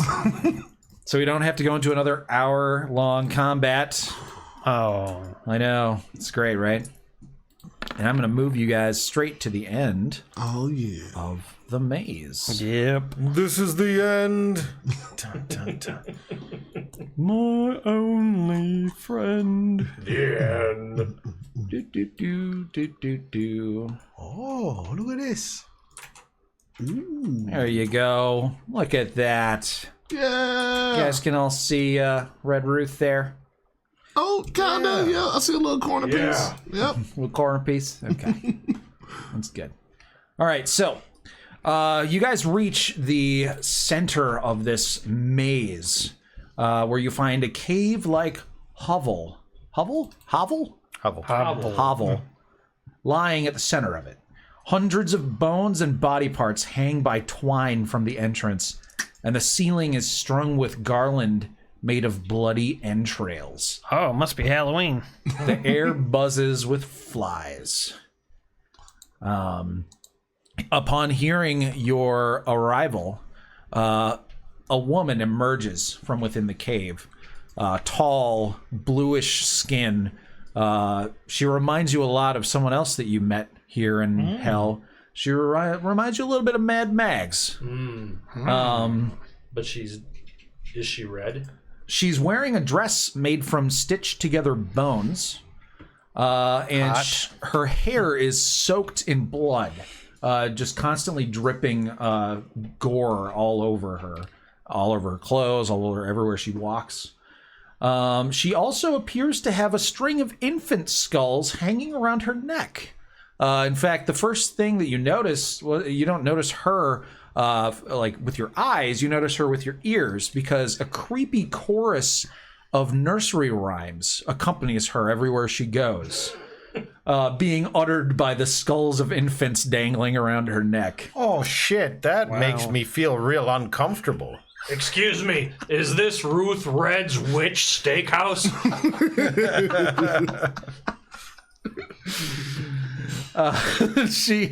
She emerges from her cave and doesn't appear to be scared or threatened by you. In fact, she seems very pleased to see some visitors. And she says, "Oh, it's not the steakhouse, but it is Red Ruth's potion house." And she rips her dress open, revealing her naked hag body. Oh dear God. But all along the inside of the coat are just dozens of blood red potions. Fascinating. Neat. I'm assuming that's why you came all this way? To buy some potions from Red Ruth? we kind of have a different deal. So, you know the homie outside, the elemental joint? I forgot their name. It's like Razzle Dazzle. They're watching a unicorn. Long story less long. Can you help us break that spell? You're an oracle, I heard, so you can like see shit, right? Like beyond time and space. We're trying to like end a contract, I guess. Yeah. Ah, I see. You aren't here for the potions. She covers her body again. You aren't here for the potions. You're here for my divinations. Yes. Yeah, that's right. Yeah, that's right. Yeah. And you Well, what do the potions do? Well, the potions do many things, cutie. I have some that heal. I have some that make you strong and tall. I have some that kill you instantly, if that's what you want. Some people come here looking for that. But they're all red. Oh, well, yes. They're all made of blood, dearie. Yes. Can you tell which ones are to kill you and which ones are to make you stronger? Yes. Okay. I will that's sell you exactly the potion that you wish for. I only will charge you 1 soul coin for the weakest ones, Oh, boy. 2 for the stronger ones, and 3 will get you a commune spell where you can ask a very powerful being answers to questions. So you ever travel? You ever go places other than here? No, people come to me mostly. Well, let me explain how that works. So, let's say I got a big bag of coins from, I don't know, some faraway land. And then I come to a different place, and they're like, we don't know what the hell this is. It might as well be pine cones. That's kind of the way we are right now as soul coins. We got some gold, but no soul coins. Oh, so you can't pay for my help with the divination? Well, not yet. Well, pay I is mean, an interesting word because Yeah. knowledge is payment in itself. And I know that doesn't make sense with you telling us the knowledge, but if you help us here, we can bring you as many, not as many because we got to get gas. we might be able to get a couple soul coins. for Exactly. you. Quid pro bro. Yo. Well, if you know? don't have the soul coins, now I can. I could do it if you are able to do me one favor. Oh, yeah. Well, we're kind of in the favor business till we get our soul coins. Name it. Okay. Well, it's been at least a couple of centuries since I had a bath. Race, you like helping ladies of all different ilk? That is mostly true, yes. I mean, I've known you for all of about 12 hours, and in that time, I believe you've told me about several different conquests. Man, that was just, yes. What kind of bath? Well, there's this place that you can pay soul coins for fancy meals, baths, pampering. You know, I know the guy who runs that place. Mahadi and I, we're very close. Oh yeah, I know that guy real well. Excellent. Well, if you can arrange for me to have a bath at Mahadi's place, what is it called? Well, it's the Wandering Emporium, but what he runs is a different kind of joint, if you know what I mean. Yes. Hook me up with a bath there, and I will tell you how to free your friend from her contract. So basically, we gotta find soul coins anyway. We got to get soul coins to get soul coin. So you need soul coins. You need help getting soul coins. Where can we find some of those? Well, I would look for some of the basically, what you want to do is you want to sit in one spot, wait for powerful people in those big infernal war machines, those things. People who use those tend to have lots of soul coins. So maybe you look for people who have those and beat them up. And take their that coins. makes sense. Not a bad idea. Yeah. We'll just shrink them. Yeah, sell your- super easy. You can also sell your souls to various devils in exchange for soul coins. I mean, that's, No. Okay. No. You sure I can't give you a bath? I am very thorough. And I'm pretty good with my hands, like massaging and whatnot. Well, if you want to come into the bathhouse with me and show me how good you are there, but the thing is, you can't feel pleasure when you're here, when you're trapped here in Avernus. That's the whole point of that place, is that you get to go and they take you into a separate dimension where you get pleasured. Oh, All right, yeah. Yes.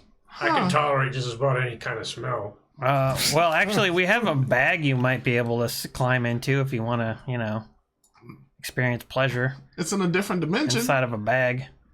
Oh, yeah, show her the bag. What is this bag? We found this bag. She looks at the bag. She's like, "Ooh, this is a bag. I could divine its secrets. Let me guess, it cost us a soul coin. It would cost 3 soul coins." 3 soul coins for one Oh bag? my. Okay, well, I got an idea, guys. Yes. Let's go find some soul coins. All right. right. Isn't that why we just almost died coming here? No, we came here to find out how to break that contract. To get soul coins. Yeah, to get soul. We're gonna need soul coins for everything. Yeah. Let's go find some soul coins. Our currency game is we there- broke out here. Anyway, Mad Maggie says hi. Yeah. Oh, that bitch. Well, fuck her. Fuck you. Yeah, No, I I don't know her. Don't loop me into this. Oh! that was a joke. We hate Mad Maggie. Okay. When we come back, we won't have to, fight stuff again, right? You'll just meet us at the front? Or we're gonna have to whoop Yeah, is there ass? a secret way to get in and out of here so we don't have to die on our way in? Yes, just take a left and then a right and then a left and then another left and then no, that's a dead end. Yeah, I haven't really gotten out very much, so I generally tend to go ethereal and then just walk through the Does walls. your shrubbery just randomly come to life? It has in the past, and I usually have to put it in its place. But while I am on my bath, you guys are going to have to stay here and defend my home from any invaders. But that's for later when you get the bath appointment. All right, let's go talk to Mahadi, I guess, or well, I don't know, get some soul coins. Yeah. Let's find some other vehicles and beat the shit out of them. How? Our vehicles are out of gas. They're not quite out of gas. That's true. That's true. Maybe we could go back to where we dealt with those other vehicles and Yeah. Well, I'll tell you loot what. those. I will do this one for free because it will help you. I will divine the location of the Wandering Emporium so that you know exactly where it's going to be. Deal. So that way you can get there, make the appointment, and perhaps find some soul coins. Okay. Okay. Oh, that sounds great. All right.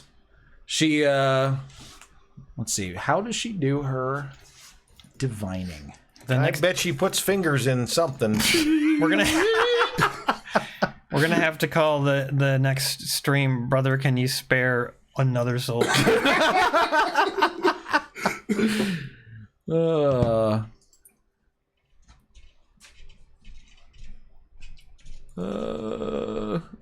Let's see. I'm wondering if it describes how she makes the. No. Okay. So she takes her hair and she sort of like squeezes it, which causes like a torrent of blood to like splatter all over the ground. And you guys like step back, like sort of shocked, hoping not to get any blood on you.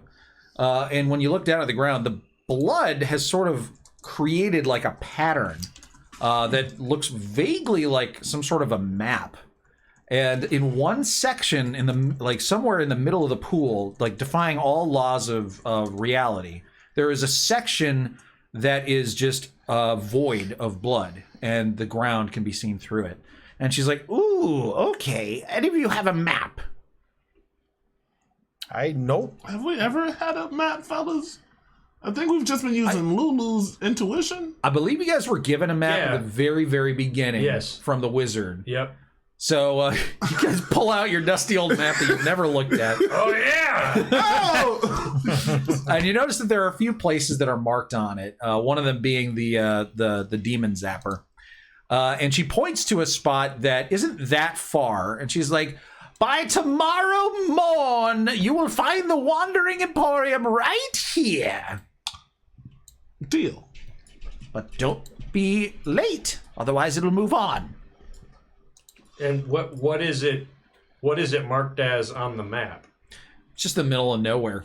But does it have a mark, or she just said? Oh, so the map of blood on the ground corresponded to the map that you guys had. Okay. And so the spot that had no blood on the map was where she marked on your. So it doesn't correspond to anything official on the map. It's just somewhere in the random place. Yeah. Okay. You and her have a little bit of discussion. She tells you that the maps of this place are constantly changing, and it's very like inaccurate. But her divination is always pretty accurate. So yeah. Hey, well, thanks a lot. We'll be back. Absolutely. We'll be back and get you a bath. Are you sure you don't want any potions? How much do they cost? A soul coin? They do cost a soul coin. I thought we covered that, though. However, I'm willing to give one out for free. To one of us or each of us? To one of you. Just the weak kind? The weak kind. Give me your list of weak Give a kinds. little taste. You know what I'm saying? So she offers you basically any uncommon or common potion. One of them. Anybody have one in mind? Let's see. Is a potion of invisibility common or uncommon? Let's see. Invisibility Let's go to the survey says. is very rare. Oh. As a player, I'd love to ask the folks in the chat what they think we should get. Heroism? How is that one? Heroism is rare. Yeah, right. Let's see. Cold resistance. So I think the resistances could count. So fire resistance, etc. Yeah. Potion of flying is very, very rare. Most of the really good ones are. Yeah.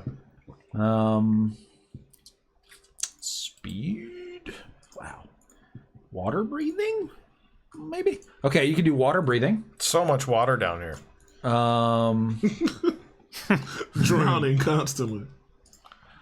Maximum power potion. What's that? That's rare.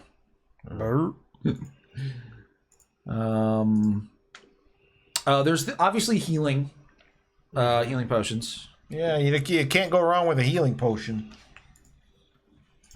That could save our bacon in a pinch. I think I still have some. Poison. Potion of poison. So that's one that seems like a potion of healing, but actually hurts you if you drink it. Climbing? Okay, climbing, water breathing, resistance. Hill giant strength. Hill giant strength is uncommon. Mm-hmm. Nice. Growth. Growth. Cool.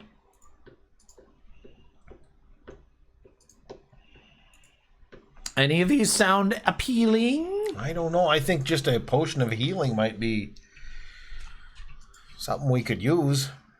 Any of us could use it. Yeah, that's true. Growth, right? That just means you grow. It's not anything different than what it sounds like. Growth makes it so you have enlarge for 1d4 hours. Oh. So that increases the damage you do by like a d4 per hit with like weapons. Gives you you take up more space. Does it do anything else? It gives you advantage on strength or something. It's still probably the smartest one. If I want to grow, I'll just turn into a T-Rex. True. Okay. All right. Well, she gives you a potion of healing. Who's taking it? Yeah, whoever's taking it, write down and call it Red Actually, Ruth's potion of healing. A potion of greater healing is also uncommon. Oh, there you go. Yes, we'd like a potion of greater healing, please. The greater of heals. Savvy consumer, be ye. That's right. We consulted our card catalogs. Yes, with the Dewey Decimal System. Did you write down Red Ruth's? Yeah, I'll put it in my character sheet. Yeah, you're in charge of healing. It has some special effects. So Oh. gotta know when it's actually this thing. Pyrotechnics. CGI. Yes. I gotta leave in about Lens half hour. flare. You gotta leave in a half hour. Okay. So if do you want to like go to that spot, I'll make a hut. We'll sleep here. Yeah, we can and sleep wake up overnight and wake up and go to the shopping. All right, let's take it to the Emporium. All right. So you guys drive off in your vehicles after you make your way out of this hellish forest. And you get to the... actually, before you drive off, you get back to the demon zapper. And you see it has zapped multiple other demons as there's new piles of dust everywhere. And the unicorn shouts, "Hey, how's it going, guys?" Oh, it's pretty good. We figured there's like 5 steps, but we're gonna rescue you. We're gonna leave now, but we will be back. We just have to go talk to like 7 other people and give them all soul coins. There's a lot of soil coins we gotta get. We're on a quasi quest. I'm just a little halfwing, and then we'll be back. I really appreciate you guys doing this all for me, bros. Good luck. Oh, yeah, you're going to owe us a favor. But, yeah, Oh, yeah, definitely, man. like maybe a few of them. Whatever you need, man. Oh, he did it. He made a deal with me in hell. Ooh, Sweet. you're gonna fuck a unicorn. Oh, God. Oh, Oh, goodness. It's not always got to go there, Race. All right, so you get into your demon engines and sort of cringe as you look at the, the fuel as it begins to drain. As I you tap drive the across thing because plain. that helps. Yes, of course. Tap it. And you guys get... Have the orange lights gone on yet? Oh yeah, okay. Not right away, but you drive for multiple hours and you still aren't at the spot that you need to get to, and the orange light has kind of been on for a little while. Said it wasn't that far away. Yeah, it's what it seemed like. But as Red Ruth and you had discussed the whole map thing, she explained that maps of this place can be deceiving. Something that looks like it's really close could actually end up being really far away. And you mainly have to go off of like landmarks Does that that can shift. What? does that demon ichor, does that give a boost for like speed or does it distance? Because I was looking speed. if I could do magical. Demon Ichor is mostly going to I be would used in get OP pretty combat to give fast. yourself a boost. But you guys suddenly feel all hope drain out of you as your engines sort of sputter and come to a stop, and you're sort of like out in the middle of nowhere. And up ahead of you, you see what looks to be a cliff. That was going to be your next landmark. And you think just not very much further beyond that cliff is going to be where the Wandering Emporium is going to make camp. Oh, shit. Okay, so I can do a couple things. I can make a large flying item and fly us down and abandon our vehicles, and then we just fly back up. I could turn into a mammoth and pull the vehicles, or we can just walk and cry. Is there any way to get the vehicles into our bag of holding? I could try. Shrink them? I would think though. Oh, The motorcycle, maybe. What? No. Right? Oh, wait, no. The motorcycle's large, so that would go down to medium even if you shrunk it. So it still would be too big. Do you want me to drag them? oh gosh, no, I don't want to drag nothing. I don't think you should do a mammoth though. I think we should just head that way on foot Okay. and cry when we do it. Okay. So you guys probably, eat a little bit of your rations for the day and set off on foot. We mark on the map, though, where our vehicles are. And do our best. I probably can't disguise them, but Yeah. if there's anywhere that natural outcroppings and such that we could hide them by. Yeah, you pop them into neutral and push them behind a rock. Yep. All right. And then you head off on foot towards the cliff. After walking for about 10 minutes in the sweltering heat, there's like hot wind blowing constantly, sand getting in your eyes, your feet. There's like little like stingers, almost as if there's like bees that live under the ground that occasionally will poke up their stinger up into the ground. So you have to constantly be watching not to step on these things. But you eventually make it close to the edge of the cliff, and sort of like with the heat creates like this weird visual illusion, like the waviness of the air when you can sort of see what appears to be like a humanoid figure standing atop a rock right at the edge of the cliff. Do we fly down? Let's check this humanoid out. It's just one, right? Yeah, just one. Okay. Do we have anything that we can see far away with? Looking at my items. Who's got the binocs? He can turn into a giant eagle. I just got goggles of night, but no. I can just create. Can I just make a fucking telescope if that's what we want to do with my creating item power? I totally forgot the fact that you don't have dark vision.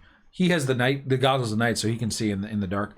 So does anyone have any light, by the way? I have torches, but I mean, I don't have mine right now. Right. Yeah. But nobody has the cantrip light or anything like that. No. Okay. No. So that is going to be a problem for you if you get into a really dark place. Gotta try and remember that. I'm kind of in a dark place these days. I was in a dark place till you guys came along. Aw. Yeah, now I That's got very friends. Thanks. Well. Oh, wait a minute. My sword emits light. Oh, there you go. That's nice. All right, well, let's walk over there and talk to that person. Yeah. All right. So you guys keep walking, and you can kind of hear whistling. The guy's whistling a pretty happy tune. I'm going to use divine sense to see if this is I got to wait until I'm, close enough, but 60 feet. 60 feet. Okay.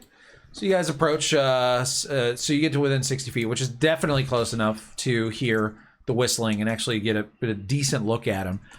His back is facing you. He's literally on the edge of the cliff on top of rock. And you can see that there's some sort of like liquid that is sort of flying around, coming from the front of him, like blowing in the wind. Sometimes it like splashes up on against him, but other times it kind of blasts off to the other side. Is he having a wank? You're not really sure. So you decide to use your divine sense to detect if he's some sort of Fiend outsider. or undead. So it's fiend, celestial, or undead. Yeah, Are those the only options? those are the 3. Yep. Doesn't come up as any of them. Oh, hey, then it's fine. All right, so you guys approach him. Yeah. It's an aberration. One of you guys sort of like steps on a rock or does something to alert him, and he turns around, and you see a dude who looks a lot like an elf, very slender. He even has like stereotypical sort of like elven outfit, which is like it's got like armor that is shaped to look like leaves, and he has like sticks in his hair and everything. But there's 2 very odd things that you notice. First, you notice that he is smiling, this massive, creepy, terrifying smile. And he just kind of turns and looks at you like that. And then the second thing you notice is that his dick is out and in his hand. I was going to suggest maybe he had a big boner. There's no boner, but there is just whiz coming out of it. Turns out that was the liquid that was... Oh, he's peeing over the cliff. Exactly. Oh, hey, fella. Hey! We pee too. We pee too. Oh, don't sneak up on me like that, you guys! What you doing over there, man? Well, I'm having a whiz. Okay. What's your name, fella? Hold on a sec. Zip. My name's Smiler. What's yours? Oh, my name is Sir Reginald Hamstone. Why does it feel like Hold on a Sir second. Reginald is like a police officer approaching a crack addict or something? Because that's what I am, essentially. It's like but except I'm a little naive maybe about this.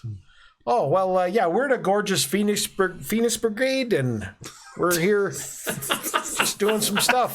Oh, fantastic, guys! Wow, well, what brings you to my neck of the woods? Oh, we looking for the Emporium. We believe it'll be here in a few hours. Are you in cahoots with the Emporium for some reason? In cahoots with the Emporium? No, I just kind of wander the plains. You guys, now, Reginald doesn't know any of this stuff, but you guys talked to Mad Maggie, and she had some advice for you before. The Smiler is a defiler and friend of Mad Maggie's. Yeah. Oh, really? Smiler the Defiler is a friend. Oh, neat. Yeah, do you know a cool chica by the name of Mad Mags or Maggie? Oh, yeah, Mad Mags. Oh, she's the best. Big fan myself. She told us to look out for you in case we ever ran into you. Did she now? Yeah, you came highly recommended as someone who would give us free soil coins. Soil coin. God damn it! Yeah! I just finished whizzing. You have to wait at least an hour before I can soil any more coins. Oh, that word's kicking my ass. What do you do around here, Smiler? Well, now that you ask, I have been interested in getting some sweet revenge on some assholes that destroyed my entire company. Ooh. Yeah, I had a really great group of guys. We called ourselves Smilers Defilers. We would drive all around the wasteland and kick everyone's ass. But then 3 douchebag warlords teamed up against me and wiped all my friends out. Hey, that sucks. Yeah. Yeah. Who are these warlords? Oh, I'm so glad you asked.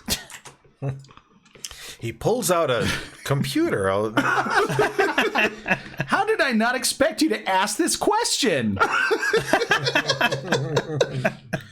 Oh, God. All right. Their names are Bitter Breath, Fionor, and Princeps Kovic.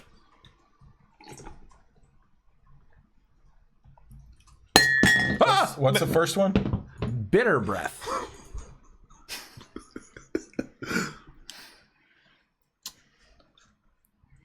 And let me guess, if we like helped you get revenge, you'd give us some soul coins?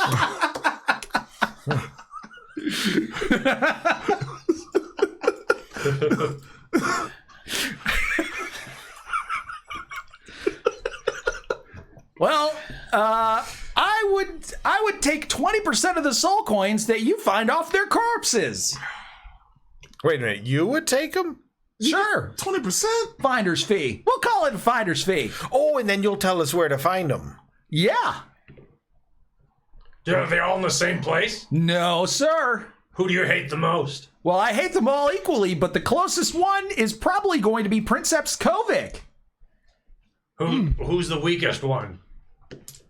Also, Princeps Kovic. All right. We're gonna go there then, right, guys? Yep. Yeah. Yep. This is who we are now. We'll murder these people. Who is he, and what kind of followers does he have? Oh, well, Princeps Kovic is a chain devil. Oh, shit. Yeah, I'm in. Yeah? Oh, yeah. Yeah. Fantastic, guys. How many soul coins do you think they have exactly? Well, Prince, if you're in the market for soul coins, Kovic's your guy. He loves scouring the wasteland, bullying anyone and everyone for their soul coins. How many perfect. are in his gang? Well, he commands the 8th Infantry Legion. Well, he used to, back in the day. He used to be called Terror Incarnate. Yeah. But they were crushed on the banks of the River Styx. So he was punished for his defeat and sort of demoted. They now call themselves the 8th Remnant. And this is a meandering long way of saying that he only has about, 2, 6, 14 friends. 14. Are they fiends? Oh, yeah. Every one of them is a devil. Oh, I like the odds. You gonna help us? Okay. I want to be there when they die. So I can piss all over their bodies. Oh, geez, you got the right fellas right My here. Yeah, you God. I suggest peeing in their mouths. What kind of hideout does he have? Well, that's the thing. They travel aboard some infernal war machines. So if you don't have any of those, I doubt you're going to get very far. Oh my God. Where we do, but they're out of soul coin juice.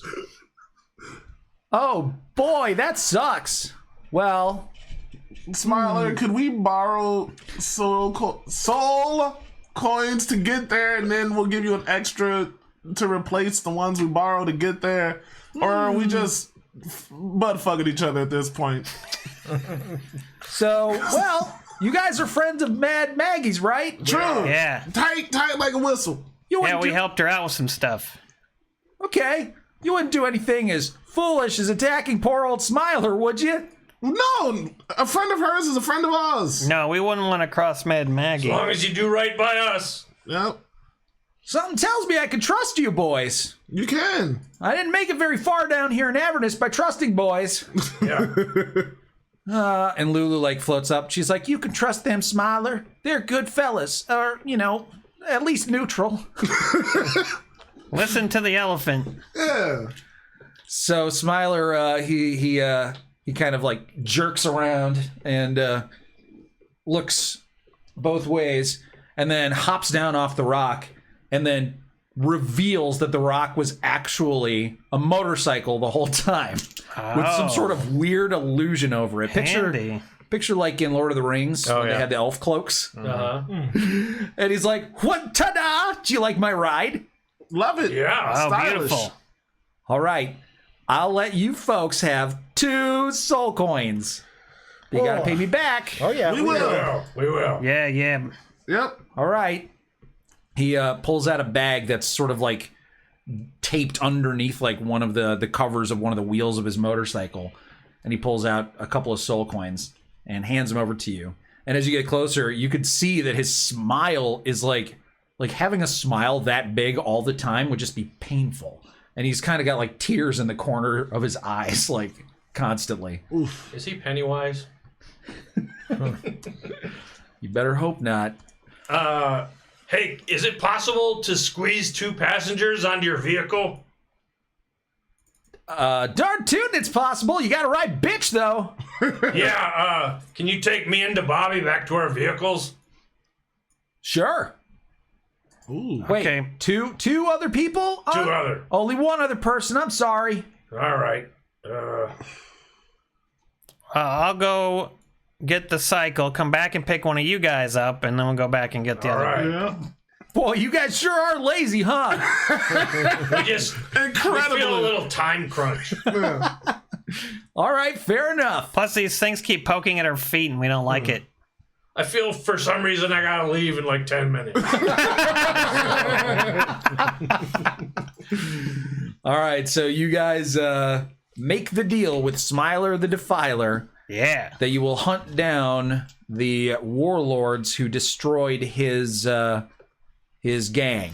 So we gotta hunt down Princess COVID and then kill that person, take the soul coins, find the Wandering Emporium, arrange a bath for Red Ruth, get Red Ruth her bath, and then she'll help us figure out how to break what's its name out of its thing so that we can rescue Mooncolor the unicorn from the thing. And Very good at summarizing. Okay then. I just want to point out that at no point, none of this helps you on your main quest. Not a lick. That doesn't feel like it. Not a lick. We're just doing a kind deed. This is real RPG shit. You just get lost. Maybe get a steed, a magical steed. yeah, we'll just end up freeing a unicorn. Y'all I'm gonna ever ride that unicorn before this is all said and done. I swear to God. Yeah, we're not like laser focused. We're That's just fine. here to do good stuff too. So Basically, it was all about getting soul coins. Yeah. We don't really care about the unicorn. I mean, Damn, that's cold. we kind of do, but you I know. mean, adjacently care. You know, it's like, yeah. I get it. Do you guys want to see a picture of Smiler? Yeah. Ooh, sure. Okay, let's Yes. see if I can do that. I got like big Joker energy coming through from the description. Mr. Wombo says the campaign around now is fucky. Yeah.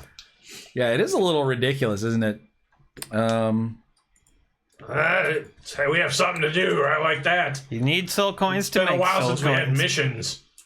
I guess you need soul coins to make soul coins. All right, show Yep. to players. You know what Totally they that. say. Need souls to make soul coins. Oh, look at Smiler there. Not exactly. what Oh, I that's thought it Smiler. That was on the thumbnail. Yeah. Look at that. Sweet. That's cool.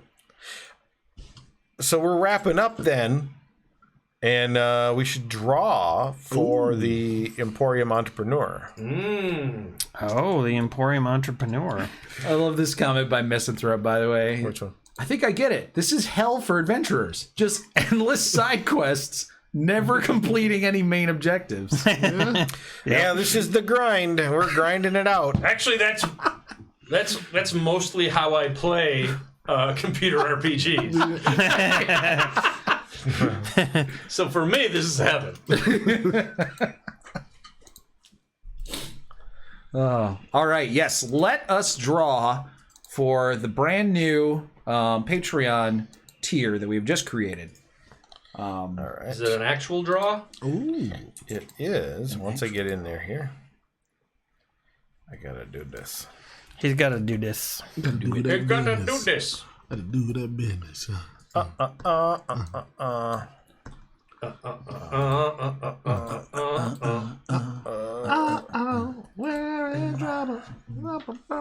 If you are watching and are considering becoming a patron, well, this is only one of the rewards. There's so many now. I can't wait to see what shop comes up next. Yeah, we've got, you can have your own shopkeeper. Ooh. We've got, chosen you choose what they sell, like what they're like. How you hash it out with Emery. Yeah, you basically create an NPC. They are going to be in the Wandering Emporium, which is a place that, as you can already tell, is going to come up somewhat often. And you get to name them. You get to design what they look like. You can even design what they sell. Although I'm gonna have to hash out the actual details of that. But if if you recognize, the players, they're really short on, magical weapons, Soul coins. or soul coins, or like whatever you can think of, you can make a vendor that will be there once at the Wandering Emporium that they can then buy shit from. Can you get me the anyone from donations during the stream or? During the stream, subs? Yeah. there was Arden Stavros gave us what, 5? Yeah, 5 gift subs. Yeah, and then I think that was it. Okay. All right. Cool. Okay, I'm gonna get a random number here rolled up. And we're giving out a random one, and for every 2 people who buy this Patreon reward, we're gonna roll another random person. So this first one is a giveaway, and then we don't do another giveaway until we have 2 sponsored Emporium Regulars. entrepreneurs. Yeah, regulars. Yeah. Here we go. And the number is 14.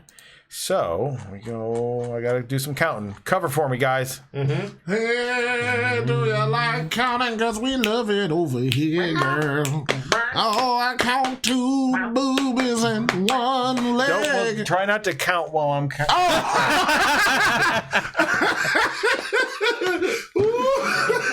Yeah, baby, we don't use maths. We just use our love in the grass. And waters. Oh, baby, do you like grapes? A bushel of them, maybe a pot, maybe a whole orchard. Touch my leg, touch my leg. And our winner is Danny Bell. Danny Bell! Congrats, Danny. Danny Bell had actually just resubbed.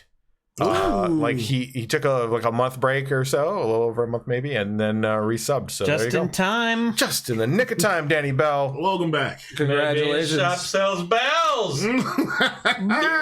Ha. Bah. Yeah, you bring me a soul coin, I'll give you a bell. How about like an investment broker for soul coins? We could use You can a good invest one. them, make more. Yeah. Yeah, you're gonna have to start like gambling on hell stocks. Oh yeah, casino. Yeah. Soul coin coins to the casino. moon. Soul coino. All right, well that's exciting because next month they're going to be at the Wandering Emporium again. So Danny Bell, hit me up as soon as you can with whatever you want for your NPC. And if anybody else is intrigued and wants to see their NPC come to life next session, get that information to me. Buy the perk, get that information to me as soon as you can. And I believe we know when Rated RPG is next month. Yes, we do. Actually, Oh. next 2 months, Oh, Yeah. probably. We have the dates locked in. yeah, let me know. Pretty locked in. Let Dion know too. Do you want to announce the next date? Yes. So our next one is going to be Saturday, November 13th. Nice. Okay. And it's going to be a later start. Okay. Brad, you said 5 p.m. is when you need to start that, so we'll start that at I'm sure 5 it'll- p.m. 5 for me. p.m. evening stream on Saturday, November 13th. Oh, yeah. All right, everyone. Well, you can see me November 13th at the Wandering Emporium. I'll be doing a new set that I worked up about my war days. So check me out there. December, I'll be somewhere else. Check my website. And then the next one, Glubjugcomedy.com. the next one is December 17th, which is a Friday. 7. Ooh. So Right December. before Christmas. Yeah, Okay. This is true. That'll probably be at 7 p.m. I'm guessing so. Oh, man. Sensual. Just get later and later. Jingle bells, Eventually, we'll be doing bells. Tuesday nights at 1 a.m. I would Also listen. do that. Yeah. We'd be the only ones awake, I feel like, but Yeah. we could go to like 4. Yeah, why not? Because some people got kids.